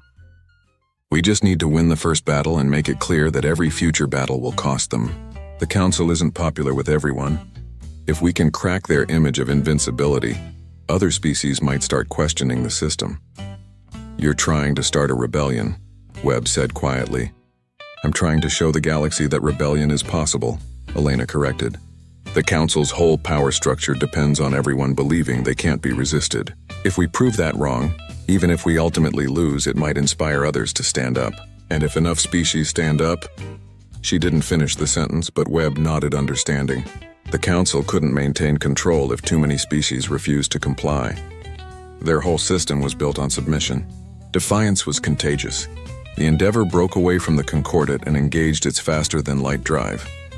As the station shrank behind them, Elena thought about what she had just done. She had committed humanity to a war it probably couldn't win. She had rejected peace and prosperity in favor of a fight for independence. History would either remember her as a hero or as the fool who doomed Earth. But as she thought about that word still glowing in the Council chamber, that simple, defiant, very human word, she knew she had made the right choice. Some things were worth fighting for. Some things were worth dying for. Freedom was one of them. The journey back to Earth took 20 days. The crew used every minute preparing. Combat drills, tactical simulations, weapons checks. They analyzed what little they knew about Council fleet tactics and developed counters. They planned ambushes, fallback positions, and desperate last stands, and they watched the news feeds from Earth. The planet was mobilizing like never before. Every nation had committed its military forces to the Unified Defense Command. Factories were running triple shifts producing missiles, drones, and ammunition. Civilian ships were being retrofitted with weapons. The entire solar system was becoming a fortress. Public opinion on Earth was divided. Some people were terrified, certain they were about to be destroyed for the sake of pride. Others were defiant, echoing the sentiment that humanity would never bow. Protests and rallies filled cities across the globe. Some demanded the government reconsider. Others demanded they stand firm. But everyone was preparing, because whatever they thought about the decision, humanity was about to face its first test on the galactic stage. Win or lose, the galaxy would remember what happened when someone told humanity no. And humanity said no right back. As the Endeavor approached Earth, Elena stood at the viewport and looked at her home. It had never looked more beautiful or more fragile. Soon, one of the most powerful forces in the galaxy would be coming here to punish Earth for its defiance. She just hoped that Admiral Chen and Colonel Webb were right. That humanity's violent history, its refusal to accept defeat, its willingness to fight dirty and die hard, would be enough to make the Council regret this decision. One word had shattered the Council's expectations and challenged millennia of unquestioned authority. Now they would see if one species could back up that word with action. Fleet Admiral Thunrek stood on the bridge of his flagship, the Eternal Harmony, and watched as 300 Council warships emerged from faster-than-light travel at the edge of Earth's solar system. The display before him showed a small, yellow star with a collection of planets, one of which was inhabited by the stubborn primitives who had dared to refuse the Council's generous offer. He had done this 17 times before. Show up with an overwhelming force, broadcast demands, watch the local government scramble to comply. Usually it took less than an hour. Occasionally, some particularly foolish species would fire a few token shots, then surrender after their primitive weapons accomplished nothing against Council shields. Either way, the result was always the same. Thunrek was a Corvan, a species that had been part of the Council for over 2,000 years. He stood nearly 4 meters tall, with 4 arms and thick armor plating that was as much ceremonial as functional. He had never personally fired a weapon in anger. He had never needed to. The mere presence of a Council fleet was usually enough. "Commander," he said to his second-in-command, "scan the system. Show me their defenses." The tactical officer, a crystalline being named Shira, manipulated the controls. "Sir, I'm reading multiple orbital platforms around the 3rd planet. Approximately 200 defensive stations with what appear to be missile batteries and energy weapons. Also detecting a fleet of smaller ships in various orbital positions. Current count is 470 vessels." Thunrek chuckled. 470 ships against our 300? They don't understand the difference in capabilities. Our shields alone could withstand anything they can produce. What about their technology level? Primitive by our standards, sir. They only achieved faster-than-light travel 47 years ago. Their energy weapons appear to be early-stage plasma or laser systems. Their ships are small, mostly under 500 meters in length. Our capital ships are 3 times that size with exponentially greater firepower. Then this will be over quickly. Thunrek settled into his command chair. Open a communication channel to Earth. Let's give them one last chance to see reason. The channel opened, and after a moment, a human face appeared on the screen. It was a male, older, with gray hair and wearing what appeared to be a military uniform. The human looked tired but determined. "This is Admiral James Chen of the United Earth Space Defense Force. You're in our system without permission. State your intentions." Thunrek found the human's tone amusing, as if they were equals. "I am Fleet Admiral Thunrek of the Galactic Council. We are here to enforce compliance with Council membership requirements. Your Ambassador Vasquez refused our generous terms. We are here to show you the consequences of that refusal and offer you one final opportunity to submit peacefully." Chen's expression didn't change. "Then I'm afraid you've wasted your time, Admiral." Earth's answer remains the same. "We will not submit to your tribute demands. We will not surrender our independence, leave our system immediately, or face the consequences." Thunrek laughed. Several of his bridge crew joined him. "Consequences? You have primitive ships and outdated weapons facing the might of the Galactic Council. What consequences could you possibly pose to us?" The human admiral smiled. and something about that smile made Thunrek's amusement fade slightly. It was the smile of someone who knew something you didn't. "You're about to find out," Chen said. "I'll give you the same chance you gave us. Turn your fleet around and leave. This is your only warning." "You dare?" Thunrek stood from his chair. "You face 300 warships, each capable of leveling a city. Surrender now or we will destroy your defensive platforms and occupy your planet. This is not a negotiation." "No," Chen agreed. "It's not. Communications, send the signal."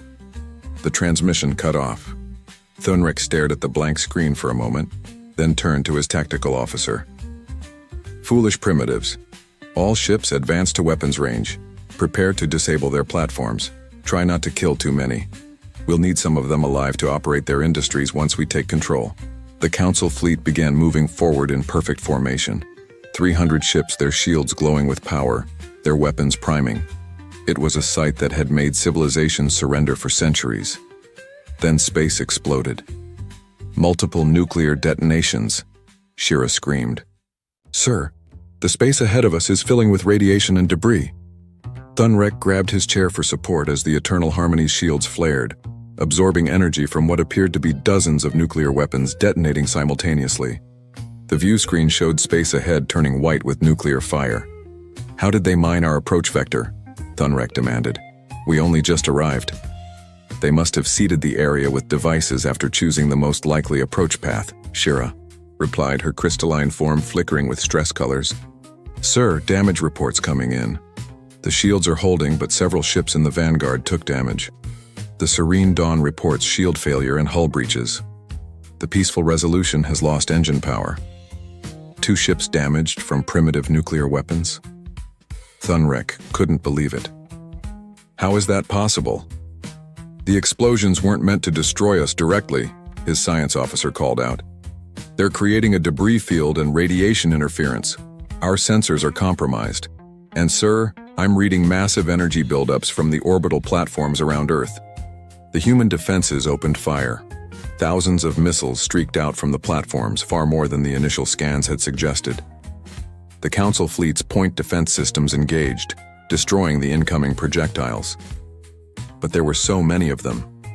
"Some are getting through," Shira reported. "Multiple impacts across the fleet. Shields holding but taking damage." "Sir, these aren't normal missiles. Some of them are accelerating to near relativistic speeds. If they impact at those velocities..." "Even our shields might not." The Eternal Harmony shook violently as something hit its forward shield at an appreciable fraction of light speed. Alarms blared across the bridge. "Shield at 60%, Shira called out. "Sir, recommend we fall back and reassess." "Fall back?" Thunrek's pride warred with tactical sense. "We outnumber them. We have superior technology. We will not retreat from primitives." But the humans weren't fighting like primitives. As the Council fleet pushed forward, human ships emerged from behind asteroids, from orbital positions that the sensors had missed, even from inside the debris field created by their own nuclear mines. They swarmed like insects, dozens of small ships targeting individual Council vessels. "They're using kamikaze tactics," someone on the bridge shouted. 3 human ships just rammed the rising tide. Her shields couldn't handle the kinetic impact. She's breaking apart." Thunrek watched in horror as the Council ship, a beautiful vessel that had served for 300 years, was torn apart by the sacrifice of 3 primitive human vessels that had accelerated to maximum speed, and simply crashed into it. The humans had turned their own ships into weapons. "All ships tight formation," Thunrek ordered. "Concentrate point defense. Don't let them get close," but the humans adapted. Their AI-controlled drones swarmed in first, drawing fire from the point defense systems. Then their manned ships came in during the reload cycles, firing missiles at close range where the Council's long-range weapons couldn't track fast enough. It was chaos. Beautiful, terrible chaos. The kind of warfare Thunrek had only read about in ancient histories. The kind of warfare that civilized species had evolved beyond. "Sir, the humans are using nuclear weapons at close range." Shira's voice was panicked now. "They're detonating them near their own ships. They don't care about their own casualties." A human vessel accelerated toward a cluster of Council ships, fired all its missiles, then detonated what appeared to be multiple nuclear warheads inside its own hull. The explosion took out 2 council ships whose shields had already been weakened by the conventional attacks. "They're insane," Thunrek whispered. "They're actually insane." The battle that was supposed to be a quick show of force had turned into a nightmare. The humans fought like nothing the Council had faced in living memory. They used the asteroids for cover. They sacrificed ships without hesitation. They employed weapons that endangered their own forces. They fought with a ferocity that seemed more suited to cornered animals than sentient beings. "Fleet-wide communication," Thunrek ordered. "All ships fighting retreat. Fall back to the outer system. We need to reassess." "Sir, the humans are pursuing." Of course they were. Thunrek watched as human ships chased his fleet, firing missiles and continuing their aggressive tactics even as they took casualties. They were outnumbered in terms of firepower, but they fought like they were winning. The Running Tide, a destroyer that had been part of the Vanguard, suffered a catastrophic shield failure and was swarmed by a dozen human ships. They tore it apart with concentrated fire, celebrating their kill even as Council weapons destroyed half of them in return. "Casualty report," Thunrek said quietly as the fleet finally managed to pull back beyond immediate weapons range. Shira's voice shook as she read the numbers. 47 ships destroyed or disabled. Another 30 with significant damage. We've lost approximately 15% of our fleet strength in less than 3 hours of engagement. 15%. Against primitives, against a species that had barely reached the stars. It was impossible. It was humiliating. It was terrifying. What about the humans? Their casualties are higher. Approximately 120 ships destroyed. But sir, they seem to consider this acceptable. They're reforming their formations and their defensive platforms are still fully operational. Thunrek slumped in his chair. He had been so certain this would be simple. Show up, make threats, watch them surrender. Instead, he had lost nearly 50 ships and the humans were still fighting. "Open a channel to the Council," he said finally. "We need reinforcements." The transmission took several minutes to reach the Concordat due to the distance.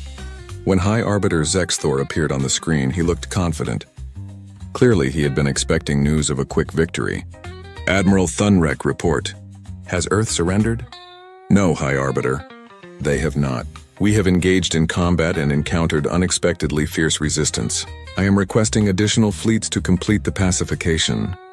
Zexthor's expression shifted from confidence to confusion to anger. "You have 300 ships. How can a single primitive world resist the might of the Council fleet?" "They fight like nothing we have faced before," Thunrek tried to explain. "They use suicide tactics. They mine space with nuclear weapons. They sacrifice their own forces without hesitation to destroy ours. They don't fight to win, High Arbiter. They fight to kill as many of us as possible regardless of cost to themselves." There was a long silence. Finally, Zexthor spoke. "How many ships have you lost?" 47 destroyed, 30 damaged. Another silence. Thunrek could see the High Arbiter processing this information, trying to reconcile it with his expectations. "Fall back," Zexthor said finally. "Maintain position at the edge of their system, but do not engage further. I need to consult with the Council leadership. This situation has become more complicated than anticipated." The transmission ended. Thunrek looked around his bridge at his shaken crew. They were the pride of the Council, trained in the finest academies, equipped with technology that made them superior to nearly every species in the galaxy. And they had just been bloodied by humans using primitive ships and pure aggression. "Sir," Shira said quietly, "the humans are broadcasting a message, audio only." "Play it." Admiral Chen's voice filled the bridge. "Fleet Admiral Thunrek, this is your second warning. Leave our system now. You came here to show us the consequences of defiance. Instead, we've shown you the cost of threatening humanity. We didn't want this fight, but since you brought it to us, we're going to finish it. Come closer and we'll destroy more of your ships. Try to bombard our planet and we'll turn this entire system into your graveyard. This is what happens when you pick a fight with humans. We don't surrender. We don't negotiate. We fight until you leave or until one of us is dead. Your choice." The message ended. Thunrek sat in the command chair and tried to think of what to do next. He had been trained in tactics, strategy, and command. But he had never been trained for this. No one in the Council had been trained for this. Because no one in the Council had fought a real war in 800 years. They had forgotten what it meant to face an enemy that refused to quit. An enemy that measured victory not by territories gained or objectives achieved, but by how much damage they could inflict before they fell. an enemy that had spent their entire history perfecting the art of killing. The humans had grown up in a galaxy of one world, where the only enemies were other humans. So they had learned to fight humans, and humans, Thunrek was beginning to realize, were very, very good at war. Looking at the casualty reports, at the images of destroyed council ships, at the human defensive platform still standing and ready for another round, Thunrek understood something that the council leadership needed to learn quickly. Earth had said no, and Earth was willing to make that no stick no matter what it cost. On the bridge of the UNSS Endeavour, now in high orbit above Earth, Elena Vasquez watched the tactical display showing the council fleet pulling back. Beside her, Admiral Chen allowed himself a small smile. They weren't expecting that, he said. No, Elena agreed. They were expecting us to fold. They've never faced a species that fights back with everything it has, but now they know. This isn't over, Chen warned. They'll regroup, call for reinforcements, come back with a larger fleet. I know, Elena said. But we've bought time. And more importantly, we've shown them that humans don't break easily. The word will spread across the council. The species that said no. The species that made the council bleed. That message is going to reach a lot of ears. You think it will make a difference? Elena thought about Ambassador Kriath, about the delegates who had voted against enforcement, about all the species paying tribute to maintain a system that enriched the council's founders. I think we've planted a seed, she said. Whether it grows into something that changes the galaxy, we'll have to wait and see. But at least now, other species know that resistance is possible. The Council isn't invincible. They can be hurt. They can be stopped. She looked down at Earth, at the planet that had just fought off the most powerful force in the known galaxy, the planet that had refused to bow. We said no, Elena whispered, and we meant it. The emergency session of the Galactic Council had been running for 6 hours, and High Arbiter Zexthor could feel his authority crumbling with every passing minute. The council chamber, usually a place of orderly debate and predictable outcomes, had descended into something he had never witnessed in his 200 years of service. Open rebellion, 47 ships, Ambassador Kriath's voice rang out across the chamber. 47 council vessels destroyed by a single primitive world that has been in space for less than 50 years. And you want to send more ships? How many more must die to maintain this charade? A chorus of voices rose in support. Not all of them, but enough to be significant. Species that had never questioned the Council's decisions were now standing up and demanding answers. The humans attacked our peacekeeping fleet, Zexthor argued, though his voice carried less certainty than before. They are the aggressors. They refused our generous terms and then murdered council personnel. They must be brought to justice. Justice? A delegate from the Therian Collective stood up, his insectoid body clicking with agitation. We call it justice when we demand 40% of a species' resources? When we take their citizens as soldiers? When we threaten them with destruction if they refuse? What word would we use if someone did this to us? It is the system that has maintained peace for 800 years, Zexthor said, falling back on the familiar argument. But it sounded hollow now even to his own ears. Peace for whom? Another voice, this time from the Azurian delegation. My species has paid tribute for 300 years. In that time, our homeworld has grown poorer while council founders grow richer. We are told this is the price of protection, but protection from what? The only threat we face is from the council itself if we refuse to pay. Zexthor saw the careful order he had maintained beginning to fracture. The tribute system had always worked because no one questioned it. New species joined, paid their dues, and eventually became established enough to reduce their burden.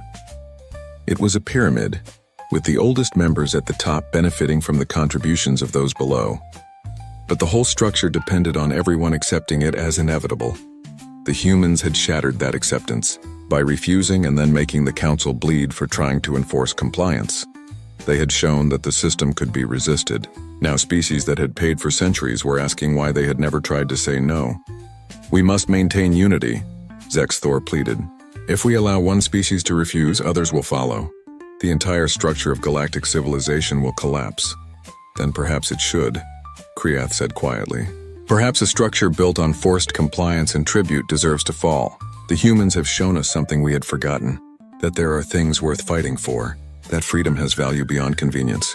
That saying no is always an option, even when facing overwhelming force. The chamber erupted in argument. Some delegates supported Zexthor, warning of chaos and disorder if the tribute system was dismantled. Others supported Kriath, calling for reform or complete restructuring. And many remained silent, calculating which side would ultimately win and where their interests lay. In the middle of this chaos, a new transmission arrived. It was from the Velosian Confederation, Ambassador Kriath's government. The message was brief and shocking.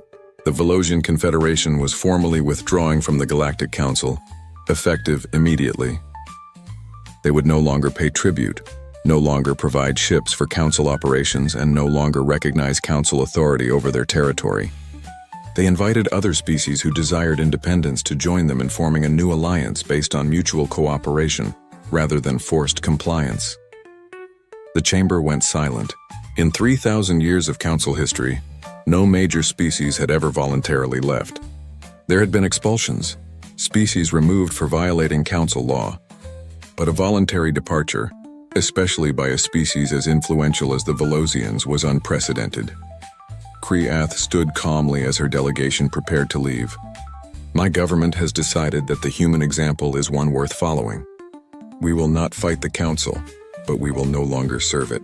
Other species are free to make their own choices, but the Velosian people choose freedom. She walked out, her delegation following. For a moment, no one moved. Then another delegate stood up. The representative from the Kyrian Assembly announced they were also withdrawing.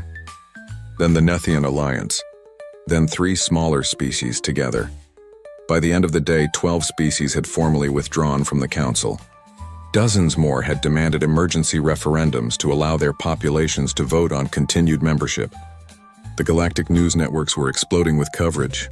The Battle of Sol, as it was being called, had become a symbol, not of human victory, but of the possibility of resistance. High Arbiter Zexthor watched his empire crumbling and knew he had 2 choices. Double down, send a massive fleet to Earth and crush them as an example, risking further rebellion and potentially a real war, or accept that the system he had maintained was broken and needed to change. Neither option was acceptable. But as he looked at the empty seats where loyal delegates had sat for centuries, he realized that the decision might be out of his hands. On Earth, Elena Vasquez stood before the United Nations General Assembly and delivered her report on the Battle of Sol.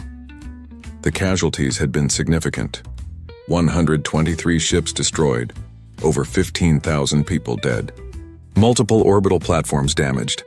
Cities on high alert for potential bombardment that, thankfully, never came.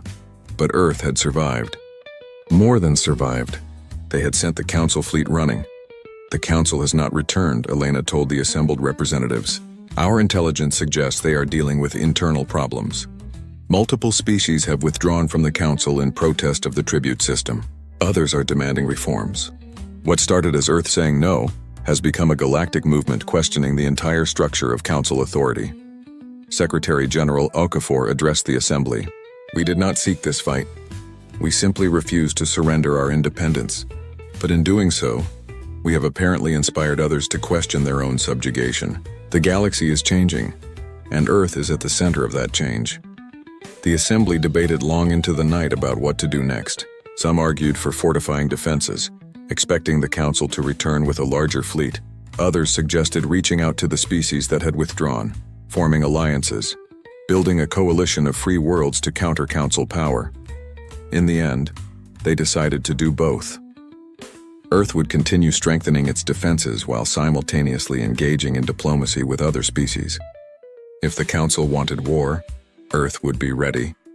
But if the Council wanted peace, it would be peace between equals, not between master and subject. Admiral Chen led the military preparations. New ships were built, incorporating lessons learned from the first battle. Defensive platforms were expanded and upgraded. The asteroid belt was seeded with more weapons, more sensors, more surprises for any fleet that dared approach Earth again. But it was Elena's diplomatic efforts that proved most significant. She reached out to the Velosian Confederation first.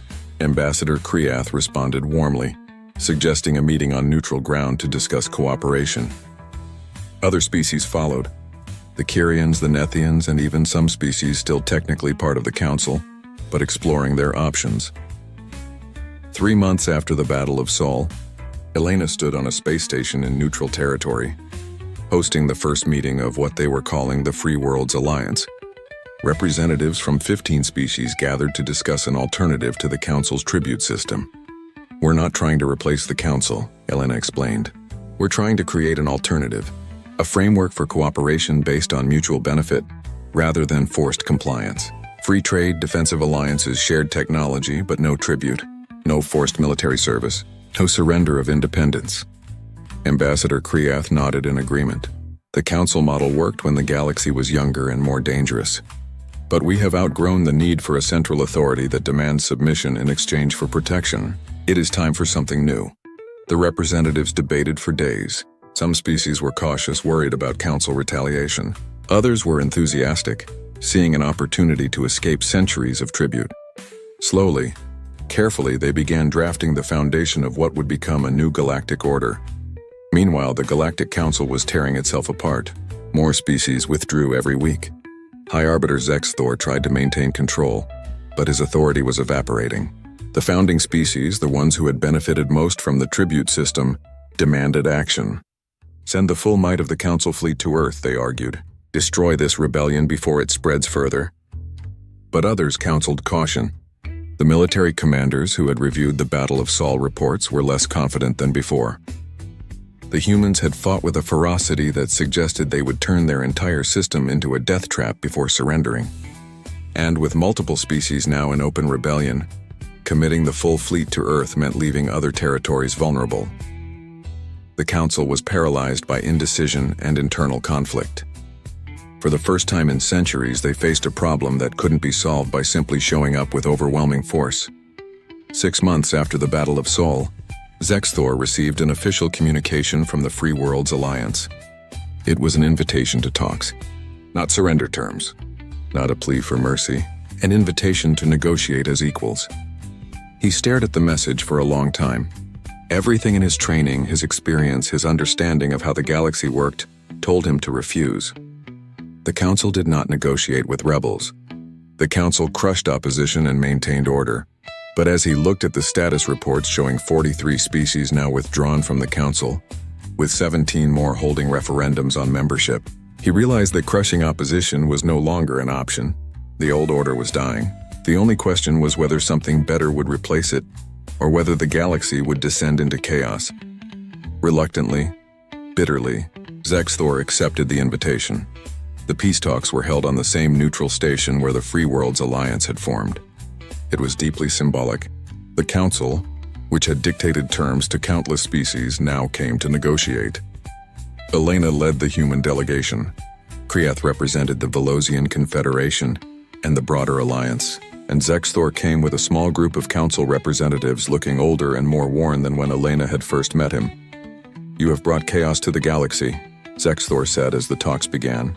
"Centuries of peace and order disrupted because one species was too proud to accept their place." "We disrupted a system that was unjust," Elena replied calmly. "Peace built on subjugation isn't true peace. It's just delayed conflict. You forced species to pay tribute, to surrender their sovereignty, to serve your interests. Did you really think that would last forever? It lasted 800 years. And it could have lasted 800 more if you had been willing to evolve. But you weren't.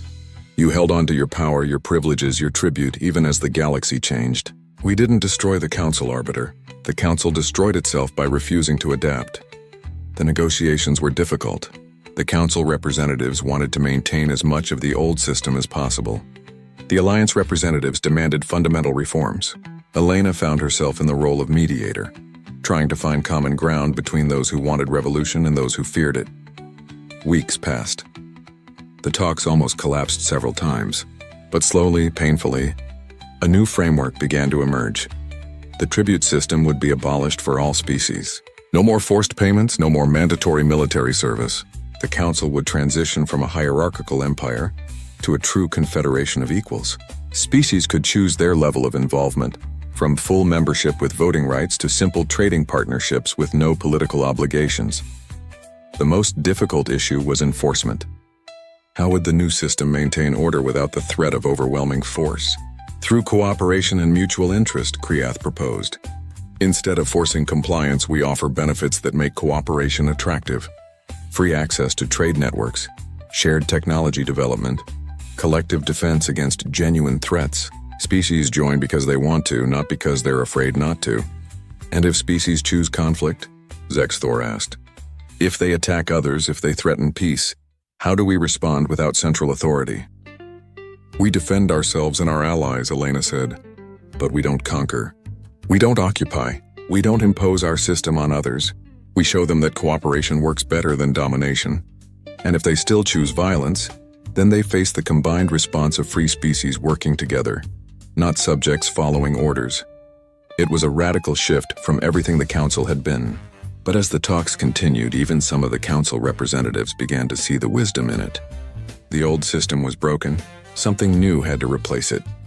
3 months after the talks began, they reached an agreement. The Galactic Council would be dissolved. In its place would be the Galactic Confederation, an alliance of free and equal species. The founding members included the old Council core species, the Free Worlds Alliance, and dozens of species who had been waiting to see which way the wind blew. High Arbiter Zexthor resigned his position. He had been the face of the old order, and the new one needed new leadership. The first election for Confederation president was held, and to many people's surprise, Ambassador Kriath won in a landslide. She had stood up to the council, spoken truth to power, and helped craft the new system. She represented the future. At her inauguration, Kriath gave a speech that was broadcast across the galaxy. Today marks the end of 800 years of enforced peace and the beginning of something better. True peace built on cooperation rather than fear. The humans taught us a lesson we needed to learn. That freedom matters. That dignity matters. That some things are worth fighting for. She looked directly at the cameras, at the billions of beings watching across thousands of worlds. One species said no. One word changed everything. Let us build a galaxy where every species has the right to say no and the right to say yes. Where we stand together not because we must, but because we choose to. The transition wasn't easy. Some species that had grown dependent on the tribute system struggled initially. Pirates and raiders, no longer kept in check by overwhelming council force, became bolder. There were conflicts, disputes, and growing pains, but slowly the new system stabilized. Species found that cooperation brought more benefits than tribute had. Trade flourished as barriers fell. Technology advanced as species shared knowledge freely instead of hoarding it. And when genuine threats appeared, the Confederation's voluntary defense forces proved surprisingly effective, motivated by protecting their homes rather than following orders. Earth became a symbol of the new era, the world that had said no and meant it. The species that had shown the galaxy that resistance was possible. Human ships traveled across the Confederation, welcomed now as equals rather than viewed as primitives. Elena Vasquez retired from active diplomacy, but remained an advisor to the Earth government. She watched with satisfaction as humanity took its place among the stars, not as subjects, but as partners. One day, 5 years after the Battle of Sol, she received a visitor at her home in Geneva. It was Zexthor. The former High Arbiter looked smaller somehow, less imposing than he had in the council chamber. "Ambassador Vasquez," he said formally. "I hope I am not intruding." "Not at all," Elena replied, surprised but welcoming. "Please come in. Can I offer you anything?" They sat in her garden, looking out over Lake Geneva. For a long moment, neither spoke. Finally, Zexthor broke the silence. "I came to apologize." Elena looked at him in surprise. "Apologize? For threatening your world. For being too blind to see that the system I served was unjust. For valuing order over freedom. You tried to tell me and I wouldn't listen. It took the destruction of the system I had dedicated my life to for me to understand." Elena considered her words carefully. "You were a product of your time, Arbiter. The council system worked for centuries. It brought peace, stability, prosperity for many. It's not that it was entirely wrong.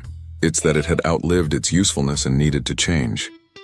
But it took your species with your violent history and stubborn defiance to force that change.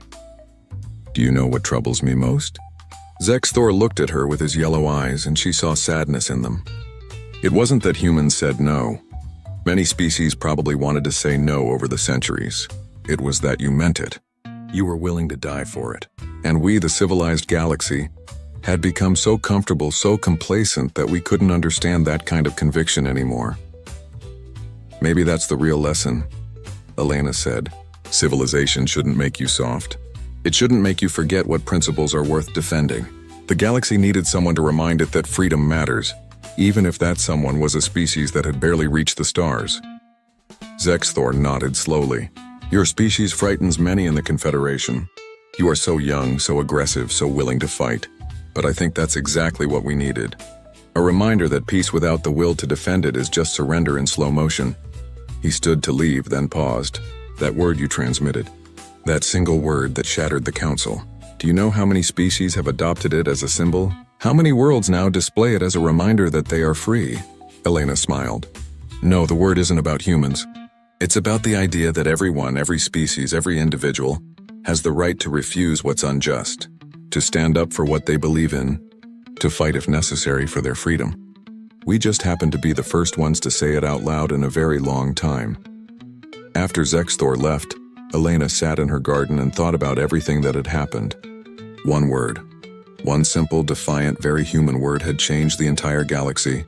Not because it was profound or eloquent, but because it represented a truth the galaxy had forgotten. That submission is always a choice. That resistance is always possible. That freedom is worth fighting for. Her communicator chimed. It was Admiral Chen, now retired like her. Elena, are you watching the news? No, why? The Confederation just opened a new academy for joint military training. They're teaching tactics, strategy, asymmetric warfare. They're calling it the Soul Academy. They want humanity to teach the galaxy how to fight. Elena laughed. From threats of destruction to requests for military training. That's quite a change. They learned the lesson. A civilization that can't defend itself will eventually be conquered by external enemies or internal corruption. And humans, for better or worse, are very good at teaching people how to fight. Let's hope they also learn when not to fight, Elena said. That's the harder lesson. She ended the call and looked up at the stars. Earth had come to those stars expecting to find wonders and new friends. Instead, they had found an empire that demanded submission. And by refusing that submission, they had helped birth something better. The galaxy was far from perfect. There were still conflicts, still problems, still species that struggled with the transition from the old order to the new. But it was better. It was freer. It gave every species the chance to determine their own destiny. All because humanity had looked at the most powerful organization in the galaxy and said one word. No. Elena smiled and whispered to herself, and we meant it. Across the galaxy on thousands of worlds, the story of Earth's defiance had become legend. Children grew up hearing about the species that said no. Artists created work celebrating the Battle of Sol. Historians analyzed how one word had shattered centuries of established order. But for Elena, for Admiral Chen, for all the humans who had lived through those tense months when war seemed inevitable, it wasn't legend. It was a choice they had made, a choice that could have doomed their world but instead had freed a galaxy.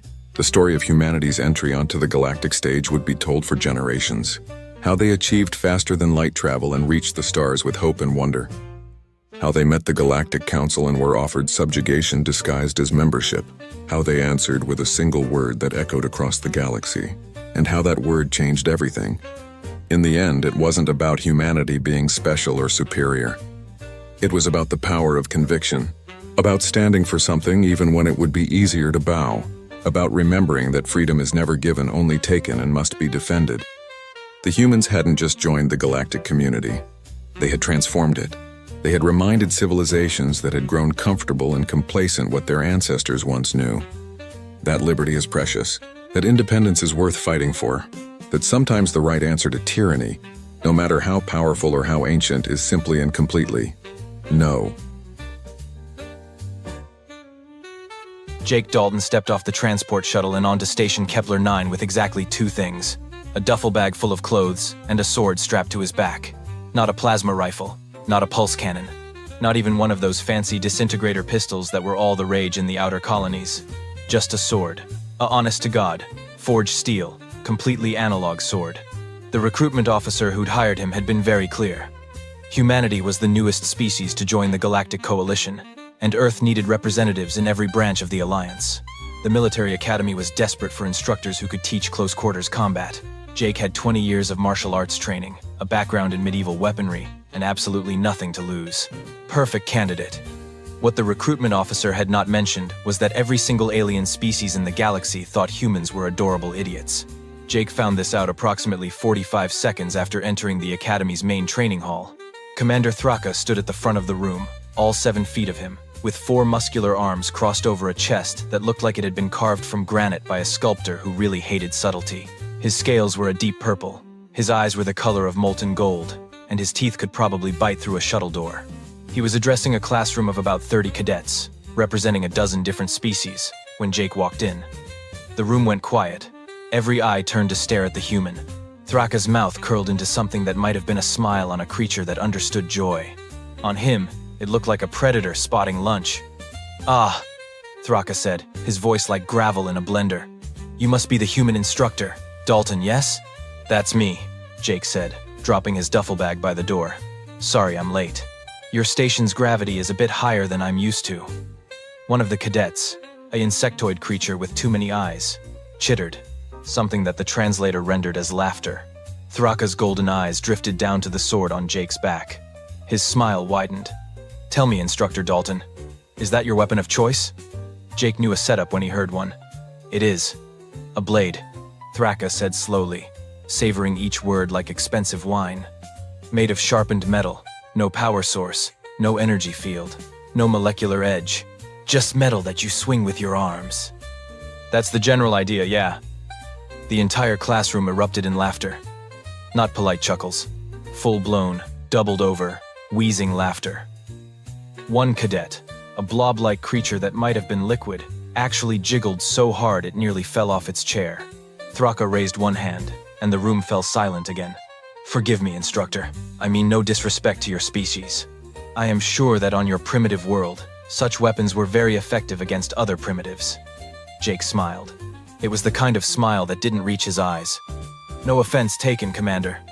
However, Thraka continued, warming to his theme. "You should understand that we are training the finest warriors in the galaxy here. Our cadets will face enemies armed with plasma weapons, energy shields, and combat armor that could withstand a direct hit from an orbital strike. I am not certain how a sharp piece of metal will factor into their education. I guess we'll find out," Jake said. Thraka's expression shifted to something almost pitying. "Indeed we shall. Please, take a seat. We were just discussing advanced shield technology." Jake found an empty spot along the back wall and leaned against it, arms crossed. For the next 20 minutes, he listened to Thraka lecture about the latest developments in defensive equipment. The cadets took notes on holographic tablets. Nobody looked at Jake. That was fine. He'd been underestimated before. What Jake didn't expect was for Thraka to turn the lecture into a full-blown roast session with him as the guest of honor. "You see," Thraka said, gesturing at a holographic display of a shimmering energy shield. "Modern defensive technology has made primitive weapons completely obsolete. A blade like Instructor Dalton's would simply bounce off military-grade shielding. It would be like trying to cut through a starship hull with a butter knife." More laughter from the cadets. Jake said nothing. "In fact," Thraka continued, clearly enjoying himself now, "I would wager that Instructor Dalton's weapon could not even scratch the paint on standard Coalition armor. Perhaps we humans should stick to teaching history classes instead of combat tactics." A few cadets actually applauded. Jake pushed off from the wall and walked toward the front of the room. The laughter died down. Thraka watched him approach with an expression of mild curiosity. "Something to add, Instructor?" Thraka asked. "Just a question," Jake said pleasantly. "You seem pretty confident in your shield technology." "I am." "Confident enough to put your money where your mouth is?" Thraka's eyes narrowed. "What are you suggesting?" Jake unstrapped the sword from his back and let it rest casually on his shoulder. "A demonstration. You pick the toughest shield in your armory. If I can't leave a mark on it with this primitive piece of metal, I'll resign. Right here. Right now." The classroom went dead silent. Thraka stared at Jake for a long moment.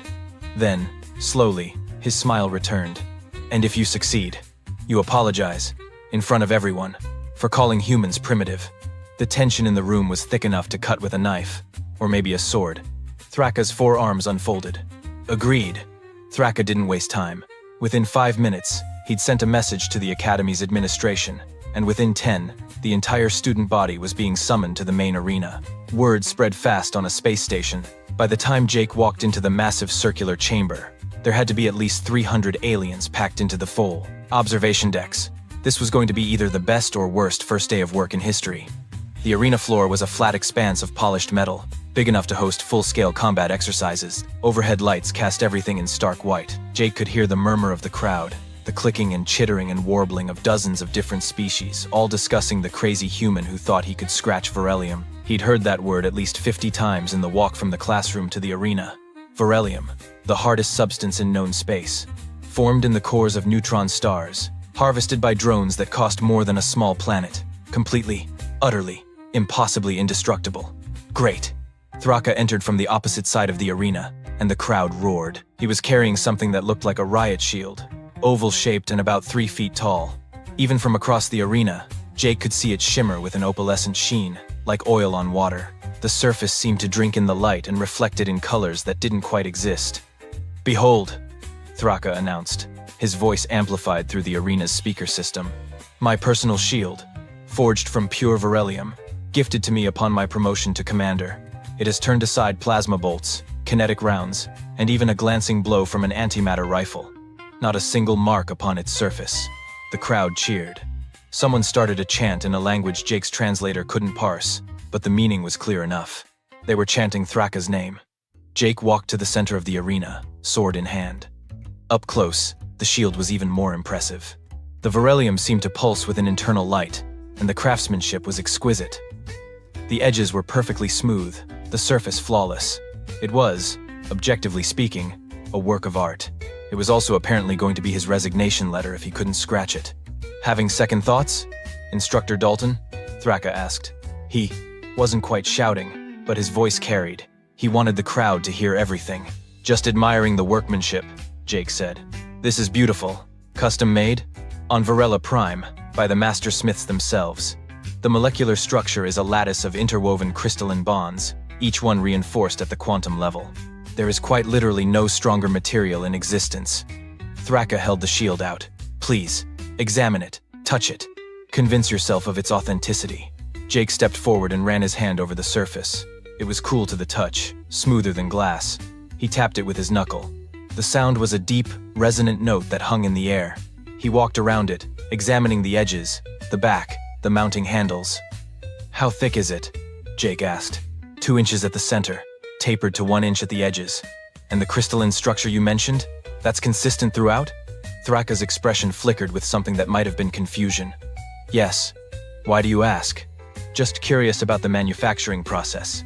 Do they grow these crystals or forge them?" "They are grown in zero-gravity foundries over a period of months. Each crystal is seeded and allowed to form naturally, then bonded to its neighbors through a process I do not fully understand. The result is a single, unified structure with no weak points." Thraka was clearly enjoying showing off his knowledge. "The orientation of the crystalline bonds is randomized, you see, which prevents any directional vulnerability." "Randomized," Jake repeated. "Interesting. Indeed. Now, shall we begin this demonstration, or would you prefer to withdraw your challenge?" The crowd started booing. Someone threw what looked like a snack food at the arena floor. The natives were getting restless. Jake stepped back and looked at the shield one more time. Then he looked at Thraka. Then he looked up at the crowd, shading his eyes against the lights. "I'm going to need about 15 minutes, Jake said. The arena went quiet. 15 minutes? Thraka repeated. "For what?" "To prepare. You know, sharpen my blade, get my head in the game. Maybe do some stretches. I'm not as young as I used to be, and your station's gravity is murder on my knees." Thraka stared at him. "You want me to wait while you stretch? Unless you want me pulling a hamstring in front of all these people. That would be embarrassing for both of us." For a moment, Jake thought Thraka might refuse. The commander's forearms tensed, and his golden eyes narrowed to slits. But then he threw his head back and laughed. It was a booming sound that echoed off the arena walls. "By all means, Instructor Dalton, take your 15 minutes. Take 20 if you need them. The outcome will be the same." Thraka gestured to one of the arena exits. "There is a preparation room through that door. I will wait here with my shield. The crowd will wait. We all want to see this." The crowd laughed and jeered as Jake walked toward the exit.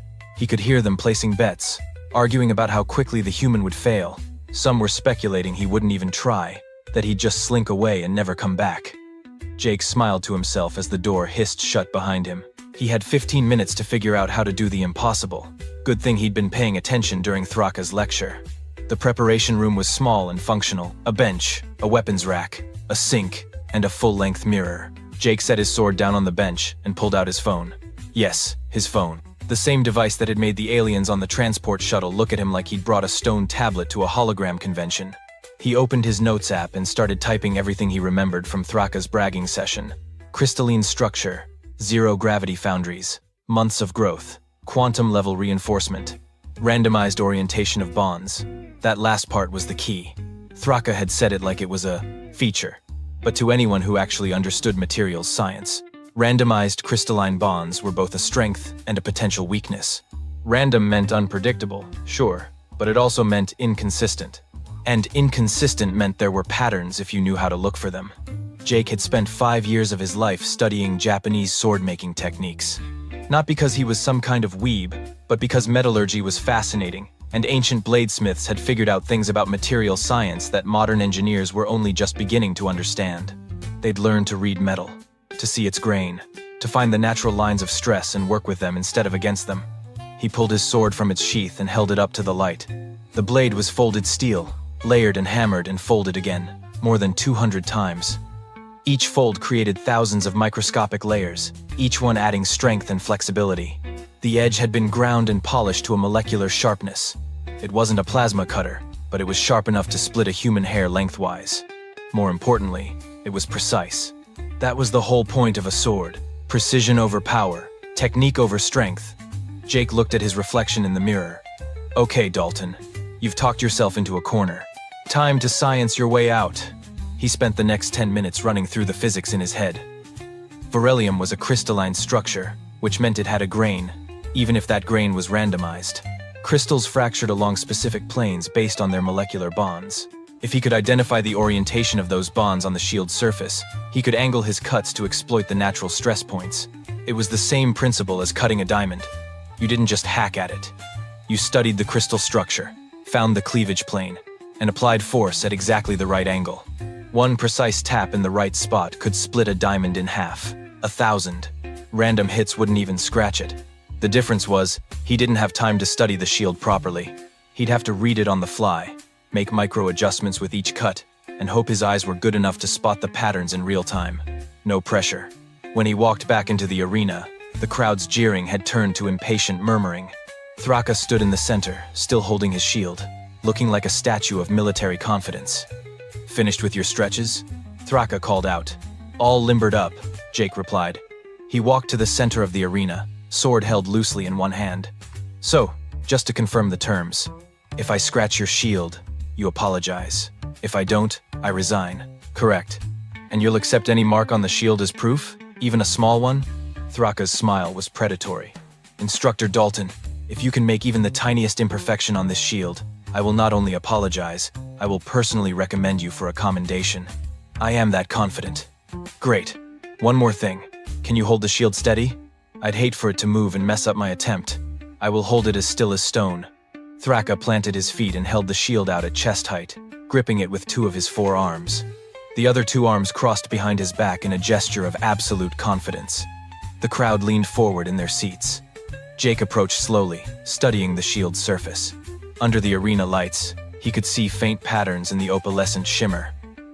Lines of slightly different coloration, so subtle they were almost invisible. Crystalline boundaries, the places where different growth zones met and bonded. There, he could see them. Jake raised his sword and placed the edge against the shield's surface at a shallow angle, maybe 15 degrees. He didn't press down, just made contact, felt the material, let his hands read the feedback through the blade. Any day now, Thraka said. Jake ignored him. He adjusted the angle. 20 degrees. Then 18. Then 19.5. There. He could feel a difference in the resistance, like the blade wanted to settle into a groove that wasn't quite there yet. He drew the sword across the surface in a long, smooth pull. Not a chop, not a stab. A draw cut, the kind you'd use to slice through a tatami mat. The blade whispered across the beryllium. Nothing happened. The crowd started laughing again. Jake repositioned. Tried a different angle on a different part of the shield. Another draw cut. Still nothing. Perhaps you need another 15 minutes? Thraka suggested. Jake didn't answer. He was too focused. The patterns were there. He could see them now, clearer with each attempt. The crystalline structure wasn't perfectly random. It couldn't be. Nature didn't work that way. There were patterns. Fractals. repeating structures at different scales. Third attempt, he found a spot where 3 different crystalline boundaries met, forming a junction point. He placed his blade at exactly 23 degrees, rotated it slightly to account for the curve of the shield, and pulled. The sword bit. It was barely perceptible, a whisper of resistance, but it was there. The blade had found purchase. Jake's smile was microscopic. Gotcha. He began to work in earnest now, making small, precise cuts. Each one built on the last, following the natural grain of the crystal structure. He wasn't trying to overpower the material. He was reading it, understanding it, and exploiting its own nature against itself. The crowd's laughter died. Someone in the front row stood up. Jake kept cutting. The blade moved in short, controlled strokes. He was carving now, following a pattern only he could see. The sword sang against the beryllium, a high, clear note that changed pitch with each angle adjustment. Thraka's smile faltered. "What are you doing?" Jake didn't answer. He was too busy carving the letter J into the shield's supposedly indestructible surface. The arena went absolutely silent. You could have heard a pin drop, or in this case, you could hear the whisper of folded steel cutting through impossibility. The J was perfect. Clean lines, smooth curves, about 3 inches tall, and carved a solid 1/4 inch deep into the beryllium. Jake stepped back to admire his work, then moved to the next letter. A was trickier. The diagonal lines required different angles, and he had to reorient his stance twice to maintain the proper cutting geometry. But once he found the right approach, the blade carved through like the shield was made of hard cheese. The crossbar of the A took 5 seconds. He didn't even break a sweat. "This is impossible," Thraka breathed. His forearms had gone rigid. The shield trembled in his grip. "Hold it steady, please," Jake said without looking up. "I'd hate to mess up the kerning." K was easier than the A. The vertical line followed a major crystalline boundary that Jake could see now as clearly as if someone had drawn it in marker. The 2 diagonal lines required some finesse, but his hands had found their rhythm. The sword felt like an extension of his nervous system. Every micro-adjustment was automatic. Someone in the crowd made a sound like a tea kettle whistling. Several cadets were standing now, pressing against the railings to get a better view. Jake could hear frantic whispers, the click and buzz of translator devices working overtime. E was practically therapeutic. 4 simple lines: horizontal, vertical, horizontal, horizontal. He finished it in under 30 seconds and paused to roll his shoulders. Thraka's gravity was still murder on his back. "You are cheating somehow," Thraka said. His voice had lost its commanding boom. Now it just sounded confused. "This is not possible. You are using some kind of earth technology, a hidden energy field, a molecular destabilizer." Jake looked up at him. "Want to inspect the sword? No power source, no batteries, no circuitry, just about 3 pounds of folded steel, and a really good edge." "Then how? I'm not done yet. Hold still." D was a nice change of pace after all those straight lines. The curve required a different cutting motion, more of a rocking draw than a straight pull. Jake adjusted his grip and let the blade's natural curve do the work. The steel whispered secrets to the beryllium, and the beryllium, betrayed by its own structure, gave up its integrity, one crystalline bond at a time. The D took a full minute. Jake wanted it perfect. This was his signature, after all. Might as well make it look good. A again. Jake was getting efficient now. He'd mapped the major stress lines in the shield's structure. He knew where the crystal boundaries ran, where the growth zones overlapped, where the quantum reinforcement was strongest and where it was just slightly weaker. The second A took half the time of the first. L was a gimme. 2 lines, vertical and horizontal. Done. The crowd wasn't making any noise anymore. The silence was profound, almost religious. 300 aliens watched a human do something that violated everything they understood about materials, science, physics, and reality in general. Jake carved the T in long, confident strokes. The horizontal line at the top was perfectly straight. The vertical line bisected it with mathematical precision. He was showing off now, and he knew it, but he'd earned the right. O was meditative. A perfect circle, carved with a series of overlapping curved cuts that blended seamlessly together. Jake took his time, making each cut deliberate and smooth. The sword sang its high, clear note, and the beryllium surrendered in shavings so fine they were nearly invisible. When he finished the N, Jake stepped back and lowered his sword. His name, Jake Dalton, was carved across the face of Commander Thraka's personal shield in letters 3 inches tall and deep enough to feel with your fingers. The cuts were clean, professional, and absolutely permanent. Jake wiped his blade on his sleeve and sheathed it. There we go. 1 scratch. Well, Technically several thousand scratches arranged in letter shapes, but I think it counts. Thraka stared at the shield. His golden eyes were wide. His mouth hung open. All 4 of his arms had gone limp, and he was holding the shield now like it was a dead thing, like it had betrayed him personally. The arena exploded. It wasn't cheering. Exactly. It was more like the sound of 300 different species all having existential crises simultaneously. Jake heard shouting in at least a dozen languages. Someone was chanting something that his translator kept rendering as, "The human broke physics." Another voice kept repeating, "Impossible," over and over, like a mantra. A few of the cadets had their phones out, recording video. Jake made a mental note to check the station's social media later. This was definitely going viral. Thraka looked up from the shield to Jake, then back to the shield, then back to Jake. "How?" he finally managed. "Would you like the short answer or the long answer?" "Any answer, please." Jake gestured at the shield. "May I?" Thraka handed it over like a man in a dream. Jake held it up to the light, turning it so the crowd could see the carved name. "So here is the thing about crystalline structures," Jake said, projecting his voice so everyone could hear. "They are incredibly strong along certain axes and relatively weak along others. The strength comes from the molecular bonds, sure, but those bonds are directional. When you said the crystalline orientation was randomized, you accidentally told me the shield's weakness." "That makes no sense," Thraka said.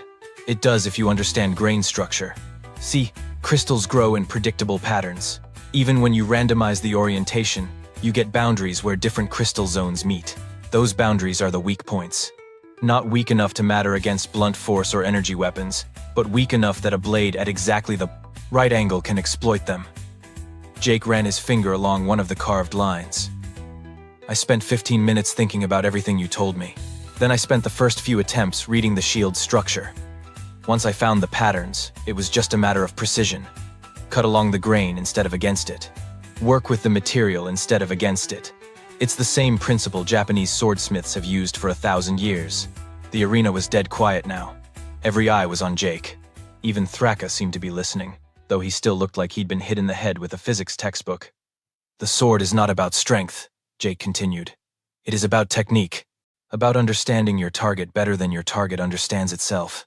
You can have the hardest armor in the galaxy, but if someone knows how it is made, how the molecules bond, how the structure forms, they can find a way through. Every defense has a weakness. You just have to be smart enough to find it." He handed the shield back to Thraka. "So yeah, I scratched it. Several thousand times, in fact. My name is now a permanent part of your personal equipment. You are welcome." Thraka held the shield like it was evidence at a crime scene. His scaled face had gone through several colors in the last 30 seconds, settling on a pale purple that suggested either shock or a minor stroke. Jake couldn't tell which. Hava. "But the quantum reinforcement," Thraka said weakly. "The molecular bonds. The master smiths of Varela Prime spent centuries perfecting this material." "And they did a great job," Jake said. "Seriously, this is impressive work. But here's the thing about master craftsmen. They get really good at making something one specific way. And after a while, they stop questioning whether that way has any flaws. They just assume it is perfect because it has always worked before." Jake pulled out his sword again, not to threaten, just to illustrate. He held it up so the lights caught the rand, wavy pattern in the steel. "See this? This is a Hamon line. It is created during the differential hardening process. The edge is hard enough to hold sharpness, but the spine is softer and more flexible. That combination gives you a blade that can cut and also absorb impact without shattering. It is a compromise, an acknowledgement that no material is perfect for every situation." He sheathed the blade again. "Your Varelium smiths made their material optimized for one thing, stopping high-energy impacts. Plasma bolts, kinetic rounds, explosions, all the stuff you mentioned. And for that, it is fantastic. But they optimized so hard in one direction that they created a vulnerability in another. The crystalline structure that makes it great at dispersing energy makes it susceptible to precise mechanical stress along specific vectors. You are saying our greatest defensive material has been flawed this entire Androgis time?" Thraka's voice was barely a whisper now. "Not flawed, just specialized. There is a difference." Jake gestured at the crowd. "How many people in this station do you think could have done what I just did? Actually carved through Varelium with a hand weapon?" Thraka was quiet for a moment. "I do not know. I am guessing not many. You need someone who understands both crystalline structures and traditional blade work. Someone who has studied materials science and also spent years learning how to read metal. Someone crazy enough to bring a sword to a space station. That is a pretty specific skill set. Jake walked in a slow circle around Thraka, addressing the crowd now as much as the commander. Humans have been working with metal for about 7,000 years. We have been making swords for most of that time. We have had entire civilizations rise and fall, and through all of it, we kept making blades and figuring out better ways to make them cut. Not because we are violent. Well, not just because we are violent, but because we are curious. We want to understand how things work. He stopped and faced Thraka again. When you gave me that lecture about the beryllium crystalline structure, you thought you were showing off. And you were. But you were also teaching. You told me everything I needed to know to beat your shield. The growth process, the bonding method, the randomized orientation. You gave me a complete technical breakdown of your defense, and then you were surprised when I used that information. I did not think it mattered, Thraka admitted. I thought the material was invulnerable. Nothing is invulnerable. That is lesson 1 in any human combat doctrine. Everything has a weakness. Armor has joints. Shields have edges. Fortresses have gates. The stronger something appears, the more important it becomes to find that one critical flaw. Jake tapped the carved shield with one finger. Your shield's flaw was its own complexity. Too many crystalline boundaries. Too much structural variation. It made the material incredibly strong against random impacts, but vulnerable to someone who could read those variations and exploit them systematically. A voice called out from the crowd. It was one of the cadets, a tall, thin alien that looked like a praying mantis crossed with a giraffe. But how did you see the crystalline boundaries? We cannot see them. The shield looks uniform to us. Human eyes are pretty good, Jake said. We are persistence hunters. We evolved to track prey over long distances by spotting tiny details, broken twigs, disturbed dirt, changes in color or texture that most predators would miss. That same visual processing helps us spot patterns in materials. I am not saying my eyes are magic. I am saying they are trained. I have been studying metal grain for years. I know what to look for. Another voice, this one deeper and raspier. Could this technique work on other materials? On our armor? Our hulls? Jake shrugged. Maybe. I would have to study them. Every material is different. But the principle is universal. Understand the structure, find the stress points, apply force precisely. It works on metal, on crystal, on ceramic, on composite materials. Physics does not care what your armor is made of. Physics just cares about molecular bonds and force vectors. The crowd erupted in conversation. Jake could see cadets arguing with each other, instructors pulling out data pads and running calculations. Someone was already trying to contact the Beryllium Smiths on Varela Prime, probably to tell them their entire product line had just been compromised by a human with a sharp stick. Thraka still looked shell-shocked, but something had shifted in his expression. The arrogance was gone. The condescension had evaporated. Now he just looked like a soldier who had learned something new and was trying to process the tactical implications. You could have failed, Thraka said quietly. You risked your career on a theory. On a guess. That was foolish. Maybe, Jake agreed. But I was tired of being laughed at. Sometimes you have to take a risk to make a point. Besides, it was not really a guess. I did the math. I knew it would work. I just was not sure I could execute it cleanly enough to make it impressive. Impressive, Thraka repeated.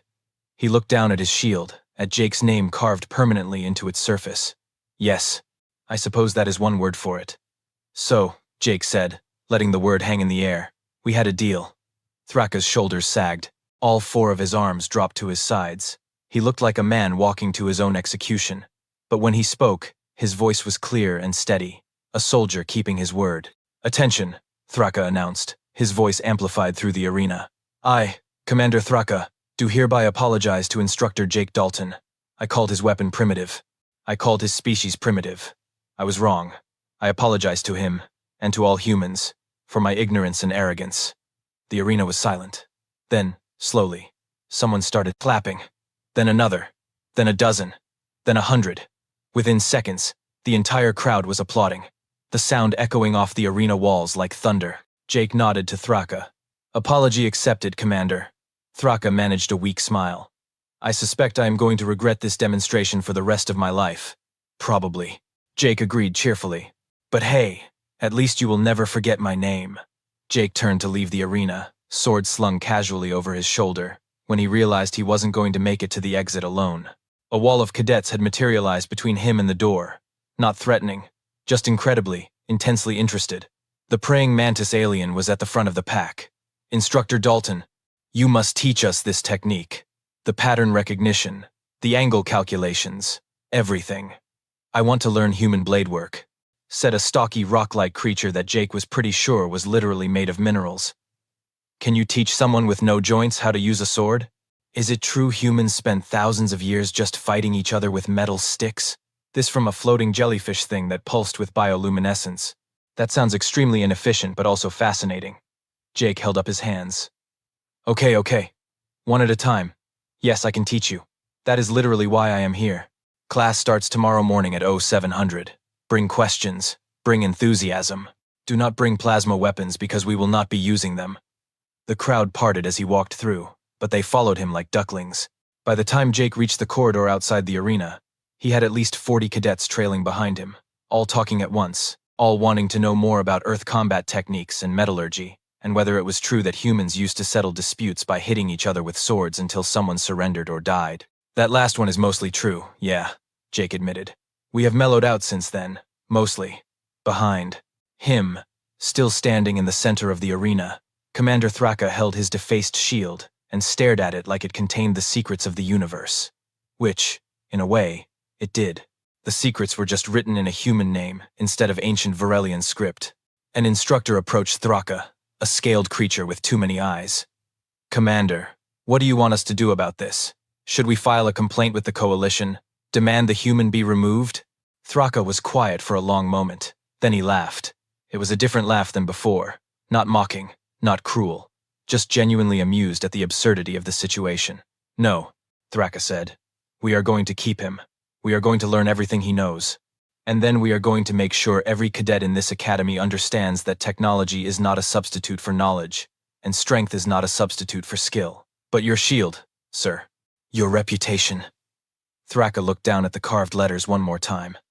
My reputation will recover. My shield, however, is ruined. He paused. Or perhaps not ruined. Perhaps improved. After all, it now tells a story. The story of the day a human taught me that we have been fighting in space for so long we forgot how to fight smart. He tucked the shield under one of his forearms and walked toward the exit. Come, we have curriculum to revise. If one human with a sword can defeat our best defensive technology, imagine what he can teach our cadets about finding weaknesses in enemy defenses, about thinking creatively instead of relying on superior firepower. You want to integrate primitive Earth combat techniques into our advanced warfare training? Primitive, Thraka said, is clearly not the right word. Unconventional, perhaps. Unexpected. The kind of tactics that enemies with superior technology would never see coming because they would assume, as I did, that old methods are obsolete methods. He paused at the arena door and looked back one last time at this, the empty floor where Jake had done the impossible. The human said every defense has a weakness, Thraka said quietly.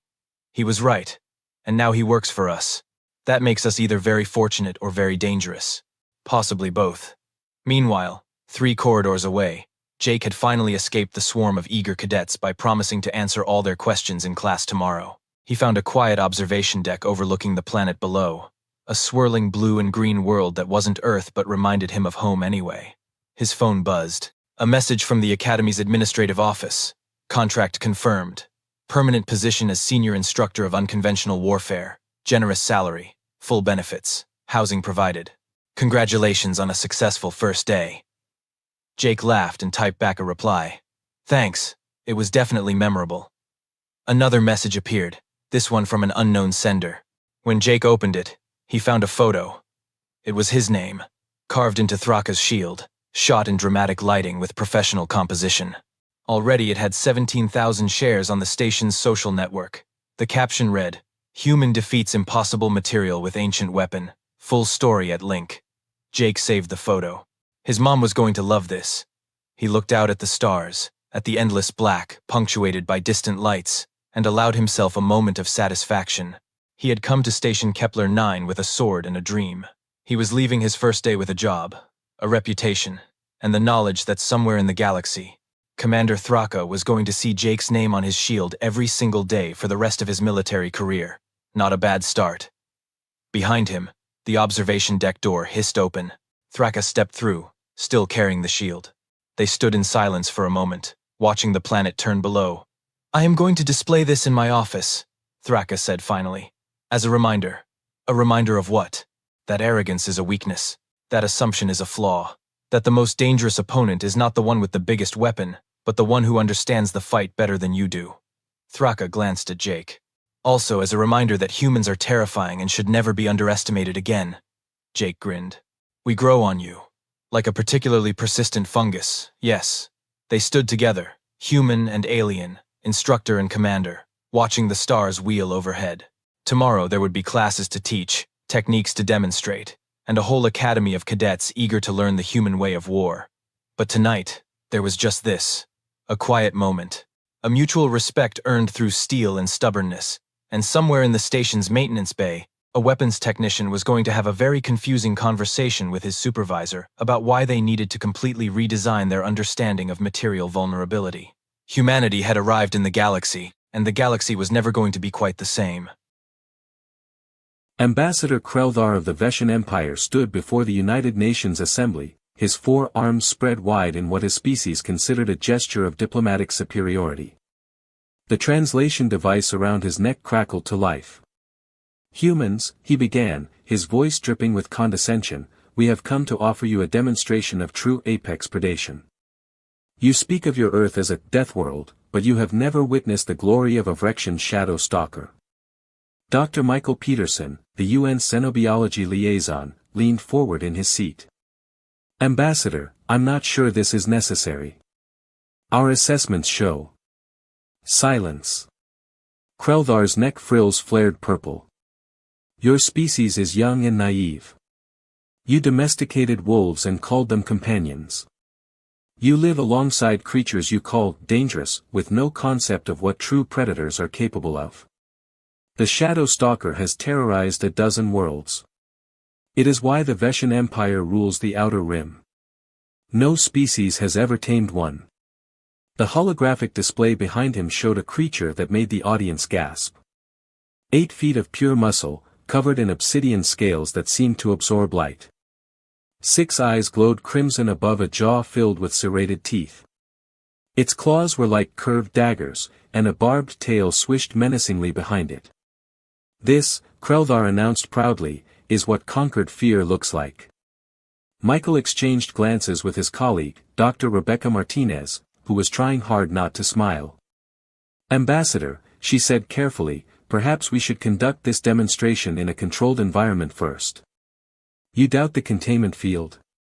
Kreldar's translator somehow conveyed his sneer. "The Shadow Stalker is perfectly restrained. Observe its majesty and despair at your own inadequacy." The creature materialized in the center of the assembly hall within a shimmering energy barrier. It was indeed impressive, standing on 4 powerful legs, its serpentine neck swiveling to assess the gathered humans. A low growl rumbled from its chest, causing several diplomats to shift uncomfortably in their seats. "On my world," Kreldar continued, "we use these magnificent beasts to maintain order. One Shadow Stalker can pacify an entire city. They are intelligent, ruthless, and utterly unbreakable. You humans have nothing that compares." That's when it happened. A small, orange tabby cat had somehow wandered into the assembly hall, probably from the building's cafeteria where it was known to beg for food. The cat, whom the staff had named Mr. Whiskers, was completely unaware of the cosmic significance of the moment. He was simply annoyed that his afternoon nap had been disturbed by all this noise. Mr. Whiskers spotted the Shadow Stalker and his ears flattened. His tail puffed up to twice its normal size. Then, in a display that would later be called the diplomatic incident that saved humanity, the 8-pound house cat charged directly at the containment field, yowling with the fury of a creature that absolutely did not appreciate this stranger in his territory. The Shadow Stalker's 6 eyes went wide. It had never encountered anything like this before. The small creature showed no fear, no submission, only pure, distilled rage at the audacity of this intruder. Mr. Whiskers threw himself at the containment field, hissing and spitting, his tiny paws swiping at the barrier. The Shadow Stalker took a step back. The assembly hall went silent. Krelthar's neck frills turned from purple to a sickly gray. "This is impossible," he whispered. Michael stood up, a grin spreading across his face.